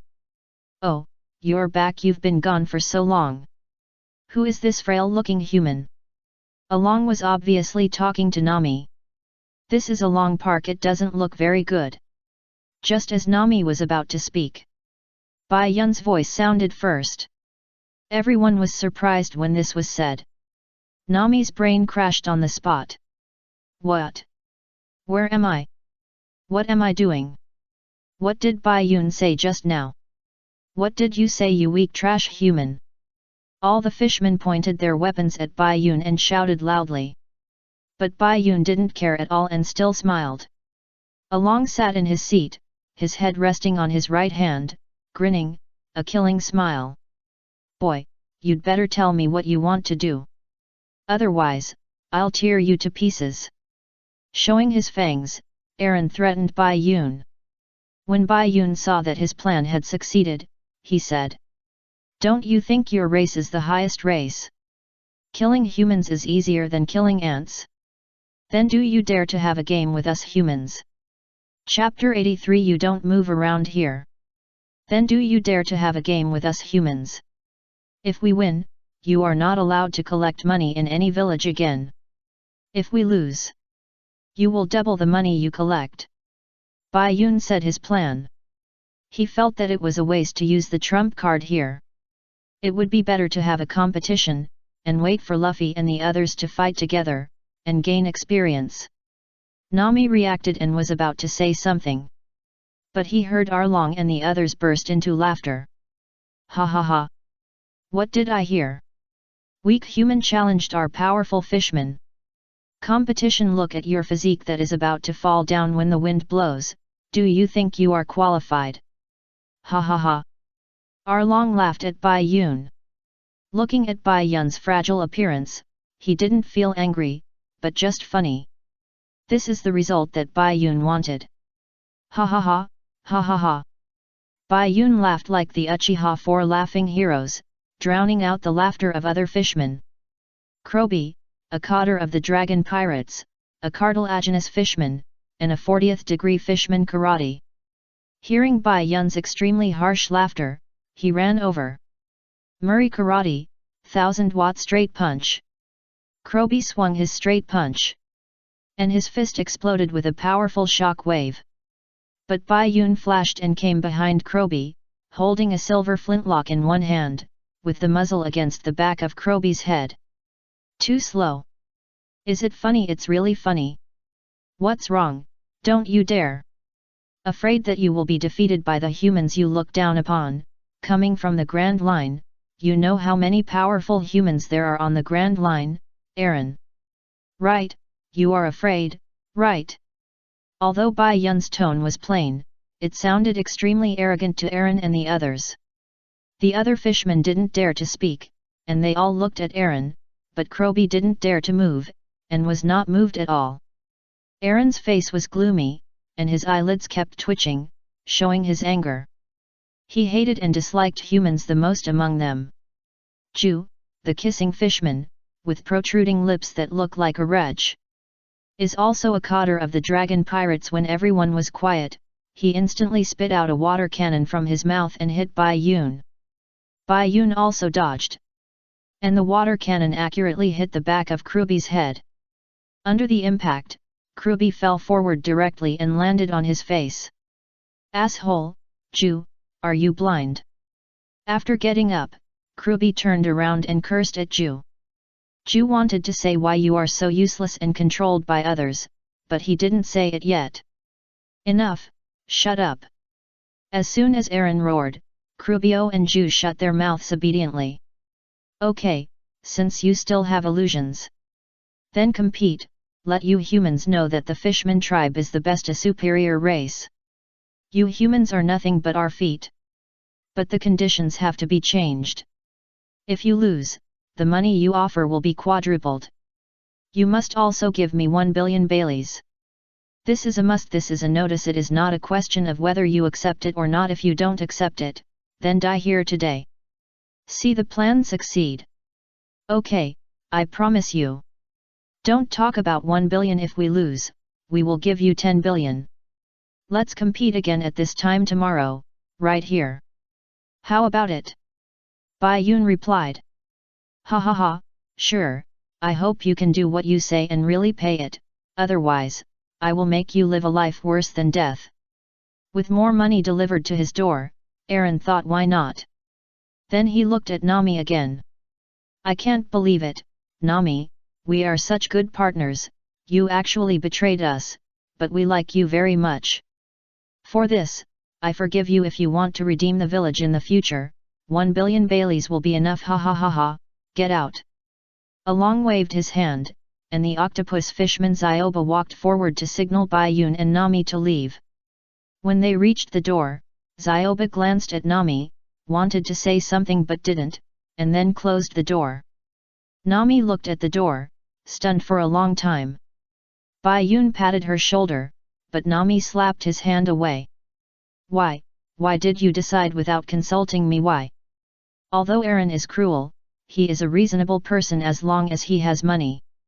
He can solve all problems. Why not see if he will keep his promise first? Why fight? Why? What if you die? What should I do? Nami couldn't help but cover her face and cry again. Although she was angry, she also cared about Bai Yun and the others. Bai Yun knew that he was wrong for not discussing it with Nami, but at the same time, he also felt that Nami was naive. If she had just told A Long to redeem the village with money, they would go back. A Long would have notified the disgusting rat colonel to rob the money. Putting his hands together, Bai Yun bent down and said, I'm sorry, it's my fault. Ms. Nami, calm down first. Do you need a handkerchief? I need it. This was the first time Nami swore. It's like this now. Words are spoken and water is spilled. Miss Nami, why don't you try to trust us first? Bai Yun said. Nami didn't respond. Bai Yun sighed and whispered in Nami's ear. You and I, don't tell others, Miss Nami. In fact, my eyes can really see what will happen in the future. But only some fragments. You know Colonel Mouse, right? We talked to Arlong here about redeeming the village. As soon as we went back, Arlong asked Colonel Mouse to come and rob the money. Arlong did keep his promise, but your money was robbed by Colonel Mouse. What does it have to do with him? I think since this is the case, we might as well just turn our faces against each other. If you don't believe it, let's go back first and see if Colonel Mouse will come. Nami listened and slowly raised her head. Really? Bai Yun raised his hand. I swear, I lied to you, Luffy is a puppy. At this time, Luffy, who came by boat with Sanji and Yusa, sneezed. Nami forced a smile. What does your oath have to do with Luffy? We are close friends, there is no difference. Let's go back first. I have said this many times, don't let me say it again, Miss Nami. Believe us. Yeah. Hey, new transition effect. Bai Yun and Nami returned home. Bai Yun sat in front of the door, holding a glass of orange juice, waiting for a mouse to come. Nami went to take a shower, the water washing her head, which could calm her down. When Bai Yun finished the third glass of orange juice, the mouse came. Kenzo, who didn't know what was going on, brought Colonel Mouse to Nami's house. Colonel Mouse pushed open the gate and walked in. Before he opened his mouth, Bai Yun came up to him. Are you here to buy oranges? That's great. Don't move around here, I'll get you a few to try. Colonel Mouse was stunned for a moment. What about buying oranges? Who would eat this junk? He reached out and pulled Bai Yun's shoulder. Wait, we are here to arrest people, not to buy oranges. We received news that the criminal Nami. Captain Mouse was halfway through speaking when Nami, who had just finished her shower, came out and saw Colonel Mouse. Colonel Mouse also noticed her. You must be Nami. Bang! As soon as Colonel Mouse opened his mouth, Nami retreated back into the house. Anger and sadness rushing straight into her heart. I didn't expect that for so many years, Aaron was really playing tricks on her.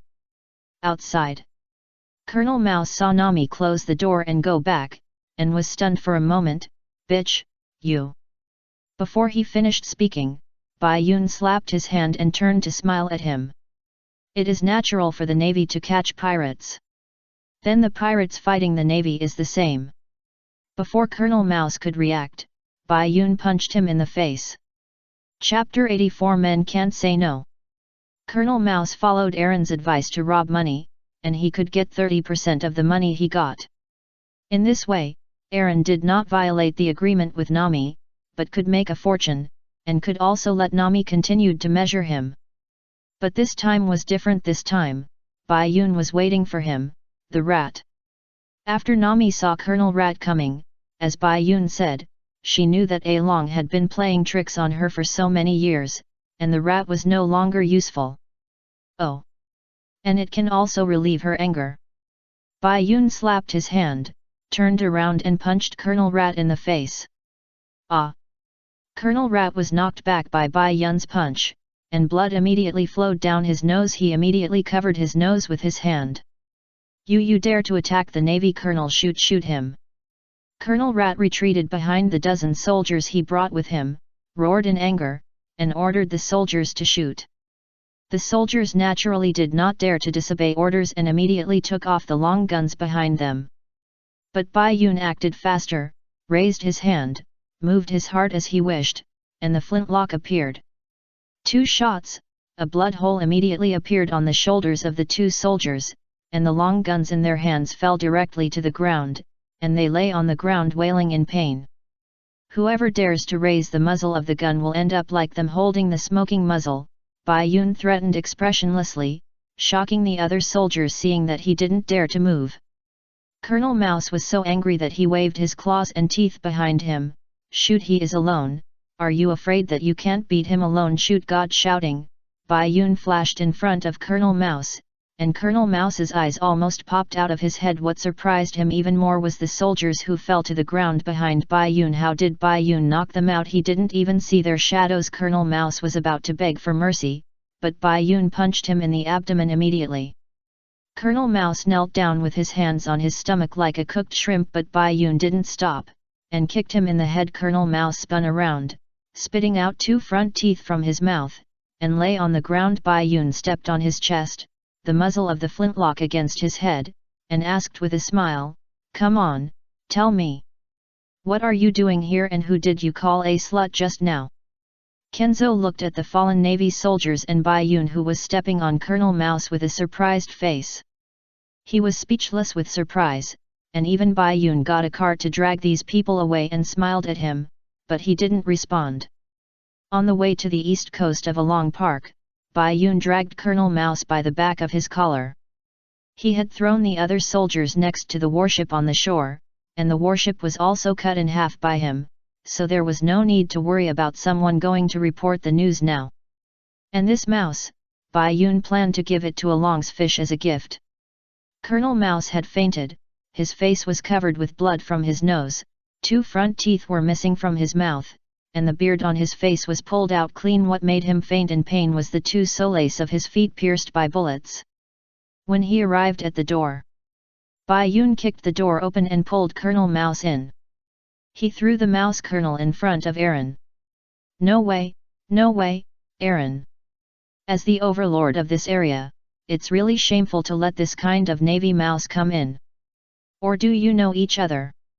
It doesn't matter, I'll deal with him, no need to thank me, but it's better to lock him up, don't ruin tomorrow's game.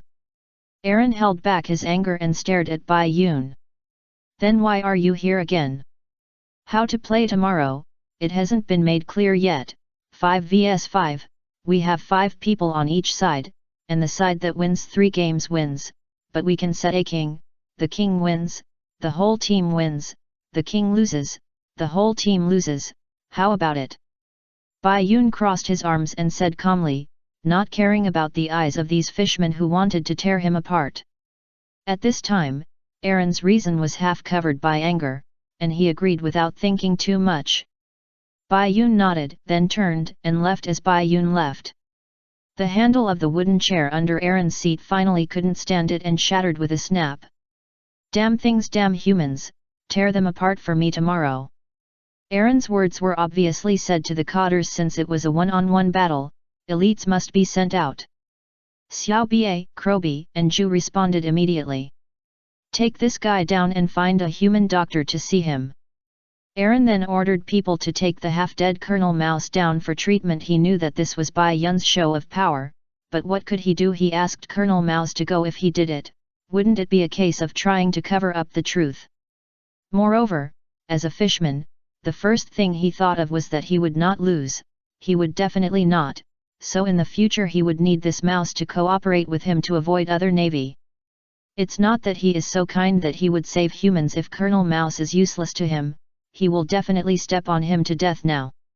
Bai Yun left Arlong Park and did not go back to Nami's house. but walked to the pier, guessing that Usopp and Zoro should be here by now.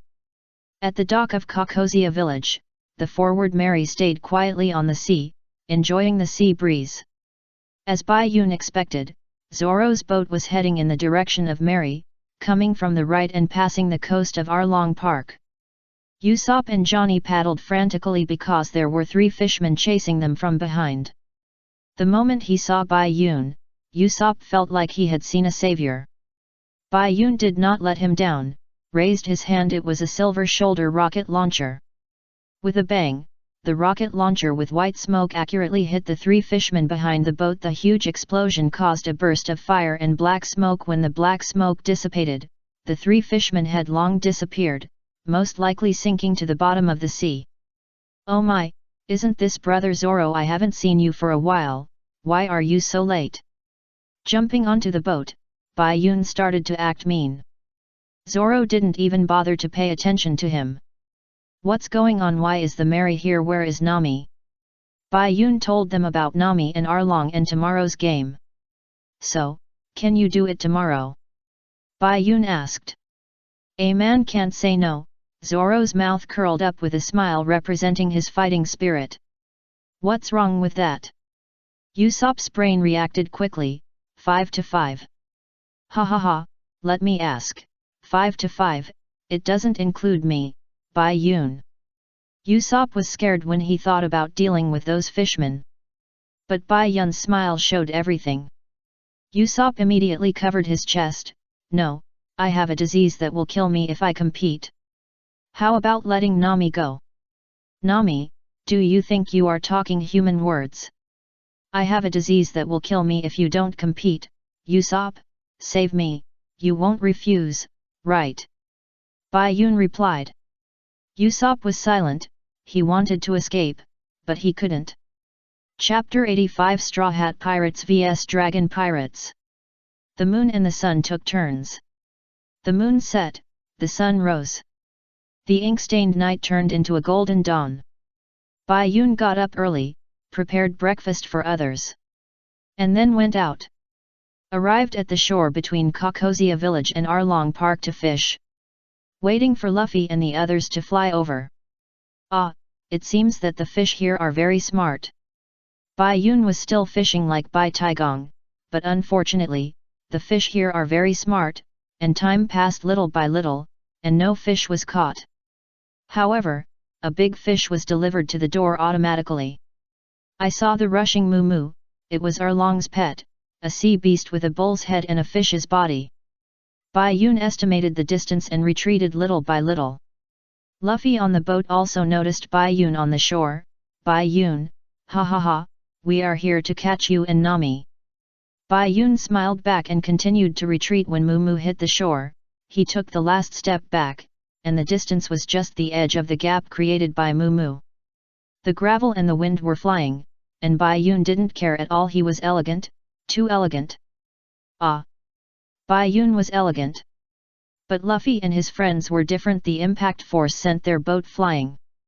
Bai Yun then turned around and pulled a rope. A net bag made of vines was lifted between the 2 big trees behind, just blocking Luffy and his friend's boat. Well, everything is as planned. Bai Yun turned around, and Moo Moo had already sunk into the sea. Bai Yun didn't care. The fishing rod turned into a flintlock gun. He fired a shot into the sky without even looking, and a seagull fell down. Bai Yun caught the seagull. "What is this called?" "This is called a fisherman never catches an empty-handed fish." With the seagull, oh no, now it should be called the ingredients for bird soup. Bai Yun walked to Luffy and his friends. Even if there was a net bag blocking it, Luffy and his friend's boat was smashed to pieces. Luffy and Sanji were fine, but Usopp fell head first into the ground. "Ha ha ha, it's really exciting," Luffy said with his hands on his waist and smiled. And saw Bai Yun coming towards him. Sanji didn't know how to greet him. What should he call him? Then he heard Bai Yun greet him. "Hi, curly eyebrows. Are you polite?" Sanji instinctively bared his teeth and shouted. "Ha ha ha, just kidding, Sanji, welcome to join, come to me if you have anything in the future. I can't help with big things, and I don't want to help with small things, but remember to come to me. It seems that falling down is nothing to you. Bai Yun replied, and the voice just fell. I have something. Yusa sent out a call for help, and Luffy pulled him out. Hey, thank you, brother Luffy. You're welcome. Bai Yun, where is Nami and Usopp and Zoro have arrived first, right? Luffy turned to Bai Yun and asked. Let's go, they are at Nami's house, I'll take you there. Bai Yun replied. Yeah, Luffy accepted it naturally. Sanji also followed silently. Yusa didn't understand, didn't he say that Nami betrayed him? How could this be like visiting someone's home? Hey, Wang Jia. We won, you two pirates. Pay quickly. Bai Yun brought Luffy and the others to Nami's house. Before they entered, they heard Miss Nami's voice coming from inside. Bai Yun pushed open the door and saw Nami, Nakiko and Usopp playing landlord on the table Bai Yun taught them last night. It's just that the peasants were replaced by pirates and the landlords were replaced by navy. Miss Nami liked it very much and got the hang of it quickly. However, Bai Yun could see that he was still worried about the game. If Nami could win money without worries, she would be happier. Hey, here you are. Zoro, who had no interest in playing poker, greeted Bai Yun and Luffy as soon as possible. Nami, I'm here to take you back. Luffy shouted as soon as he entered the door.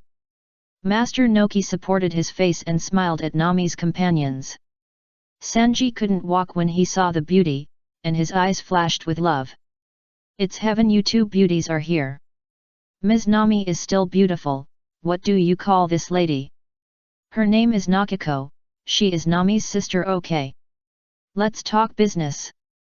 Bayun walked forward, sat down, and explained to Luffy and Sanji what happened in today's match and between Nami and Arlong.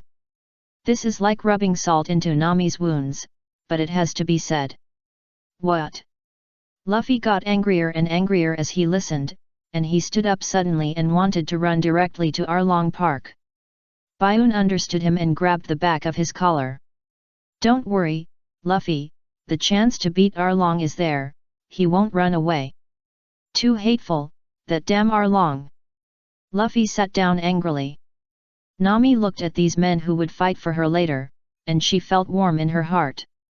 Tears couldn't help but wet again. Thank you, Luffy, Bayun, Zoro, Usopp, Sanji, thank you, I clearly. Luffy took off his hat and put it on Nami's head. Don't say it, Nami, we are partners.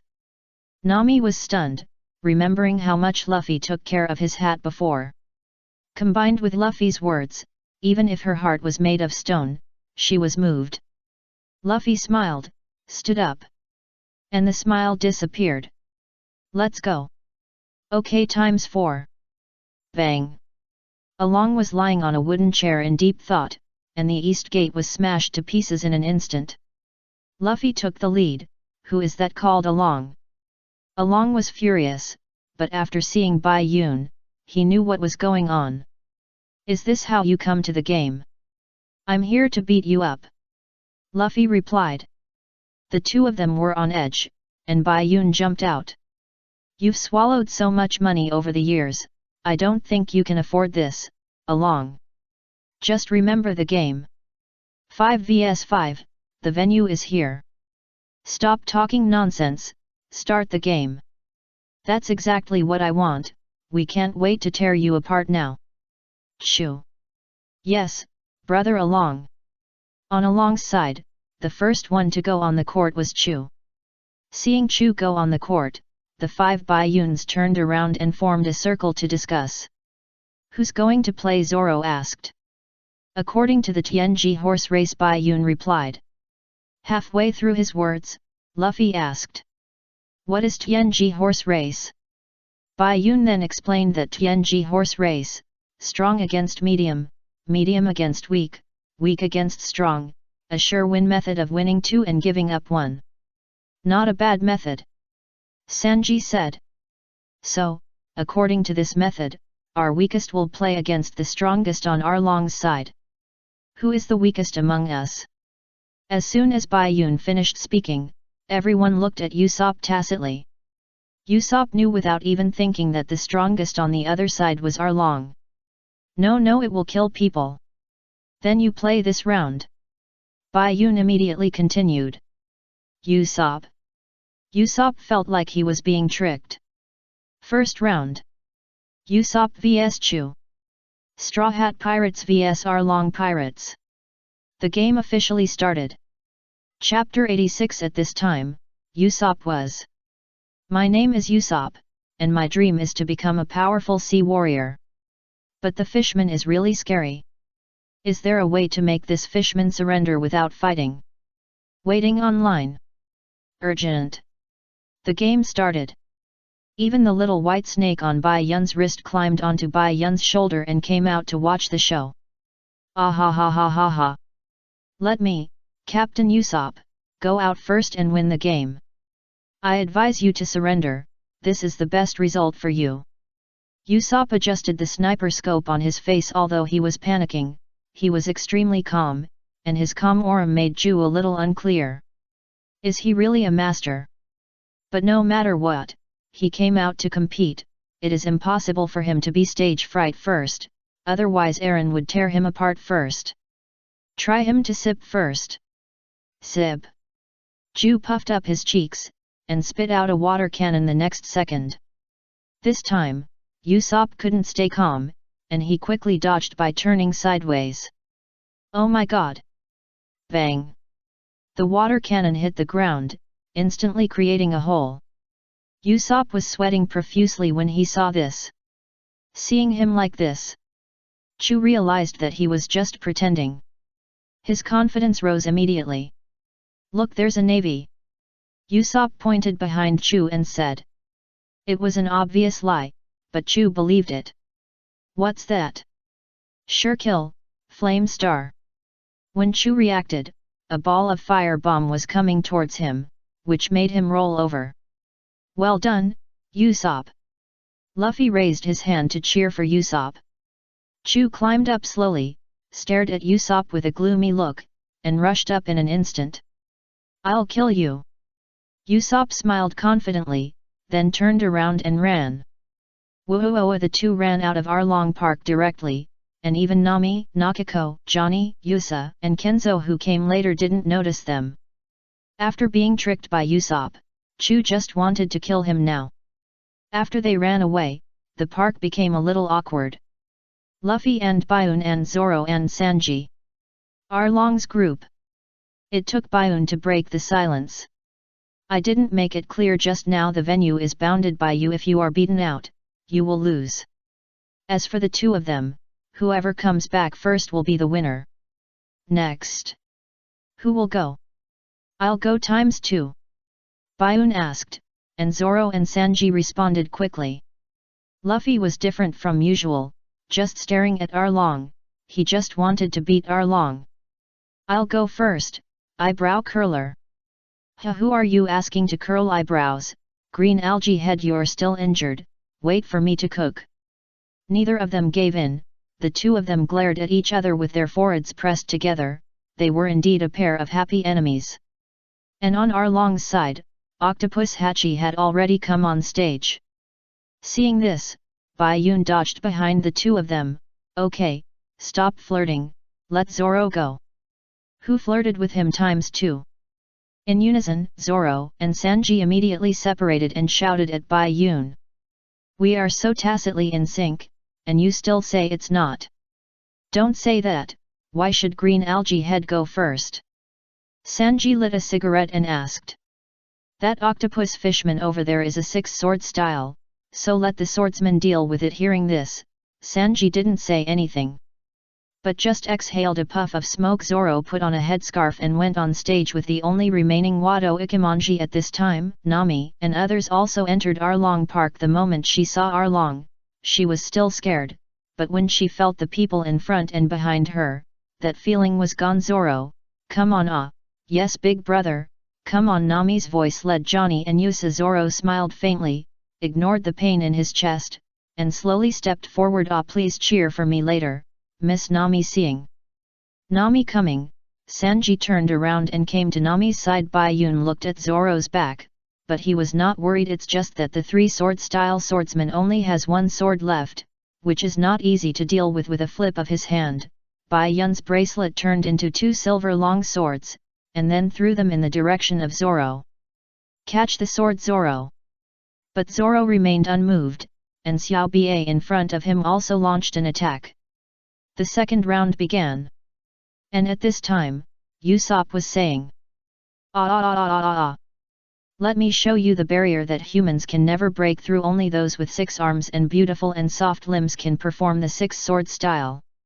Octopus leg strange sword. Octopus Xiao Ba waved the 6 swords on his 6 arms and slashed at Zoro.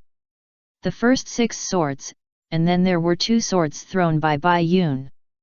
But Zoro remained unmoved, scaring Yusa and Johnny to shout, "Brother, sword, sword, sword!" Zoro bit the handle of the Wado Ikemonji sword, and at the moment when Xiao Ba's sword chopped down, he reached out to catch Bayun's double swords, and bounced off Xiao Ba's first round of attack with 2 clangs. 3-sword style. Hey, if you have the ability, just use 3 swords to block all my frenzy.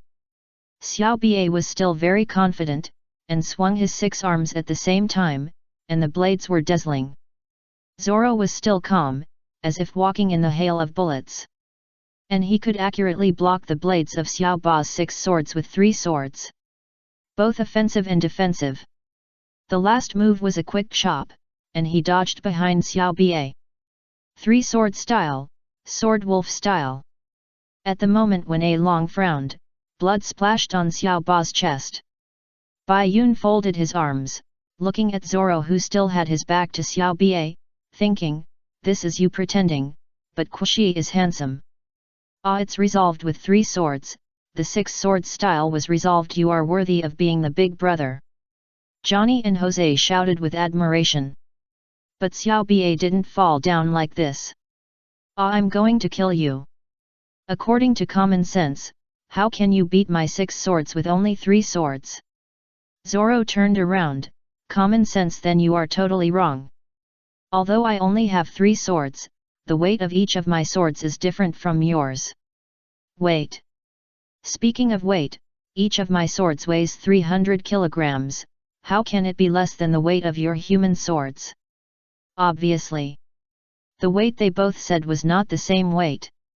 I have nothing to say to idiots. Humph, me too. Take it. Octopus jar move. New Year octopus opens the door. Xiao Ba gathered the tips of the 6 swords and stabbed Zoro.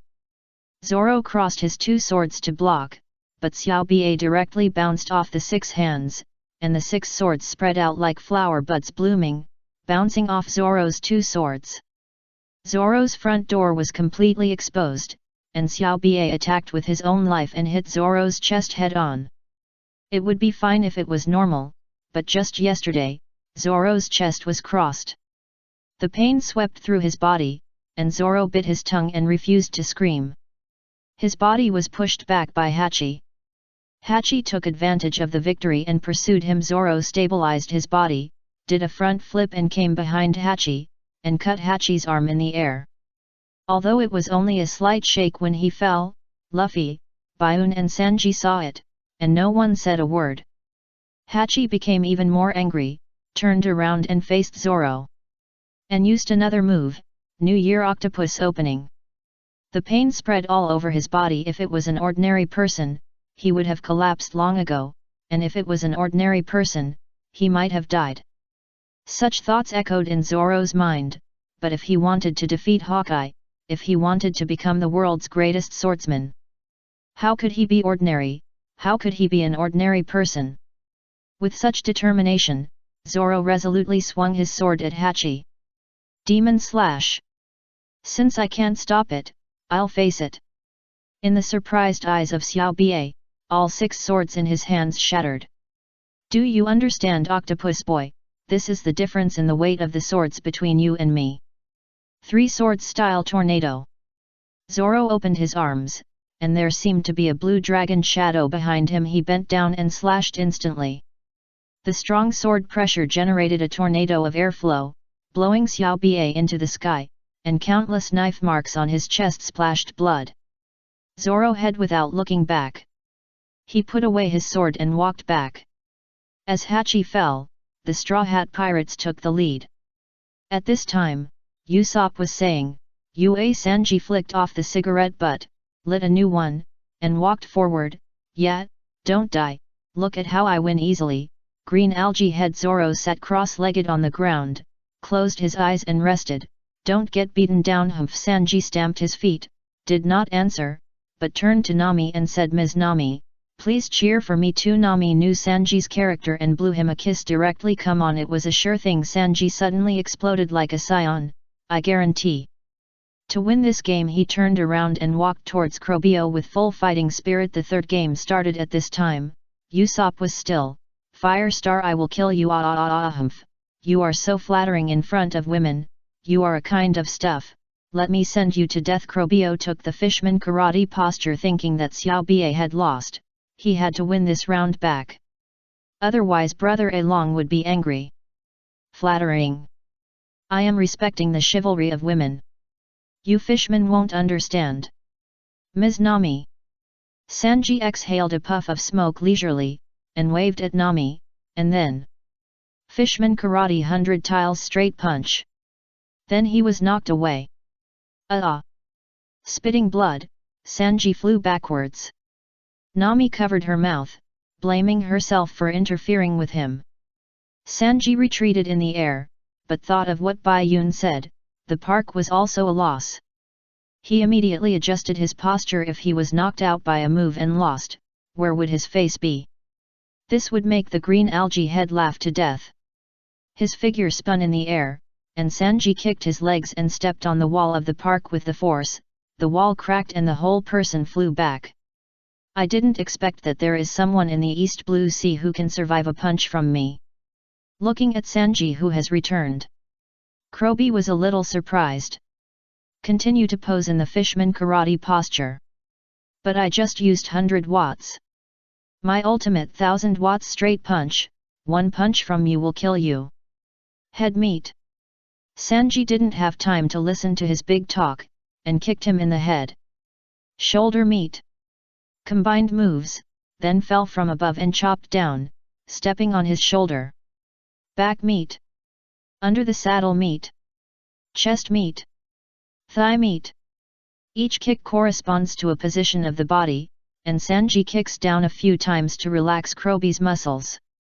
Then he spins and charges. Krobi climbed up at this time and raised his hand, you bastard. Fishman karate 1000 watts. What I mean is, at this time, don't talk about being a bastard or not. Look, Sanji interrupted the spell and kicked Krobi to the wall behind him, creating a human-shaped hole. The third game was won in Arlong's incredible eyes. And Usopp was still there at this time. No. He also won the game. The wine bottle and the flame star almost roasted Chu. Then, when Chu climbed out of the water, he beat him hard and hit him all over the head, winning the game.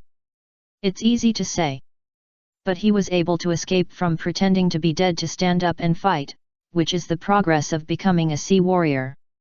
Using a slingshot, he has extremely accurate long-range sniping technology, combining various props and his own wit to defeat the opponent. This is Usopp's fighting method. The camera returns to Arlong Park. Arlong got up from his seat. Looking at Zioba and Krobi, who fell to the ground, his anger was almost bursting from the top of his head. He didn't expect to really lose. His little brother actually lost to a weak race like humans. Hit the water. Raging with anger, Eren used the webbed hands to hit the water droplets. Although they were water droplets, their power was no less than that of bullets. Bai Yun quickly tied a bow with a bandage around Zoro's waist. It seemed a bit tight, and Zoro couldn't help but open his eyes in pain. Then, he stepped forward. And Bai Yun's hands appeared with two guns. He fired quickly, and the bullets accurately shattered the water droplets, but they also lost kinetic energy and fell to the ground. Sure enough, Miss Nami said that you are sensible, which is simply a joke. Bai Yun said to Eren, with a sneer on his face, mocking Aaron's anger. Haha. It didn't say who the king was at the beginning, so it was naturally me. If the king wins, the whole team wins. In other words, I just need to knock you all down, then I win. Aaron raised his hand, and water droplets gathered on his hand again. Really shameless. What about those fishmen behind you? Bai Yun asked. Okay, you are right, then a bunch of fishmen behind you are eyeing you covetously. Is that also part of the game? Hehe, we fishmen are a united race with hearts connected. They are considered one person, right? Yes, brother Along is right. Ha ha ha, that's good, let's play the 4th and 5th games together. It will be me and this behind me. Ha ha ha, guys. Kill. Yes. With Along's order, the remaining fishmen rushed forward. Bai Yun laughed. He had seen shameless people, but he had never seen such a shameless one. Luffy, go and beat that bastard. Leave these trash fish to me. Okay, I will definitely beat him. Luffy stood up and stared at Along and replied. Come on, Captain. Bai Yun smiled and replied. Luffy stepped forward quickly, stepped on the heads of the small fish and approached Arlong. Bai Yun stretched his muscles and saw Zoro and Sanji were ready to move. You two should take a good rest. Do you look down on me? One of you is almost anemic, and the other has 4 broken ribs. I can't kill you. I can do it by myself. Hearing this, Zoro and Sanji said in unison. Don't get beaten down ×2. You still say you don't have tacit understanding.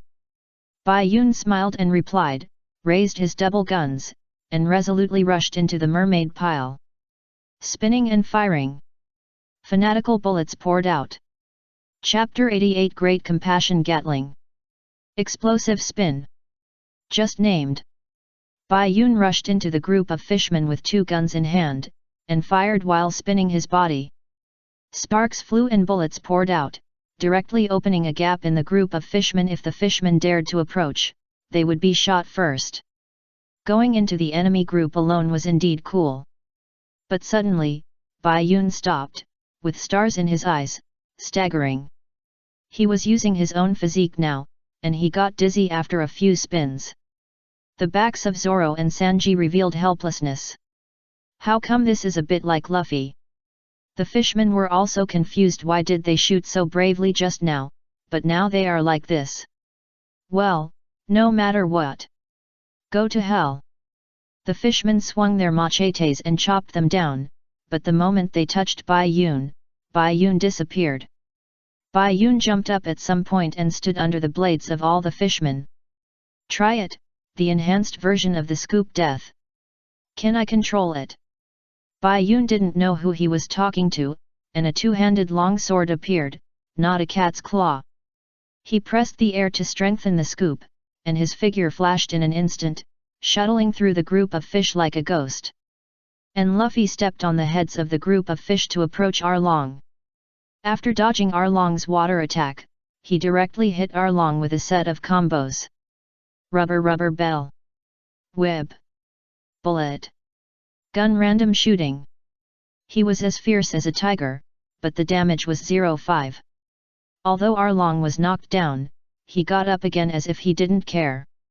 What did you do? Arlong said, which means, you didn't eat, so you only have this little strength.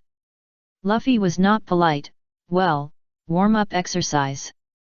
At this time, Usopp also came back, and Luffy and Arlong were facing each other. Bai Yun's figure disappeared, and a group of fishmen stood there and howled like ghosts and wolves after 3 seconds. Their bodies were cut open and blood splashed out. Bai Yun's slashing speed on them was so fast that their bodies had no time to react. When Bai Yun stopped, Usopp saw that Bai Yun was in the group of fishmen. Come on, Luffy, come on, Bai Yun. I just defeated a cotter by myself, it was a cotter. You guys go ahead, I'll cover you. Seeing that it was Usopp who came back, Arlong became even more angry, and he gritted his teeth fiercely. It's not over yet. Bai Yun shuttled in and out of the group of fishmen several times, and then stopped again, panting continuously. "Thank you so much, system. I'm afraid it will take a long time for me to overcome this ability. This is the first time I've seen a golden finger that needs to be overcome," Bai Yun whispered. Seeing this, Zoro immediately teased, "That's all? What are you talking about, thin dog? Do you need help?" Bai Yun smiled. He can still joke. "It seems that you are not in big trouble." He raised his hand, and the two swords in his hand turned into Gatling. Not water gun Gatling, but real Gatling. "Help? Okay, help me. Look at how handsome I am, Sanji. Have a cigarette?" Bai Yun replied with a smile. Sanji didn't know that Bai Yun smoked, but he didn't say anything. He took out a cigarette and flicked it over. The cigarette flicked over, and at the same time, Bai Yun fired instantly. Gatling gun with blue flames. Have you seen it?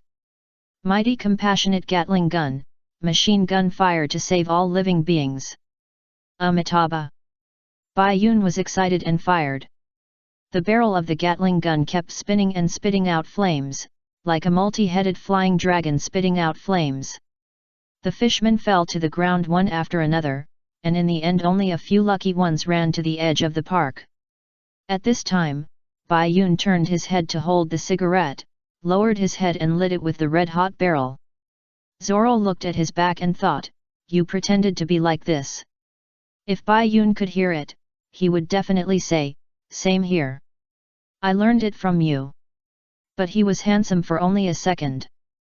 Bai Yun choked himself as soon as he exhaled a puff of smoke. Cough, cough, cough.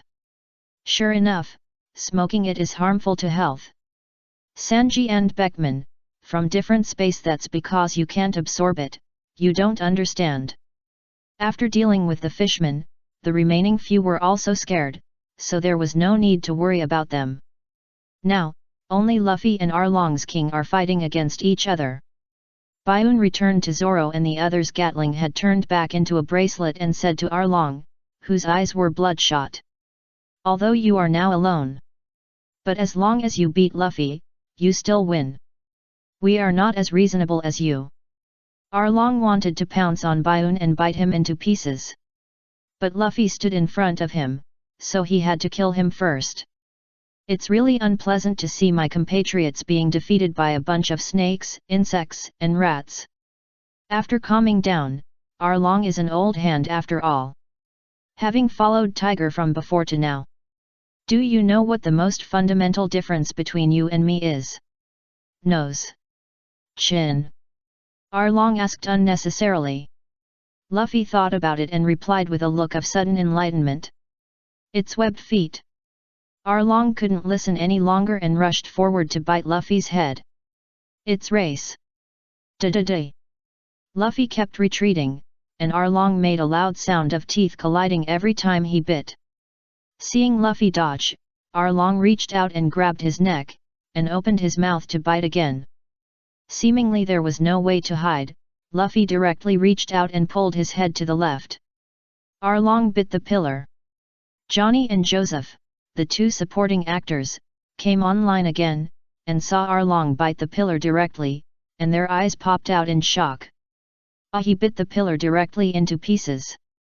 Luffy took the opportunity to run away. Arlong turned around and hugged Luffy, and took him to jump into the seawater pool. This is the innate power of fishmen.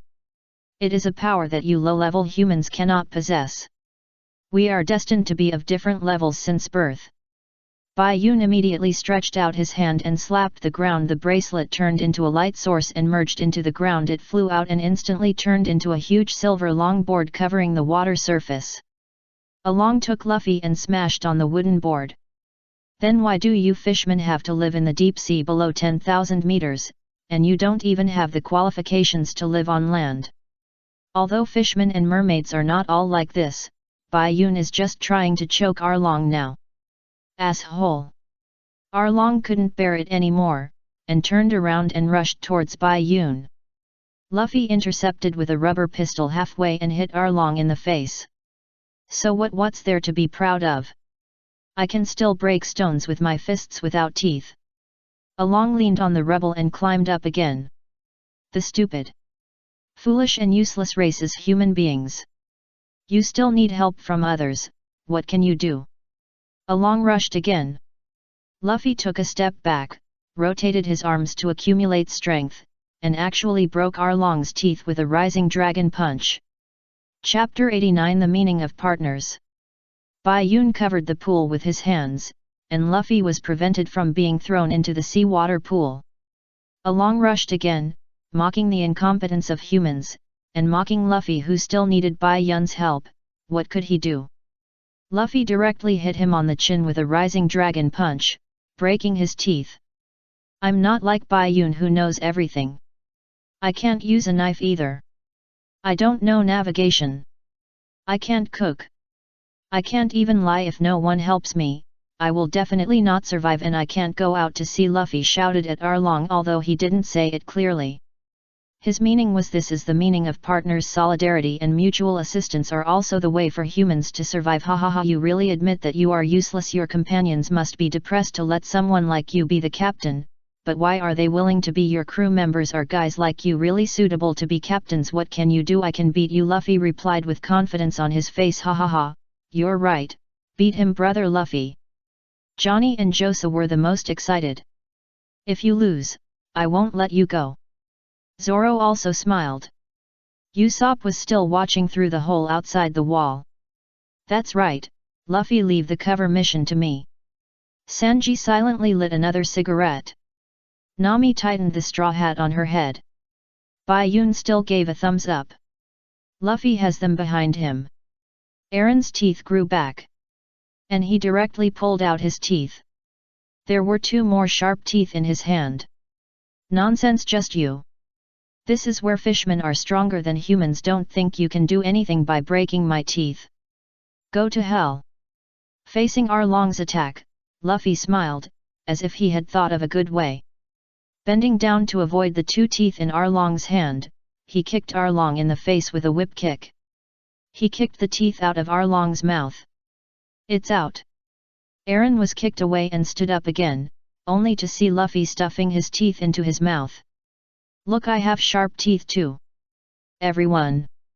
Bai Yun smiled bitterly. How should I put it? It seems that this is in line with Luffy's thinking circuit.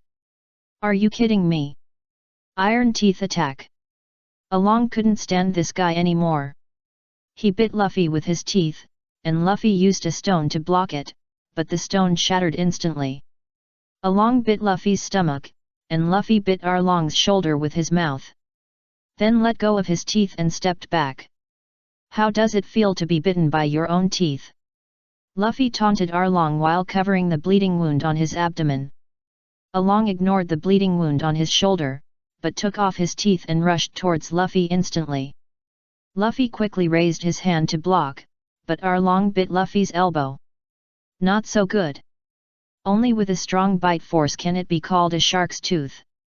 Luffy was bitten from the front, but he didn't say a word, and used his other hand to hammer Arlong to the ground. If he had stepped back just now, his arm would have been bitten off by Arlong. Understanding abilities in battle and having strong combat abilities are also Luffy's a talent for flying. Prying open Arlong's mouth, Luffy took out his arm. And Arlong was repeatedly hammered to the ground by the weak humans he thought of. How could he endure this? If he endured it any longer, he would become a turtle. When Luffy grabbed it with sharp teeth in his hand, he kicked it in the abdomen. Luffy was kicked away. Arlong climbed up, but because the water surface was covered by Bai Yun's silver longboard, he couldn't jump into the water to speed up. But it was enough. Stomping on the ground with great force, Arlong was launched like a cannonball. Shark on darts. Luffy was not in a hurry to dodge, and his abdomen was cut by Arlong's nose. The huge impact force also brought him in front of Bai Yun and others. Arlong hit the building behind him, and the whole building was shaky with just one hit, which shows how powerful this move is. Bai Yun went over and helped Luffy up. After Arlong came out, he smiled triumphantly. Is this your captain? It's useless. Are you going to attack together? Come on, it doesn't matter how many weak humans there are. Bai Yun ignored Arlong's words. Just like that, do you think Luffy is the only one who can't be defeated? The indestructible cockroach is not called for nothing. Bai Yun said something in Luffy's ear. Luffy stood up instantly. As if the wound on his abdomen had healed, he rushed towards Arlong with a sullen face. "What did you say to him?" Zoro asked puzzledly. Bai Yun glanced at Nami. "It's just to put a layer of anger buff on him, our captain. He loves us companions very much." Luffy rushed forward again.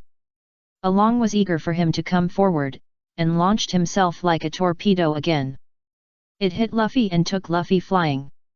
But Luffy blocked it with both hands. Under the impact, Luffy stretched his hands, but Arlong's nose could not stretch. Rubber whip.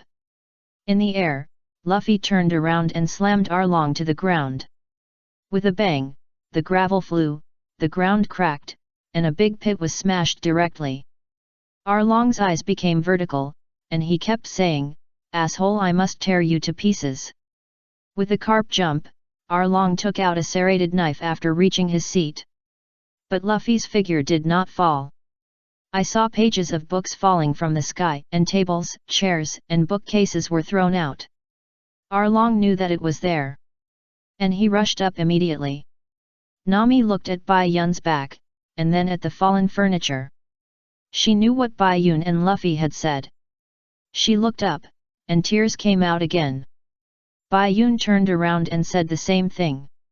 "Do you need a handkerchief?" This time, Nami did not refuse. She took the handkerchief with tears in her eyes, but smiled and said, "Thank you." Bai Yun smiled back, "You should thank Luffy more. Also, crying and laughing is ugly." Nami reached out and hit Bai Yun on the head, but the force was not as strong as before. Bai Yun turned around and saw Luffy's feet sticking out from the roof. He immediately stood up, took back the bracelet, and ran towards Usopp. "What are you doing?" Zoro was confused again. Rubber axe." The next second, as Luffy stepped down, there was a loud sound and a bang. Arlong was stepped from the roof to the ground by Luffy. The whole house was instantly covered with cracks. The next second it collapsed. In the dust. Zoro knew why Bai Yun ran away. Chapter 90. Long Hair Bai Yun. A loud bang. The Arlong Park, which had stood for more than 10 years, collapsed. The sound spread throughout the island, and the villagers of Kokozia village saw that the building that had been hanging over their heads like a sword for more than 10 years collapsed. For a while, the brain could not react. It collapsed, Arlong Park collapsed. When people reacted, tears flowed uncontrollably, and they jumped up and announced the miracle loudly. Then the news spread from 1 to 10, and from 10 to 100 residents near Arlong Park all rushed to Arlong Park. Oh no, it should be called Arlong Ruins now, to see what was going on. At this time, the spectators in Arlong Park had already run out of the park. Everyone looked at the ruins, and there was only one thought in their minds: who won?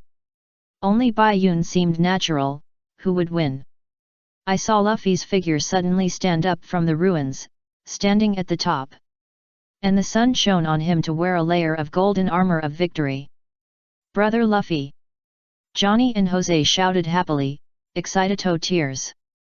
Luffy lowered his head, blood flowing on his body. Usopp asked worriedly. "Is he okay?" "It's okay, eat some big bones and meat to make up for it." Bai Yun replied with a smile.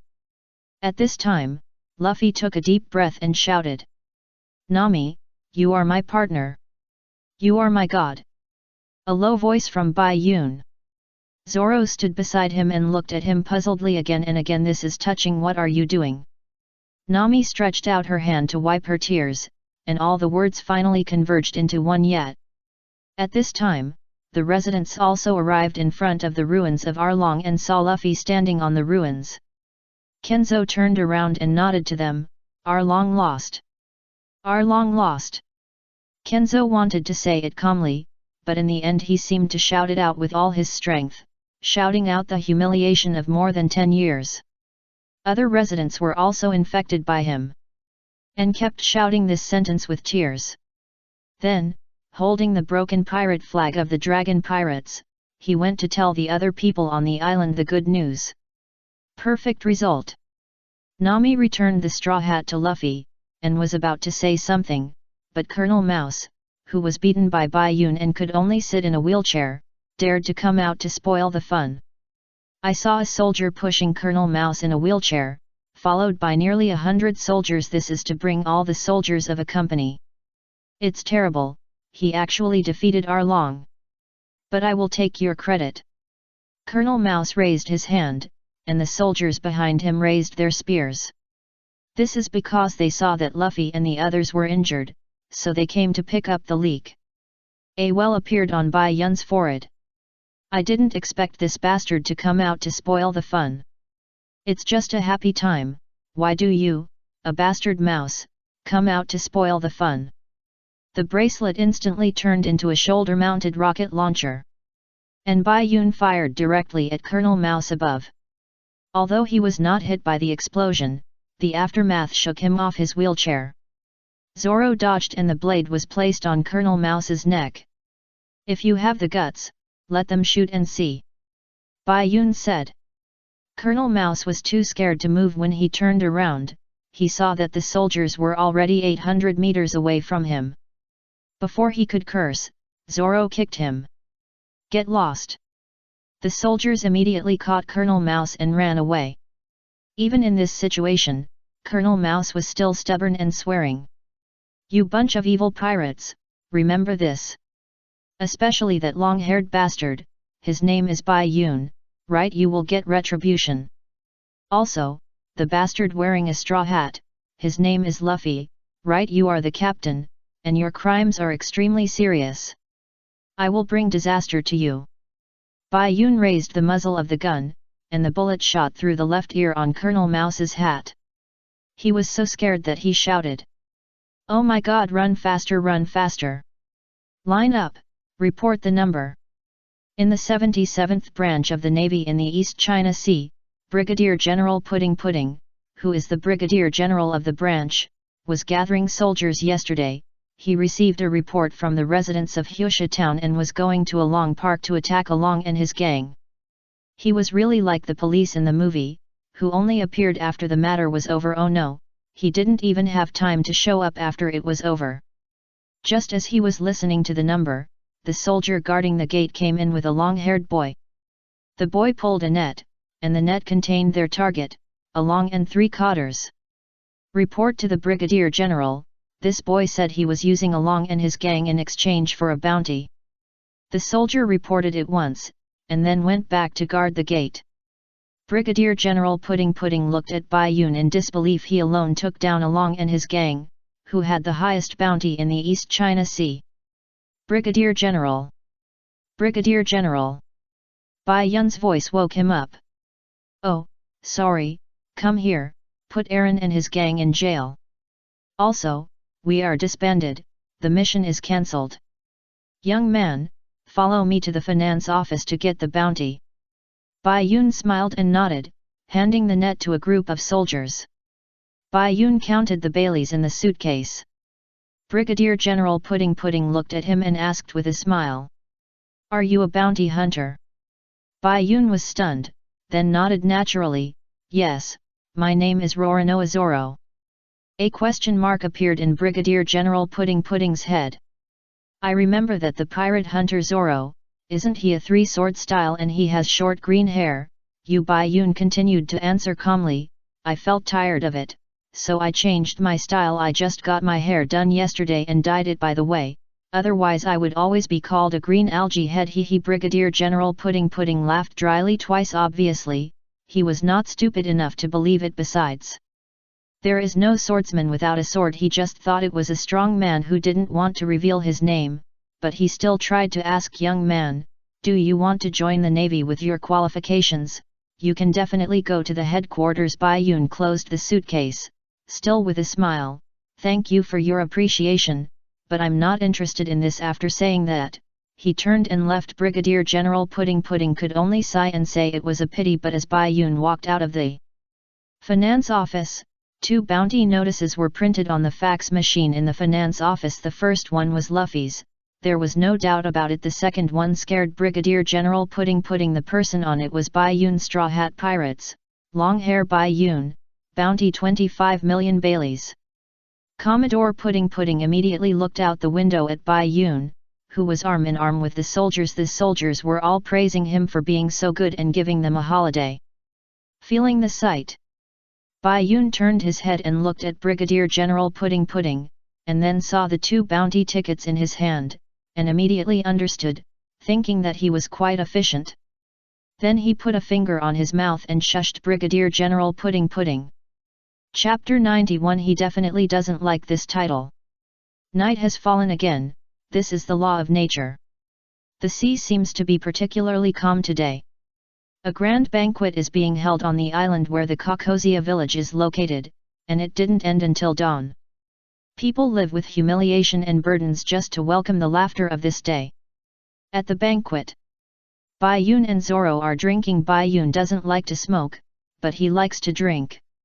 Usopp stands the highest, doing what he is best at. Sanji, Bai Yun, and Zoro sit together. They drink less and have finished a pack of cigarettes at this time, which reminds Bai Yun of his childhood with Beckman. Luffy suddenly took a bunch of meat, and ran over with one in his mouth, asking Sanji. Sanji, what was on the cantaloupe you ate last? Oh, it's raw ham cantaloupe, as the name suggests, it's topped with raw ham.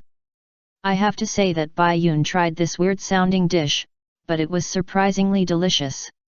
And Luffy, who is an idiot in the kitchen, obviously couldn't understand that raw ham cantaloupe were 2 different things. He thought that one kind of food was called raw ham cantaloupe. Turning around to find him, Bai Yun shook his head, this silly boy. After drinking a glass with Zoro and drinking the wine in the glass directly, he chased after him. Zoro glanced at his back and thought to himself that Bai Yun had just finished drinking, should he also drink it? But that guy didn't even drink half a glass, and my glass was full. Bai Yun followed Luffy in search of raw ham and cantaloupe to help digestion. After all, if you walk 100 steps after a meal, you will live to be 99. As they walked, they came to the edge of a cliff. Kenzo was telling Nami and Nakiko's adoptive mother, Belle-Emile, the good news that Arlong had been defeated. Raw ham and cantaloupe. Luffy's shout startled Kenzo, who turned around and saw Luffy with meat in his mouth and Bai Yun holding a bottle of wine in his hand. Graveyard, is anyone dead? Luffy bit the meat, and his voice was a little unclear. But he could still understand. Jianzhang turned back and nodded, yes, someone died a long time ago. Oh, so pitiful, please be patient, be patient. Bai Yun stabbed Luffy in the head with his hand, without using force, it's to be patient. Yes, that's it. Jianzhang didn't care about this. Nami boarded your ship as a pirate, the journey was dangerous. If you dare to make him cry, I will try to kill you. Do you understand? Jianzhang suddenly shouted, and Luffy swallowed the meat in his mouth, I understand. And Bai Yun walked up and put a bouquet of flowers in front of Bellemere's tombstone. Ms. Nami is a very strong person. I picked it on the road. I hope Auntie will like it. Jianzhang also reached out and took off the windmill on his hat and inserted it in front of the tombstone. Haha. Belle-Emile prefers the fruits and branches of orange trees to flowers. Parting will always come, as time goes by. In the afternoon, the Straw Hat Pirates planned to set sail again, and their adventures did not stop there. After Nami stole the wallets of the residents and jumped onto the Mary, the Straw Hat Pirates set sail again. Although the people on the shore scolded Nami as a thief and returned the money, there was no anger in their tone, but full of reluctance. Kenzo once again reminded Luffy not to forget what he said, and Luffy raised his thumb in response, indicating that he would not forget it. With Nami's farewell, the Mary gradually sailed away. There were oranges and flowers in front of the tombstone on the cliff, and the windmill kept turning, which seemed to express Bellemere's farewell to Nami. The waves hit the Mary, seagulls hovered in the air. And fish jumping up from time to time on the sea could be seen trying to jump over the Dragon Gate. Nami and Newsbird bought a newspaper and complained that the price had increased again. A newspaper costs 50 berries. Usopp fiddled with the chili star behind him, a bullet made of pepper water. It's just a newspaper. It's because newspapers are bargained for, we need them every day, so we can accumulate a little bit to make a lot. I don't want to be a poor pirate. The funds of the Straw Hat Pirates now only include the 20 million berries that Baiun exchanged for Arlong and the few thousand berries that Nami stole from the residents' wallets.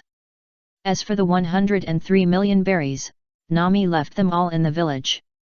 Okay, don't make a fuss, I'm making chili stars. If the enemy is hit by this trick, it won't be long before their eyes. Before Usopp finished speaking, he tried the power of the chili star first. It was really powerful, and he rolled on the ground in pain. Luffy went to pick oranges, and was kicked by Sanji, and he just hit Usopp. Sanji asked Nami for credit, and Zoro was lying on the second floor deck and complained, that guy was completely used. And Baiun, lying on the observation deck, with an eye mask and earplugs, was at peace with the world. Nami was flipping through the newspaper, which recorded that there was another rebellion in that country. Then she turned the page and saw 2 bounty notices flying out. There was a cry of surprise on the ship. In the Makina Tavern in the East China Sea Windmill Village. Luffy and Baiun, those 2 guys are being rewarded. Ha ha ha, I was shocked at first, just keep an eye on them. Everyone was happy for Luffy and Baiun. The old mayor popped up. There are 2 pirates with bounties in the town, what's there to be happy about? Ha ha, mayor. Look how happy Luffy is laughing. Baiun looked much more serious. Makina said in front of the old mayor holding 2 bounty tickets. Luffy's bounty ticket is still the photo of him covering the camera with his hand and grinning. And Baiun's is a side photo, with his hands folded around his arms, looking at the camera with squinting eyes and indifference, and his long ponytail hair flying in the wind behind him. This is the dream of the children, you worry? Makina asked. The old mayor picked up the wine glass, handed it to his mouth but did not drink it. Is it dream, or fate? On a certain island, Hawkeye, who is one of the 7 warlords of the sea, visited the Red Hair Pirates, one of the 4 emperors today. It's Hawkeye, rare guest, do you want to fight with me? Shanks opened his mouth and wanted to fight. But Hawkeye didn't come to fight. At this point, what's the point of talking about a showdown with a one-armed man like you? I found a group of interesting pirates.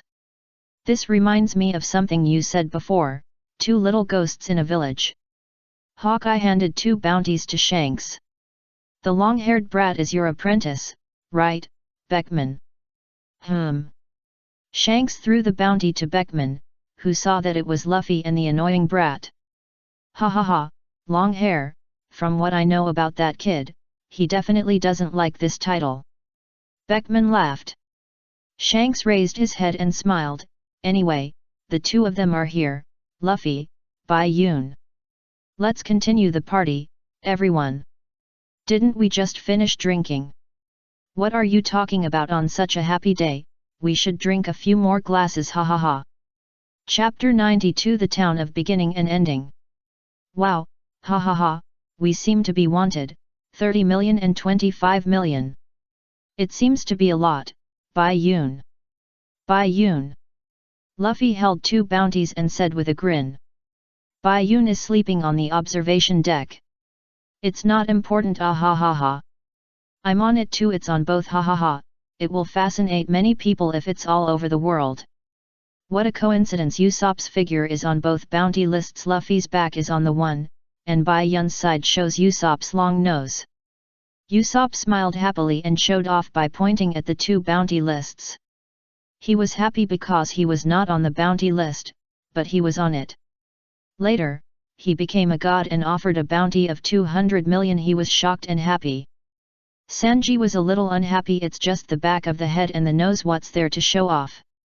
However, he didn't know that this was just the beginning. He would be suppressed by the green algae head from beginning to end in terms of bounty. Okay, now Baiun has one more. Nami looked at the 3 guys and sighed. Don't you know what's going on?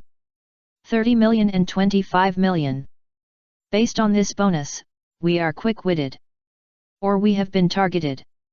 The Navy headquarters and bounty hunters will definitely take action. But she can say whatever she wants. Luffy is still in high spirits. Let's go to the Grand Line in one go. Sanji and Usopp responded enthusiastically with their arms around each other. And Zoro was idle, looking at the scenery on the sea on the second floor deck, and suddenly found an island. Hey, I think I see an island. As the closest island to the upside-down mountain in the East China Sea, and it is so famous, Nami naturally knows. We're here. There is a rogue town on that island, also known as the Town of Beginning and End. The former pirate king Goldo Roger was born here and was executed here. The sea breeze blew, and Luffy looked at this island with special significance. The place where the pirate king was executed. Nami smiled and stroked her hair. Are you going? Everyone went to Rogue Town. Bai Yun was still sleeping. And the others did not wake him up. Zoro went to buy a knife and met Tashimi, who looked very similar to Kuina. Sanji went to buy ingredients, and so did Usopp, but he bought materials for making ammunition. Nami tried on clothes in a luxury clothing store. And Luffy went to the execution platform.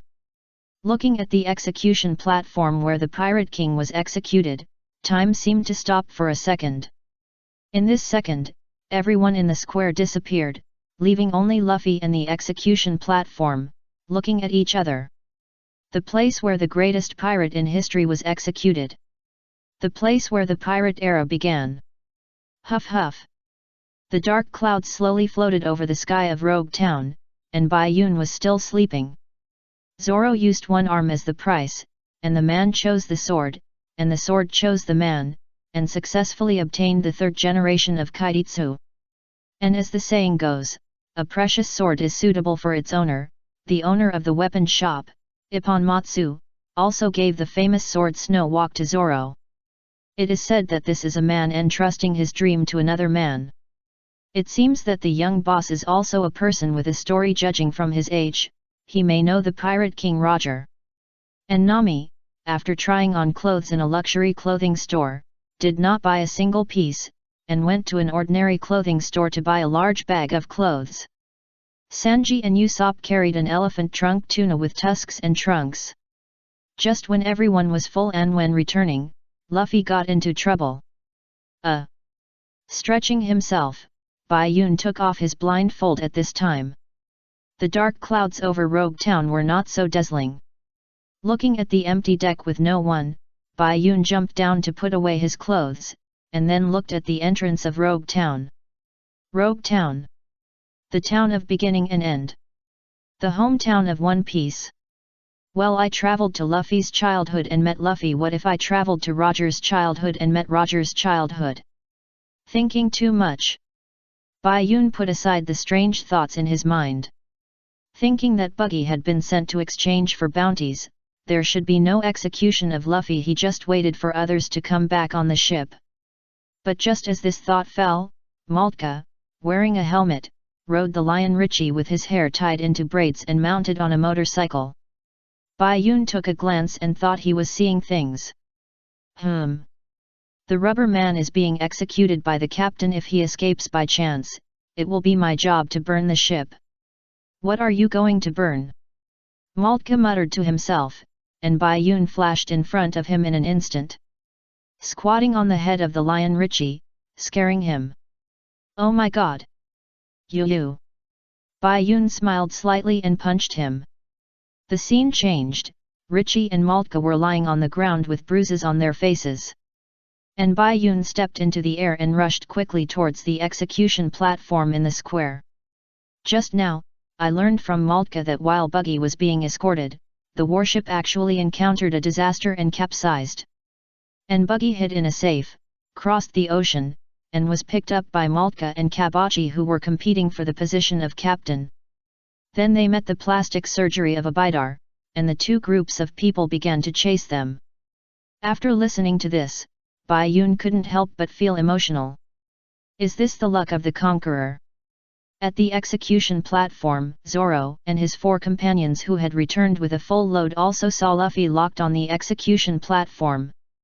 Zoro and Nami were also surprised by Buggy's appearance. But the most important thing now was to save Luffy. Nami and Usopp went back to adjust the Mary first, while Sanji and Zoro were responsible for the rescue. Ha ha ha, the execution is about to begin. This is my first time watching an execution. Stupid, you are the one who will be executed. What? Buggy shouted speechlessly, you are too slow. As the captain of that damn long-haired bastard and that little thief Nami, you were the one who ordered them to rob all my treasures. Then you go to die first. If you have any last words to say, just say it, ha ha ha. At this time, the square was crowded with people, not much different from when the Pirate King was executed. Luffy shouted with all his strength. I am the man who will become the Pirate King. The voice spread out. Everyone under the execution platform was surprised. What, the King of the Sea, the King of the Sea? You said such big words in this town. On the execution platform. Is that all you want to say, rubber bastard? Baki raised his long sword excitedly. Then Zoro and Sanji shouted. Spare his life. But Zoro and Sanji only have one mouth. Without the Imperial Edict, why would Buggy listen? Chapter 93 I Am Betting with Luffy. Bai Yun stepped into the air and rushed to the direction of Rogue Town Square. When he reached the middle, Luffy's voice faintly came into his ears. Bai Yun looked at the distance and it was too late, so he fell on the tallest house nearby. The bracelet turned into a sniper rifle, the whole person lay down, set up the sniper rifle and aimed. On the execution platform, Zoro and Sanji shouted to spare his life. But why would Buggy listen? Moreover, they can't teleport. The distance from the outer edge of the square to the execution platform is so long that even if they run their legs off, they can't be faster than Buggy's knife. Bai Yun adjusted the scope. And the first thing he saw was Luffy's smiling face. Although he couldn't hear it, Luffy's words rang in Bai Yun's ears automatically. Sorry, I'm dying. Facing death with a smile, such a state of mind, one has to admire. Smoker was so shocked that his cigar fell off his mouth, which reminded him of the execution of Pirate King Gold Roger when he was a child. Exactly the same smile. Looking at this smile, Bai Yun also smiled, without adjusting the muzzle of the gun, but just watching. He knew what fate was, but he didn't know if his fate would change because of his appearance.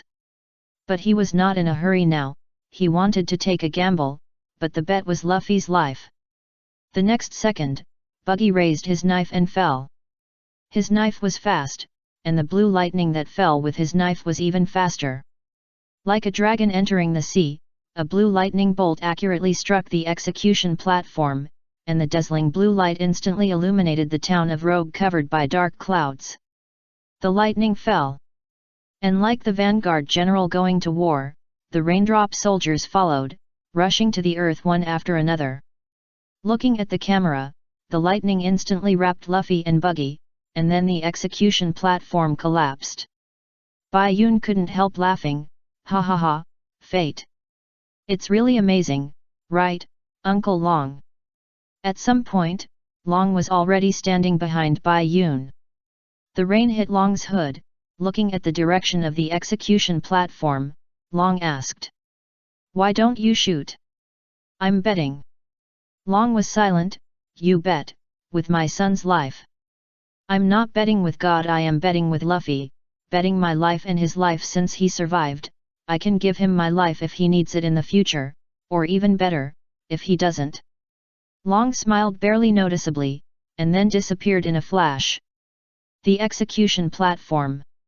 The straw hat made of world tree bark slowly fell from the sky. Luffy bent down to pick up the hat and put it on his head, stood up on the collapsed execution platform, and said to everyone with a smile. Ah ha ha ha ha, I'm still alive. Lucky. Abida and Kabachi, as well as the two groups of brothers behind them, were shocked. Sanji calmed down and lit a cigarette again, and calmly asked Zoro next to him. Do you believe there are gods in this world? Stop talking nonsense, leave this town quickly, it seems there will be a riot. As soon as Zoro finished speaking, the navy appeared. Surround the square, drive the pirates together. Luffy ran away, and Sanji and Zoro followed immediately. Here they come. Run! Hey, over there, where are you running to? Standing on the balcony of the naval base, Smoker, who witnessed everything, felt more and more scared the more he thought about it. Why did he laugh? At that moment, he calmly accepted his fate of death and died with a smile. Just like the Pirate King Gold Roger, who smiled on this execution platform 22 years ago. After leaving the base, the rain fell but could not extinguish Smoker's cigarette. Which direction did they escape to? To the port in the west. And, Colonel, the artillery can't be fired because it was wet by the rain. Smoker was speechless, looking up at the raindrops blown sideways by the wind. It's the west wind now, which is a tailwind for them. Is this all accidental? It seems that the higher UPS want that person to survive and send him to the Grand Line. Lightning, heavy rain, artillery failure, west wind. These things made Smoker feel that God seemed to help Luffy go to the Grand Line. So he gambled his reputation and never let Luffy leave Rogue Town alive. I'm the White Hunter Smoker. I'll gamble my reputation and never let that guy leave this island. These are things that cannot be stopped. Inherited ambition. Human dream. The waves of the times. As long as humans continue to pursue the answer to freedom, these things will never stop. Pirate King Roger. Pirates, that's not bad either. When they arrived at another place, Long looked at Bai Yun, who was still lying on the roof, then looked at the direction of the execution platform, and sighed. In his eyes, being a navy is not as good as being a pirate. Being a navy, there are too many restrictions. Luffy, Zoro, and Sanji ran away. Baki was struck by lightning and survived, which is also a lucky thing. He climbed up again and was still full of energy, and transformed into a shattered car. Abida slid out with the power of the fruit. But after taking 2 steps, he was instantly caught by Smoker's smoke. Then, Smoker drove his 3-wheeled motorcycle in the direction where Luffy and the others left. The wind is getting stronger and stronger. What a group of persistent guys. Should we stop and deal with them? Luffy and his crew ran away, and the Navy soldiers chased them relentlessly. But suddenly, a bullet hit the leg of the soldier in front, causing him to fall and roll over in pain. Then most of the people were forced to stumble, and the others stopped when they saw this. As long as someone dared to take another step, the bullet would accurately hit the ground in front of their feet, scaring them so much that they dared not move. Zoro and Sanji didn't understand, but Luffy understood it instantly. It's Baiun. He's covering us in secret, ha ha ha, let's go. But just as one obstacle was solved, another one came. Sergeant Tashmai of the Navy headquarters. She came for Zoro. I didn't expect you to be the pirate hunter Roronoa Zoro. And you've become a pirate. I'm going to take back your sword. Come and take it back and see. Zoro smiled and drew his sword towards her. You go first, I'll be there soon. Luffy and Sanji didn't hesitate. They passed by the two and ran over. This was a wise decision. Okay. Tasemi's strength was so great that Zoro knocked her sword Shijir away in just a few moves. Zoro didn't kill her, but Tasemi was even more dissatisfied. Why didn't you kill me? Is it because I am a woman? Zoro didn't know what to say. This woman not only looks like Kuina, but also says and thinks the same thing. She is simply another healthy Kuina in the world. Unable to bear it any longer, Zoro quarreled with her directly. And Luffy and Sanji also encountered the biggest obstacle, Smoker. Chapter 94 set off to the Grand Line. After the execution platform incident, Bai Yun was more certain that fate lies with Luffy. Fortunately, he is not very smart and does not have a strong murderous intent, otherwise, if everything is taken away from the right time, he will die young. The storm is coming, and if you don't leave quickly, you may be trapped on the island. Not to mention that it will affect the Grand Line. There is also a mad Navy colonel who is blocking his reputation and chasing him closely. Who are you? My name is Smoker, and I am a colonel of the Navy headquarters. I won't let you escape from the sea. Smoker started to fight without a word, and his hands turned into white smoke-wrapped Luffy.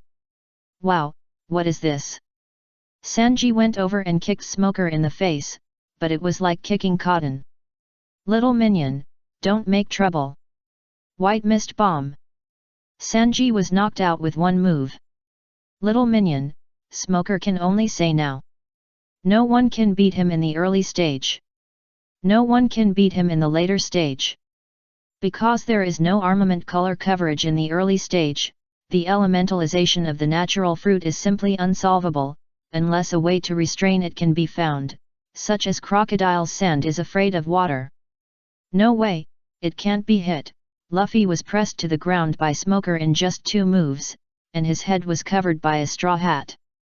The Navy soldiers still dared not move, the wind behind them became stronger, blowing the people behind them to tilt their bodies, and the people in front were knocked forward a few steps. Oh my god! The soldiers were scared to death and immediately flashed back, but there was no movement. Try to take another step, still nothing, they realized that they were fooled. Damn, I was fooled by the pirates, chase them. Bai Yun had already returned to the Mary, and his bracelet turned into an umbrella. I was bored, so I talked to Usopp and Nami about Smoker's ability. Ah, is it so scary? Usopp felt scared. Can Luffy and the others come back according to what Bai Yun said? They can't be beaten, isn't this unsolvable? Nami asked worriedly. She was determined to go to sea, but she didn't want to fail here at the beginning. Bai Yun shook his head slightly. They can come back, he will take action at the critical moment. Who?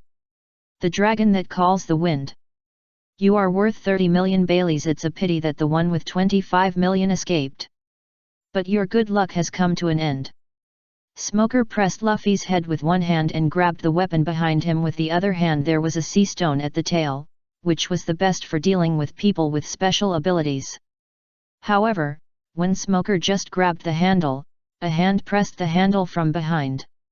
No matter how hard Smoker tried, he couldn't pull it out, and Long's calm voice came. That may not be the case. Smoker turned his head and his eyes widened uncontrollably after just one glance. You are. Luffy was pressed to the ground, and he was really curious about who came. Who? Your familiar and strange father. The government has always wanted your head. Smoker said. He knew that he would never be able to beat this person, so he didn't dare to act rashly. The black robe fluttered, Long smiled.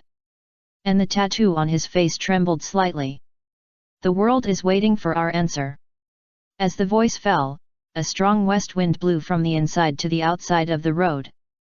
The soldiers who were blown over knocked Smoker, who was holding Luffy, out. Zoro also came with the wind, grabbed Luffy's collar on the ground and ran away. Run! Otherwise we'll be trapped on the island, it's such a strong storm. Stop dawdling! Luffy was still wondering who was coming when he was dragged away. Ah, what's going on?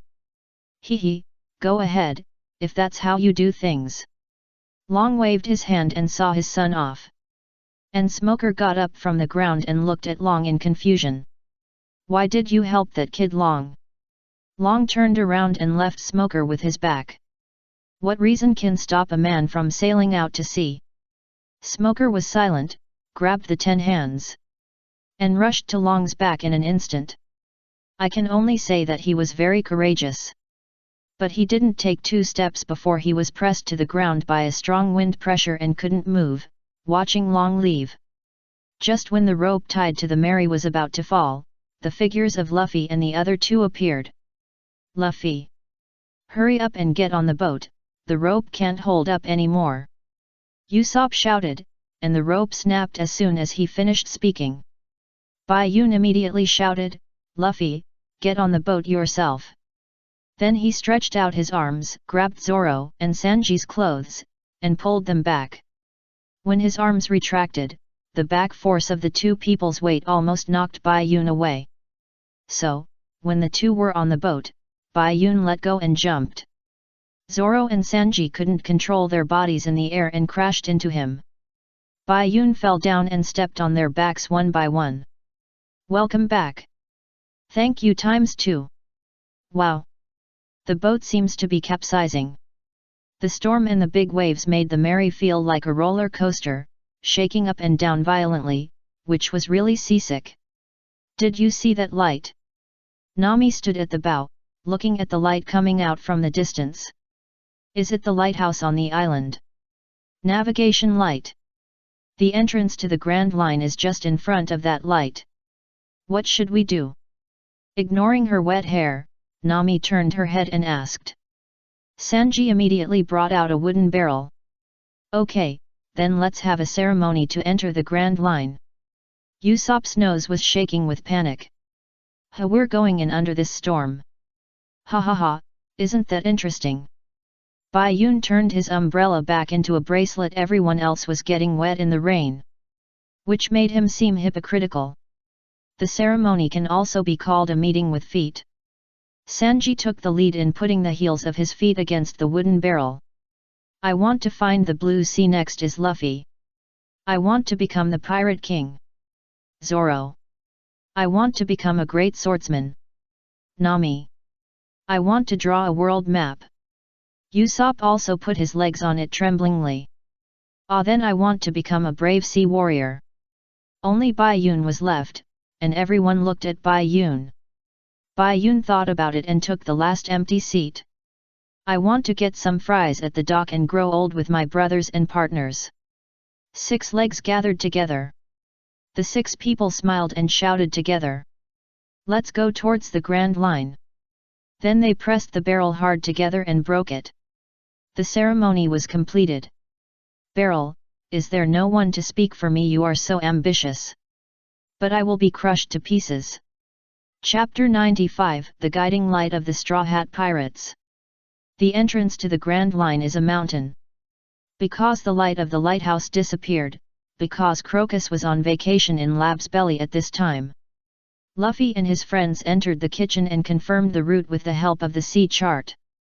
Mountain. Luffy, Zoro, Sanji, and Usopp all had question marks. Yes, although I don't quite believe it, the navigation light is indeed erected on the upside-down mountain on the Red Earth continent. So, we have to hit the mountain. Usopp swallowed his saliva. Since it is a mountain, how can we get through it? Of course it's impossible ×2. Bai Yun and Nami said at the same time. Nami looked at Bai Yun with a little surprise. Bai Yun cleared his throat and continued.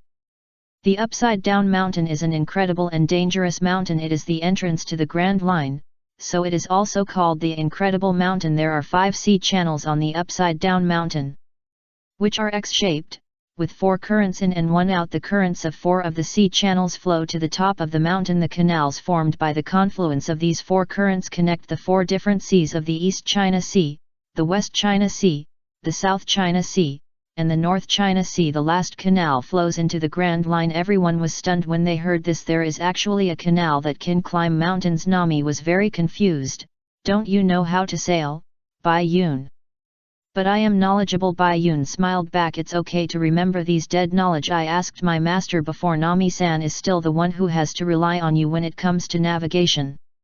Nami didn't react and picked up the sea chart. So, according to Bai Yun, why do we have to follow the ocean current to find the entrance of the canal? Otherwise, if we hit the upside-down mountain, the ship will be destroyed and everyone will die. So dangerous. Usopp hugged himself, who was scared. If it's so dangerous, why do we have to enter from the entrance? Can't we turn south and find other routes? Zoro asked with his eyes closed and scratched his temple. Yeah, you know to go south. Brother Zoro has a good sense of direction. Bai Yun will not miss any opportunity to be a jerk. Zoro is almost used to it. He ignored him and waited for Nami's answer. Luffy suddenly appeared. You are wrong. Nami was still a little surprised, but it was normal for Luffy to know when she thought that he grew up with Bai Yun. Yes, there is a big reason. But halfway through his words, Luffy really didn't disappoint. It feels good to enter from the entrance. Nami was speechless and punched Luffy on the head. It's not because of this. But before he could tell the reason, Usopp interrupted again. Hey, the storm has stopped. Everyone came to the deck, but Bai Yun refused to go out. The weather is so good. The sun is so good. Sanji said with a cigarette in his mouth. Why? Why do we need to row the boat back into the storm? The back of their heads revealed calmness. But they were no longer calm the next second. It was like an earthquake on the Mary, and all kinds of strange and huge sea kings emerged from the seabed. The Mary was on the head of a sea king, and compared with it, the Mary was as small as an ant. Luffy, Zoro, and Sanji were so scared that they opened their mouths. Usopp foamed at the mouth. Bai Yun was in the kitchen, and he was also scared when he saw these giant sea kings through the window. Oh my goodness, it's so scary to see it with my own eyes. Miss Nami sat down and hugged the mast, because this is the nest of giant sea kings. Usopp almost stuffed the teeth of the sea king. No, it was not even enough to stuff the teeth. Luckily it was just almost. After a lot of trouble, the Mary finally returned to the storm. Everyone lay on the deck, feeling like they had survived a disaster. Bai Yun also walked to the deck. Now you know why I didn't come out and tell Miss Nami that we can't take another route. Just now Zoro said that if we go south, we will enter the calm belt. The calm belt is a belt-shaped area on both sides of the Grand Line, which sandwiches the entire Grand Line in the middle. There is neither wind nor current in the calm belt. Once a sailboat enters here, it will lose power and be trapped. It can only be rowed. And, as Miss Nami said, this is also the nest of a supergiant sea king. People follow it turned over, and for us, it was a huge wave. It was precisely because of the existence of the calm belt that the pirates of the Four Seas had to go through the upside-down mountain to enter the Grand Line. Not necessarily, it's a matter of strength. You can freely enter the Four Seas from the Grand Line through the calm belt, and vice versa, without having to go through the upside-down mountain. Therefore, many strong people also go through the calm belt. As long as you are strong enough, you can swim over it. Swim over it. That's too exaggerated, Bai Yun. I almost fainted when I saw those huge sea kings. How could someone swim over it? Usopp was still scared after thinking about it. I've said it all. It's a matter of strength. As long as you are strong enough, it's not impossible to do it. This time, Miss Nami was watching the route outside in person. Finally, they arrived in front of the Red Earth continent smoothly. I saw the incredible mountain. That's the Red Earth continent. It's so big. It's blocked by clouds, and the edge can't be seen. Everyone was sighing with emotion. Bai Yun felt the same way. He saw too many big things today, and his giant fear was dead. The entrance to the canal, I see it. Nami pointed to the entrance of the canal that climbed up the upside-down mountain and shouted. It's incredible. The ocean is really climbing the mountain. This time, climbing up the upside-down mountain along the canal, the rudder of the Mary did not break. Bai Yun thought, could it be that my luck of bearing humiliation and not swearing these days has worked? When I reach the top of the mountain, I just need to let it rush down. But the rudder, it didn't break, but Lebo was still blocking it. Bai Yun noticed Lebo. A sudden thought. It can be said that everything that happened to the Straw Hat Pirates after entering the Grand Line was caused by Lebo. If Lebo hadn't happened to block them, they wouldn't have met Wei and the others. If they hadn't met Wei, Luffy and the others might have chosen another magnetic line. It was because of Lebo that the Straw Hat Pirates chose this path and met their current partners. Before entering the New World, a group of whales on the seabed helped them determine the route. Could it be that the whales are the guiding lights of the Straw Hat Pirates? Chapter 96 Lebo. The Mary rushed down the canal from the top of the mountain, and Lebo's shouts came from the bottom of the mountain. What is that? It looks like a mountain. Usopp put on his sniper glasses and seemed to see a mountain wall. No, how could there be a mountain at the exit of the canal? Nami immediately retorted. It's a whale, not a mountain. Bai Yun jumped down from the observation deck and replied. His tone was very calm, because Lab's huge body almost blocked the entire exit. Unless the ship could fly, it would be impossible to get around it. Oh, it's a whale. Hearing Bai Yun's calm tone, Nami subconsciously thought it was no big deal. No, what whale? After reacting, Nami immediately turned her head and looked over again. And saw clearly that it was indeed a huge whale. What should I do? What should I do? Usopp raised his glasses and asked anxiously. If it hits like this, the Mary will be broken. I have an idea. Everyone was at a loss, but Luffy had an idea. Luffy ran into the cabin, and with a bang, the cannon on the bow hit Lebo. Then the recoil of the cannon really stopped the speed of the ship, but it was still moving forward. With a click, it hit Lebo lightly, and even if it was light, the Mary was separated from its head and body. Bai Yun saw that Luffy looked wrong, and immediately walked to the left edge of the ship. Zoro asked in confusion. What are you doing, Bai Yun? Come and help, while the whale hasn't discovered us yet. Row to the left and escape. Bai Yun turned around and gave Zoro a side face. It's too late. Then Luffy angrily punched Lebo in the eye. How dare you destroy my first-class seat? Fool! Zoro and the other four were frightened by Luffy. Lebo turned his eyes and noticed them. Opening his mouth, the huge suction force sucked the Mary in. And Baiun, at the moment Lebo opened his mouth, the bracelet turned into a flying claw and launched out, grabbing the cliff on the left, flew over, and successfully landed. And below, Lebo had already eaten the Mary. Luffy stood on Lebo's head and hammered it, hoping to make Lebo spit them out. Luffy, look to your left, there is a valve, go in and find Zoro and the others, I will meet you up there. Bai Yun shouted. Luffy turned around and saw the valve. Okay. He replied without looking back, turned the valve and jumped in. Lebo also sank to the bottom of the sea. The sea was calm, as if nothing had happened just now.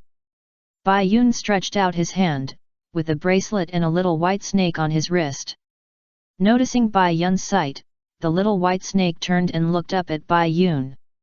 Bai Yun smiled. Ziobai, help me tell Lebo, that is, the whale. Tell him, I know where the person it is waiting for is. After spitting out the snake's tongue, Ziobai nodded after 3 seconds, left Bai Yun's hand, and jumped into the sea. Bai Yun looked around, it's a good place to fish. Lebu began to hit the red earth continent with his head. But unlike the past, after hitting it twice, a small white snake swam to its next to the eyes. In the past, unless Lebo was given a tranquilizer, Lebo would not stop, but when he met Ziobai's snake eyes, Lebo stopped directly and listened to Ziobai obediently. In the whale's belly, Crocus, who was about to give Lebo a tranquilizer, also felt strange that Lebo actually stopped directly.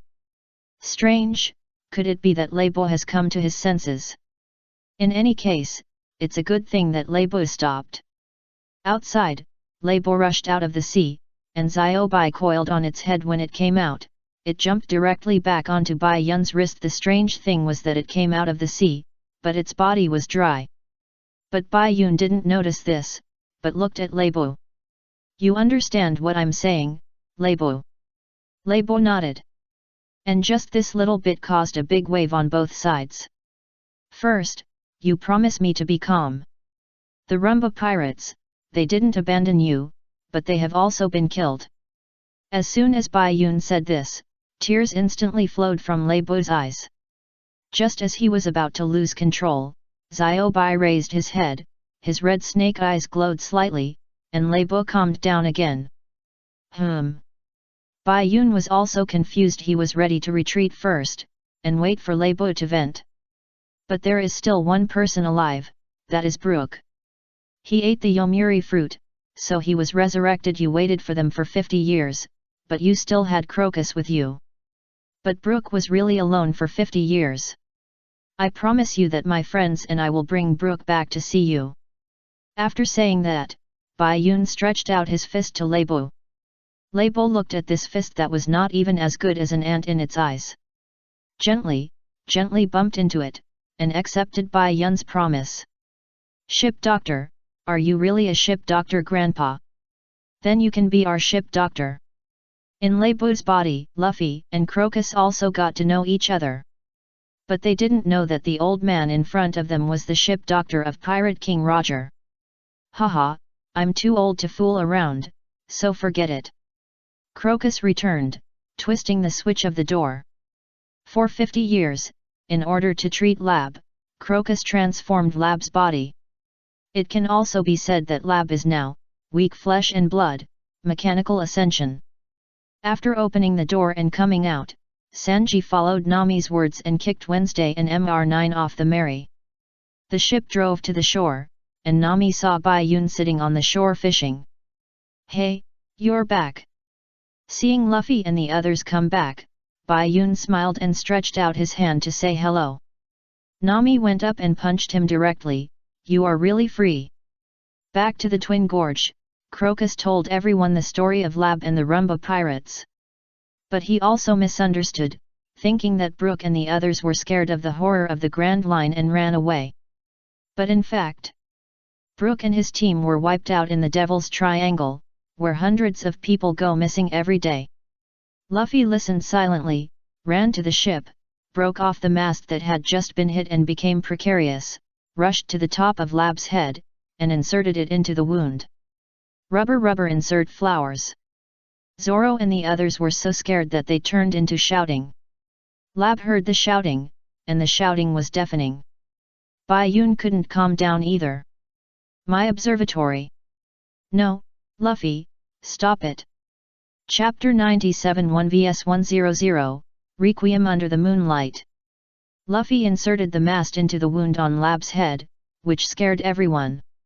It was like rubbing salt on the wound. Lab shook left and right in pain and shouted loudly. Asshole, what the hell do you want to do? Luffy, stop it. Zoro and Bai Yun shouted together. But under the cover of Leibo's shouting, it could not reach Luffy's ears at all.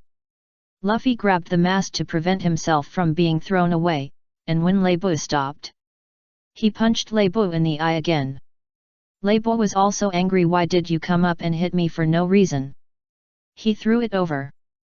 Luffy flew out like a kite with a broken string, and Bai Yun dodged and supported Luffy's back. Leibo was hit hard. But Luffy raised his head and shouted at Leibo with a smile. We tied. I'm strong, right? You and I didn't win, so we have to play again. Your companion died, but I am your opponent. I'll come back to see you after we go around the Grand Line. Luffy was giving Leibo a thought at this time. But Leibo said, you can say it directly, there is no need to insert flowers on my wound. His eyes turned to Bai Yun, who nodded slightly, telling Lab that Luffy and the others were his companions. Got the answer. Lab raised his head again and shouted, boo-hoo-hoo-hoo-hoo-hoo-hoo-hoo. However, this time, the shout was not so harsh. It's so cold. No, I have to exercise my physique. It's so cold. No. After leaving the Twin Gorges and continuing to sail, the weather on the Grand Line changed like the mood of a girlfriend. It was sunny just now, but now it was frost and snow. Bai Yun was shivering with cold, and hesitating between replicating his physique and exercising his own physique. And what happened just before leaving the Twin Gorges was going on as fate would have it. Luffy drew the logo of the Straw Hat Pirates on Lab, although it was not very visible. Then, Crocus explained to them the use of the record pointer. Luffy took out the recording pointer he found on Mr9, and Nami put it on preciously. Then it was smashed to pieces by Sanji and Luffy's fight. Nami was so angry that she kicked the two into the sea to calm down. Then she met Wednesday and Mr9, who were blown into the sea after failing the mission. Under the two's flexible pleading, he took the record pointer sent by Crocus and headed towards Whiskey Mountain. No, I can't stand it. Bai Yun couldn't stand the cold. And he really admired Zoro, who was sleeping soundly on the deck. Jumped down from the observation deck, reached out and held him down, and copied his physique. That is to say, people's physiques cannot be compared after this copy. Bai Yun instantly felt no cold. Hey, I really don't know how these guys' physiques are developed. There is a long way to go to improve physique. Stretching his waist, Bai Yun murmured, and suddenly felt the death sight coming from behind. Nami appeared behind Bai Yun. You copied Zoro's physique, right? He can't be awakened no matter how hard you try, so you go and help him row the boat back to the route. The ocean currents on the Grand Line are irregular, with random turbulence. If you don't pay attention to the route and steer the ship at all times, you will be carried to some unknown corner by the ocean currents. Bai Yun smiled awkwardly. He was good at waking up Zoro. Bai Yun bent down and said to Zoro's ear, "A powerful swordsman is coming." Where? It worked after a try. Zoro opened his eyes instantly and pressed his hand on the hilt. But the swordsman didn't have one, Bai Yun had one. Okay, Zoro is awake. Bai Yun wanted to leave after saying that. Nami grabbed the back collar of his fate, her eyes shining. It's better if Zoro wakes up. Don't be lazy, either of you. In this way, Zoro and Bai Yun were forced to sweep the snow, but it was okay. Soon the route was adjusted back. After the route was normal, the snow stopped and they soon reached the Whiskey Mountain. See the outline of Whiskey Mountain. Wednesday and Mr9 did a backflip and stood on the ship fence in tacit understanding. Okay.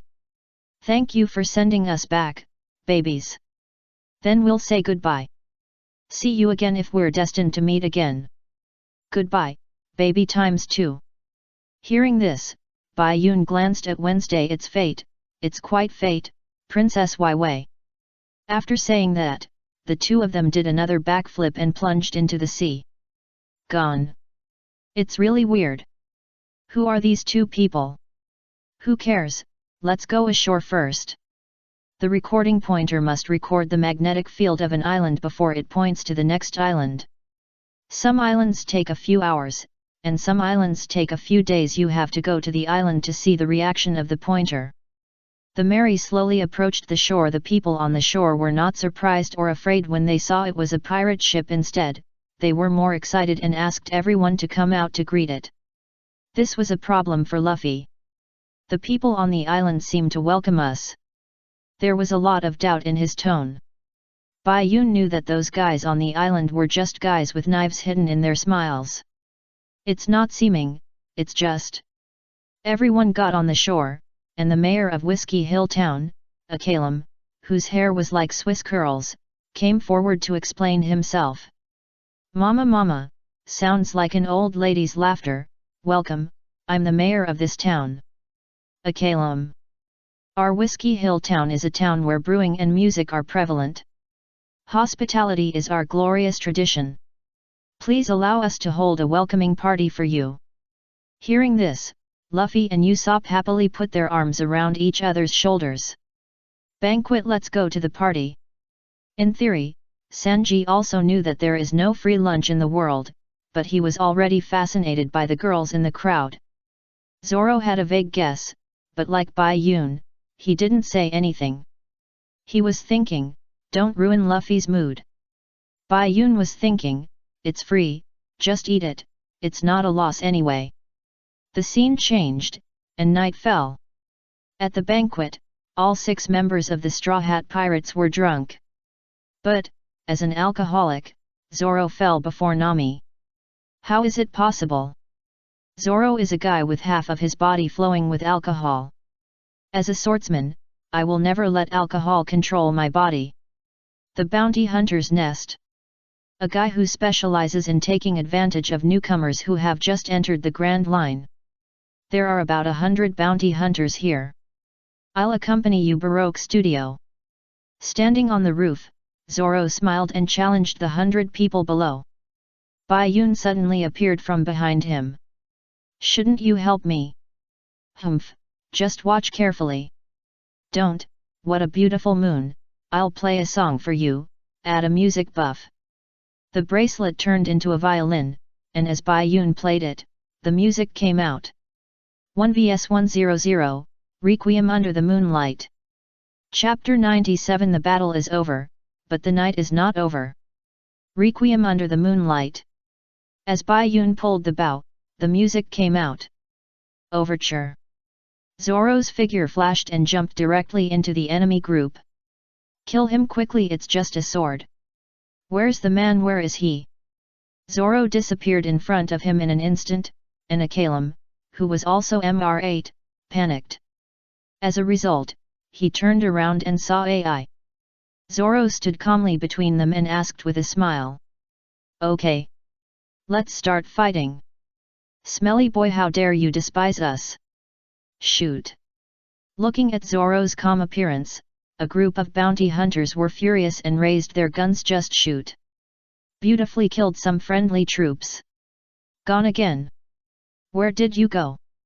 Zoro flashed again, pulled out the Wado Ikimonji, turned his back to Akaram, and thrust the knife into his Swiss curly hair.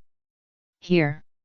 Seeing Zoro's figure reappear, everyone adjusted their guns and moved them over, scaring Akaram so much that his eyes almost popped out. Stop, stop, do you want to kill me too, idiot? If the gun doesn't work, use the knife.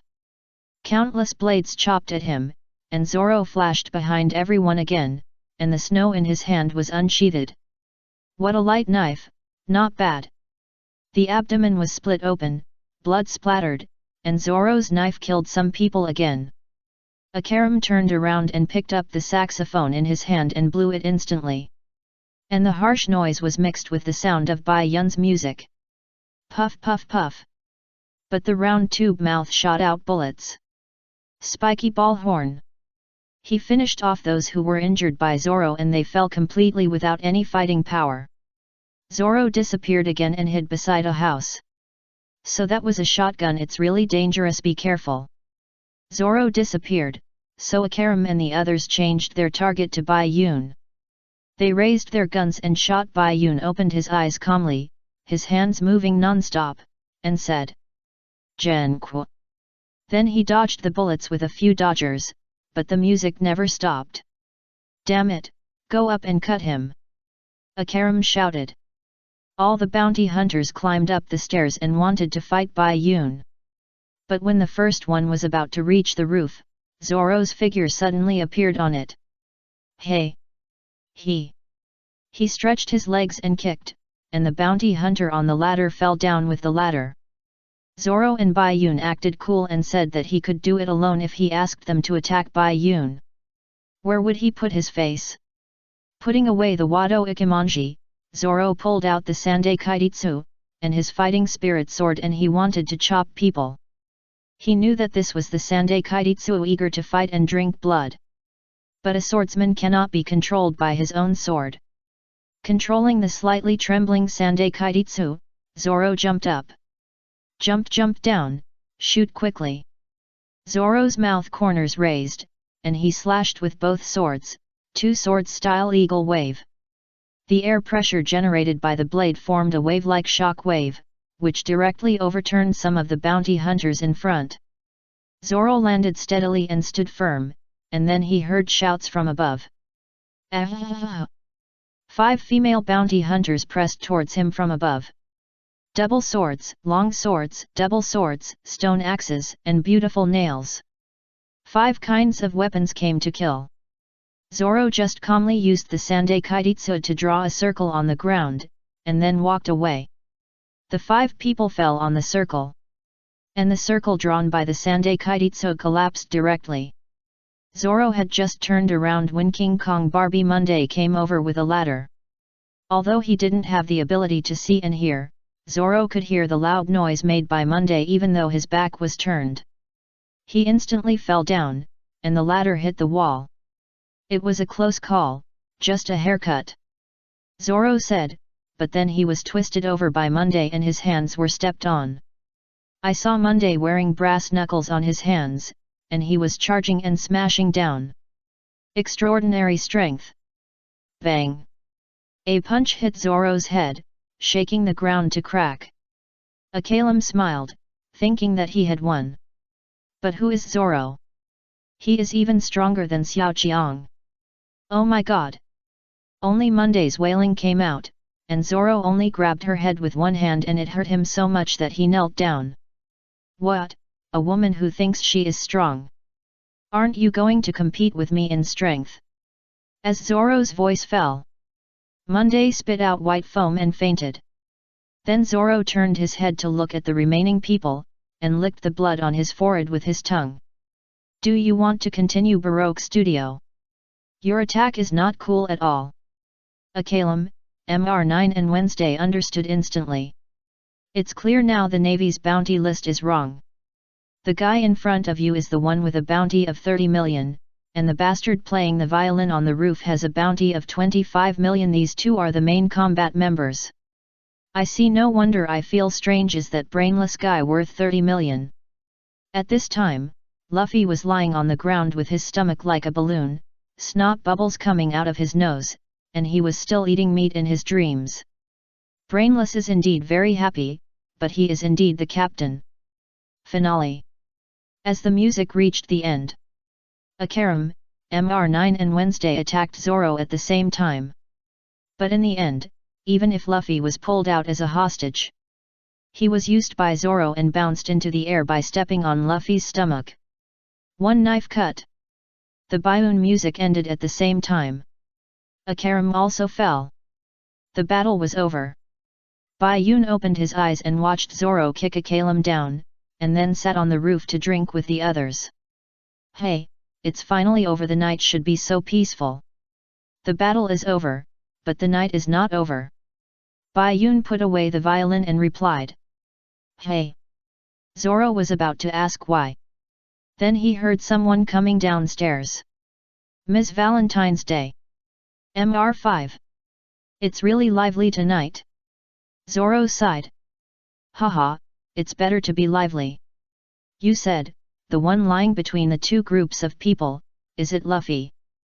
Baiun pointing at Luffy sleeping on the roadside below, Zoro slapped his forehead and said, forgot about him. The names of the criminals are Akaram, the captain of the Alabasta Guard, and Nefertari Vivi, the Alabasta princess. MR5 took out Waiwei's photo. Akaram instantly played the saxophone. Go princess! I didn't expect you to be a princess. Miss Wednesday. But we have been partners for so long, and we are old friends. Go. Goodbye, baby. Passionate number 9, Perseverance Baseball. Akaram and MR9 both attacked to cover Waiwei's escape. Waiwei turned around and fled on Kalu with tears in her eyes. And Zoro silently passed through them and took Luffy away. But Akaram and MR9 were not as strong as MR5, but they were solved in one move.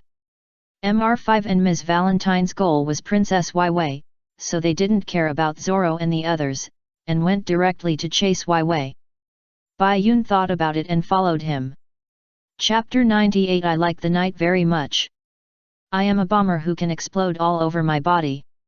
With the power of this bomb fruit, there is no mission that I cannot complete. Don't even think about escaping Gong. Really so scary. MR5 dug out his booger and wanted to throw it at Waiwei, but Bai Yun's figure suddenly appeared behind him and Mr. Valentine, hooking their necks, although he said it was scary. There was no fear in his tone. Both of them were shocked. Bai Yun appeared without any movement, so they didn't notice it at all. Bai Yun's silent steps and the speed of air compression burst. If you don't have the sight color, it is really difficult to find his figure, but it also varies from person to person. MR5 turned around and immediately pressed the booger on his hand over, and the fire burst, but Bai Yun's figure had already appeared in front of Waiwei. It's your 25 million, Mr. Musician. Waiwei said in surprise. Haha, nice name, I like it. Don't worry, Princess Vivi, I'm here to help you. Waiwei stopped moving her hands. Help her, why? You are the guy who played the violin on the roof just now, and you are an accomplice of the swordsman. Ms. Valentine said. Oh, then why do you want to protect the Princess of Alabasta? MR5 asked with his arms folded. I'm bored.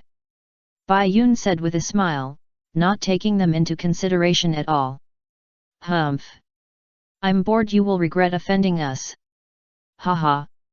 You are such a boastful guy, I will use my ability to bury him in the ground. Mr5 dug another booger. And Ms. Valentine opened the umbrella in her hand. Go ahead, Ms. Valentine. Understood, Mr5. Nose fantasy cannon. Mr5 ejected the booger, and Ms. Valentine followed and launched an attack. Bai Yun stood still, the bracelet turned into a silver longbow, the bow was fully drawn, and a sharp arrow appeared out of thin air. Bang! As Bai Yun let go, the sharp arrow was fired, making a whoosh sound, hitting the booger, and the fire burst out instantly, and thick smoke billowed. But Ms. Valentine flew up.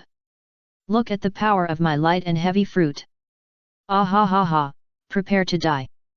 Now I am flying on the blast wind and waves, and I weigh only 1 kilogram.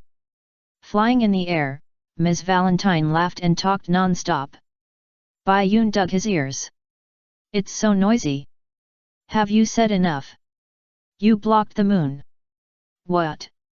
Forget it, go to hell, 10,000 kilograms of pressure. Ms. Valentine's figure pressed down instantly. And Bai Yun also raised the bow instantly, drew the bow and shot the arrow. Ah ha ha ha, how can a mere arrow stop me? Ms. Valentine laughed triumphantly, 10,000 kilograms compared to an arrow. It was easily pressed down. However, the next second, the arrow hit her feet, and it did not press down as she expected, but exploded instantly. Fire and smoke erupted in the air, and Ms. Valentine was blown back to Mr5 by the blast wave, lying on the ground with her whole body black.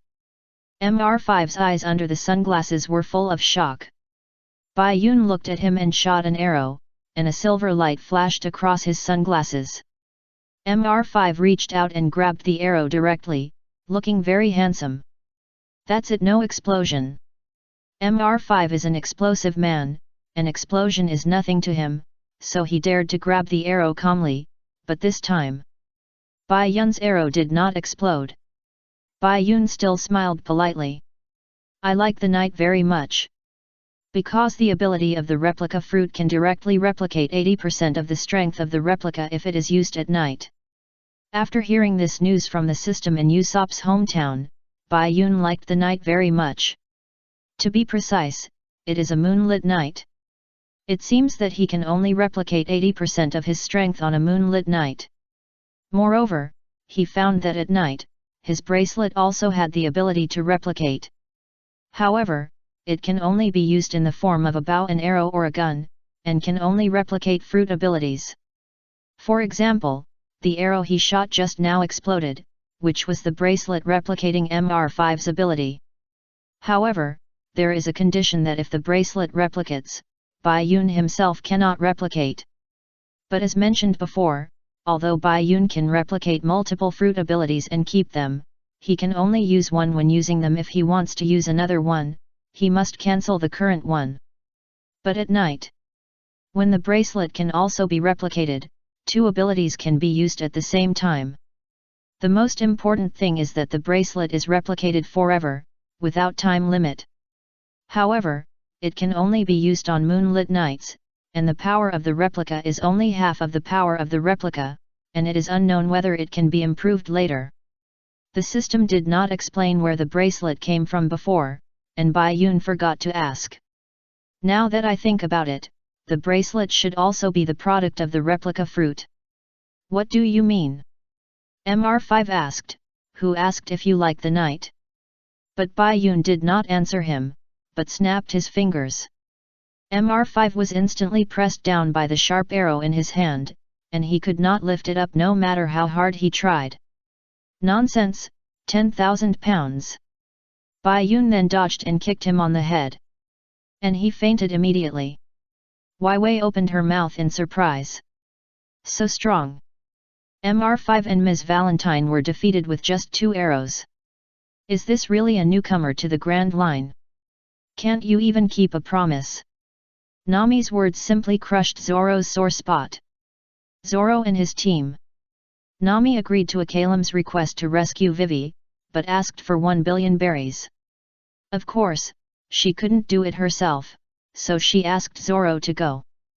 Zoro refused, so Nami brought up the matter of lending him money to buy a sword in Rogue Town. But Zoro's sword was given directly by Ipponmatsu, and he had already returned the money to Nami. No, no, no, as an expert in managing money. Nami said, you should return the money to me, but the 3 times interest agreed between you and me is another matter.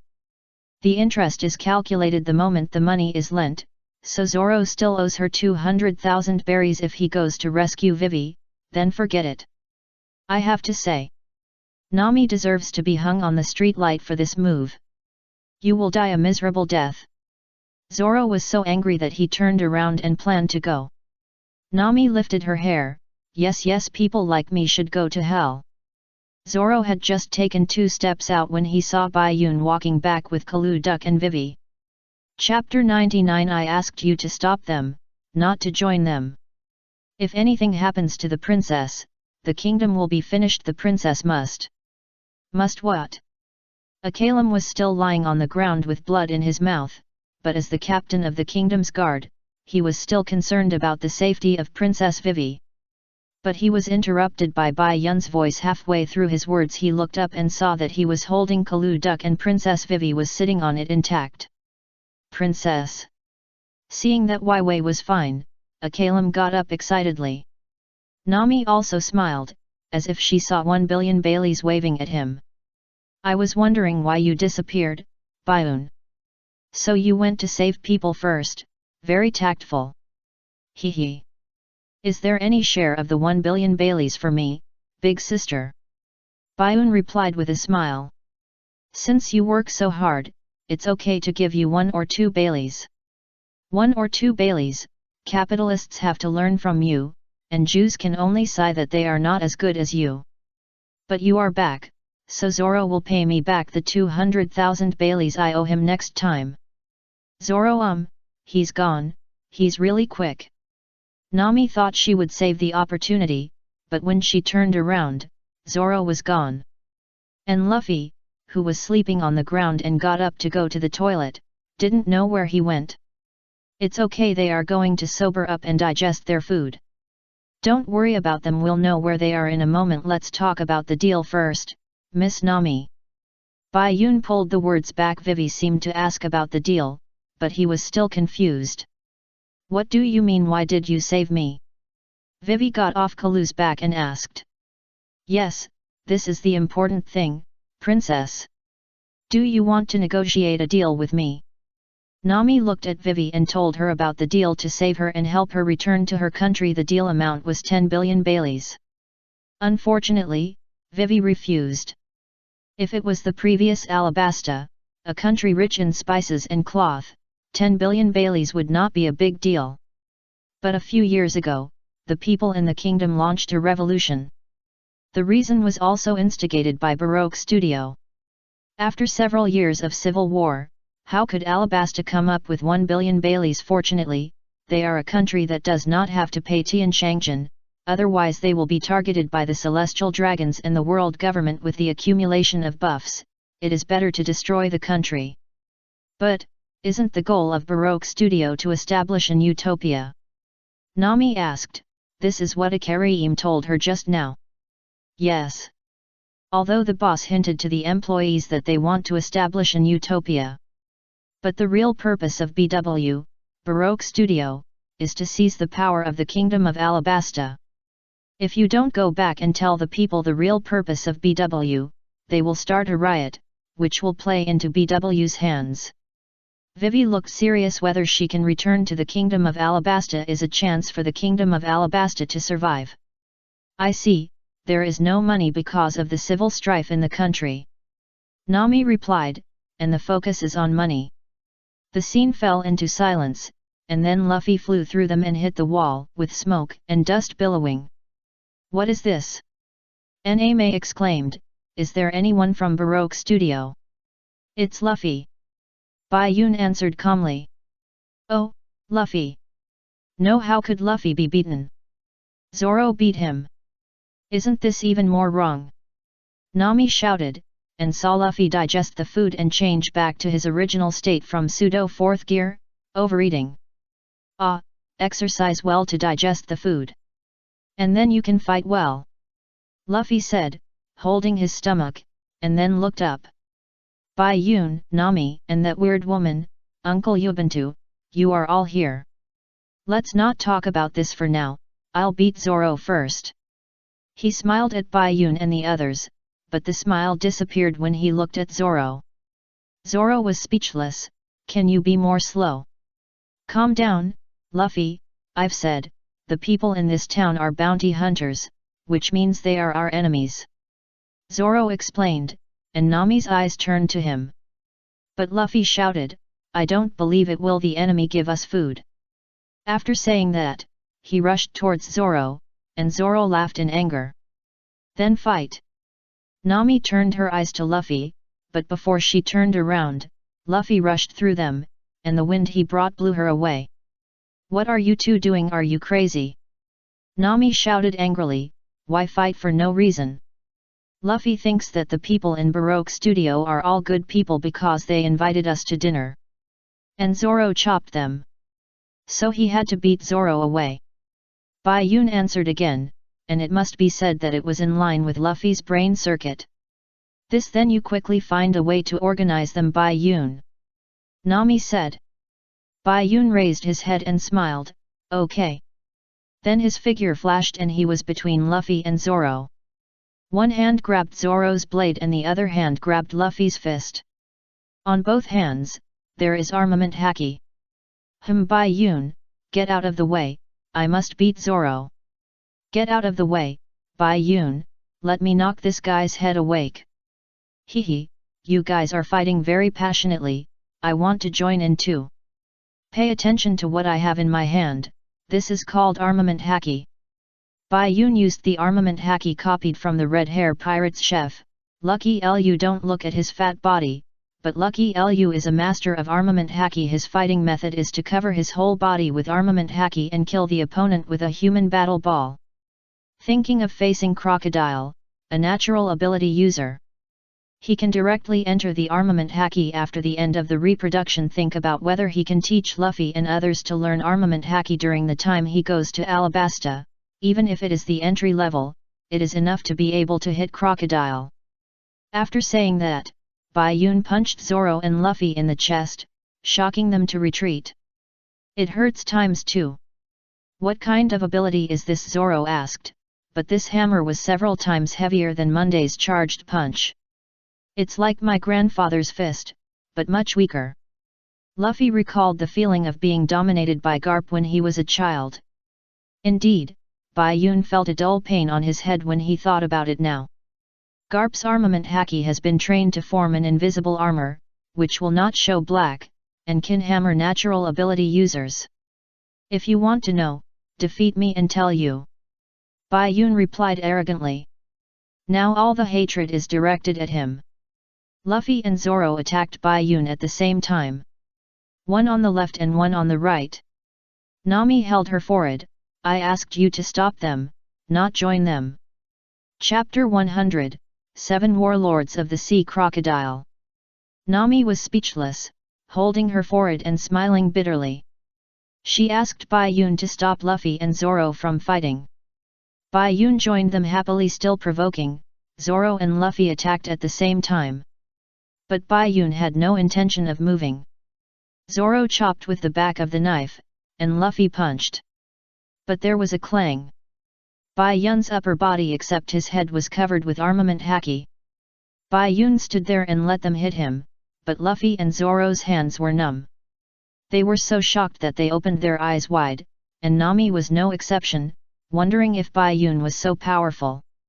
This is armament haki, which can enhance one's own defense and attack power, and can capture the body flowing with the natural system. In Rogue Town, if you have armament haki, Luffy, you can beat the smoking man. Bai Yun explained, and then his figure flashed. Grabbed Luffy and Zoro's back of the head and pressed, and the two foreheads collided, and the two saw stars. Damn Bai Yun times 2. Zoro and Luffy bent over and turned their heads tacitly. But Bai Yun also bent over, stretched out his hands covered with armament haki and gave them 2 heads. Stop fighting, if you keep fighting, Miss Nami will be angry, oh no, even more angry.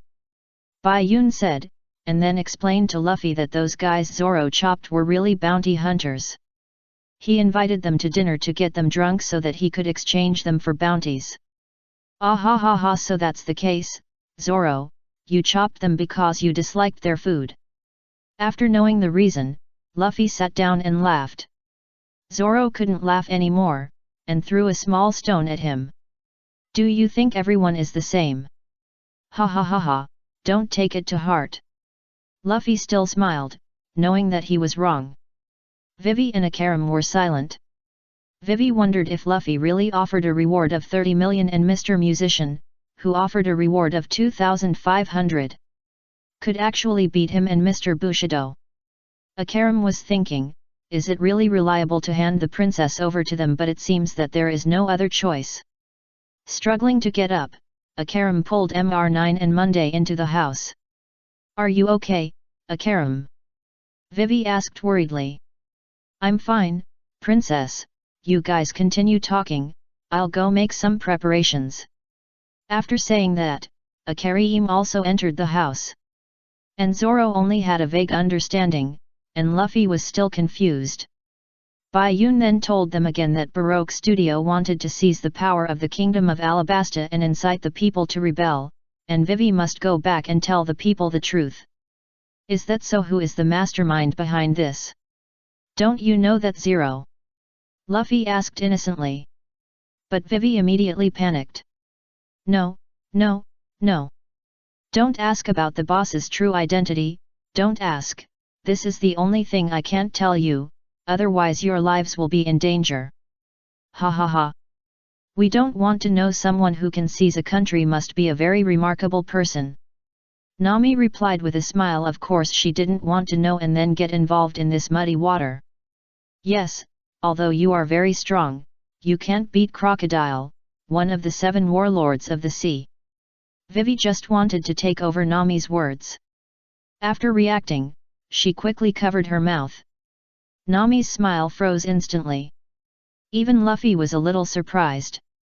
Bayun smiled and shook his head. Are they all so thick-skinned? Zoro said speechlessly. You just said it yourself. But then he became interested. The 7 warlords of the sea like Hawkeye. Following the silence, there was also a vulture and an otter on the roof. The 2 animals looked at each other, and then the vulture flew away with the otter. What were the birds and otters just now? Did they go to report our news to your boss? You told us his secret. What should we do? Nami was so anxious that she grabbed Vivi and shouted. Vivi had no choice. She couldn't take back what she had said. I'm sorry, I just said it unintentionally. Nami knew she couldn't take it back, so she covered her forehead and cried. We were so unlucky to be hunted by the 7 warlords as soon as we entered the Grand Line. Zoro and Luffy were excited to meet another 7 warlord. Nami turned around and left in anger. Nami, what are you doing? Luffy asked. What else can I do? Of course, I'm running for my life before they can see us clearly. Nami replied without looking back. Then the vulture and the otter stopped in front of her. Turned over the painting in his hand and showed it to Nami. The lifelike painting made Nami applaud. Ah, it's a great painting. When the vulture flew away again, Nami was completely desperate. Okay, we're dead now. Bai Yun came over, holding up the flintlock in his hand. Nami saw it and said excitedly. Yes, yes Bai Yun. Shoot them quickly. The excited look made her look more like a witch. But after aiming, Bai Yun put down the gun. Sorry, I only shoot seagulls when it comes to birds. Seagull, thank you. Nami was so angry that she punched Bai Yun, then I thank you on behalf of the seagull. Crouching with her back to everyone, Nami felt the darkness of life. From Arlong to the 7 warlords of the sea, Springs can't jump as fast as you. Nami now thinks Arlong is a piece of shit. What the hell is he? Zoro doesn't care, but he is full of fighting spirit. In short, the four of us have become part of BW's hunting list. I'm so excited. Luffy didn't hide it. Nami's heart was dead.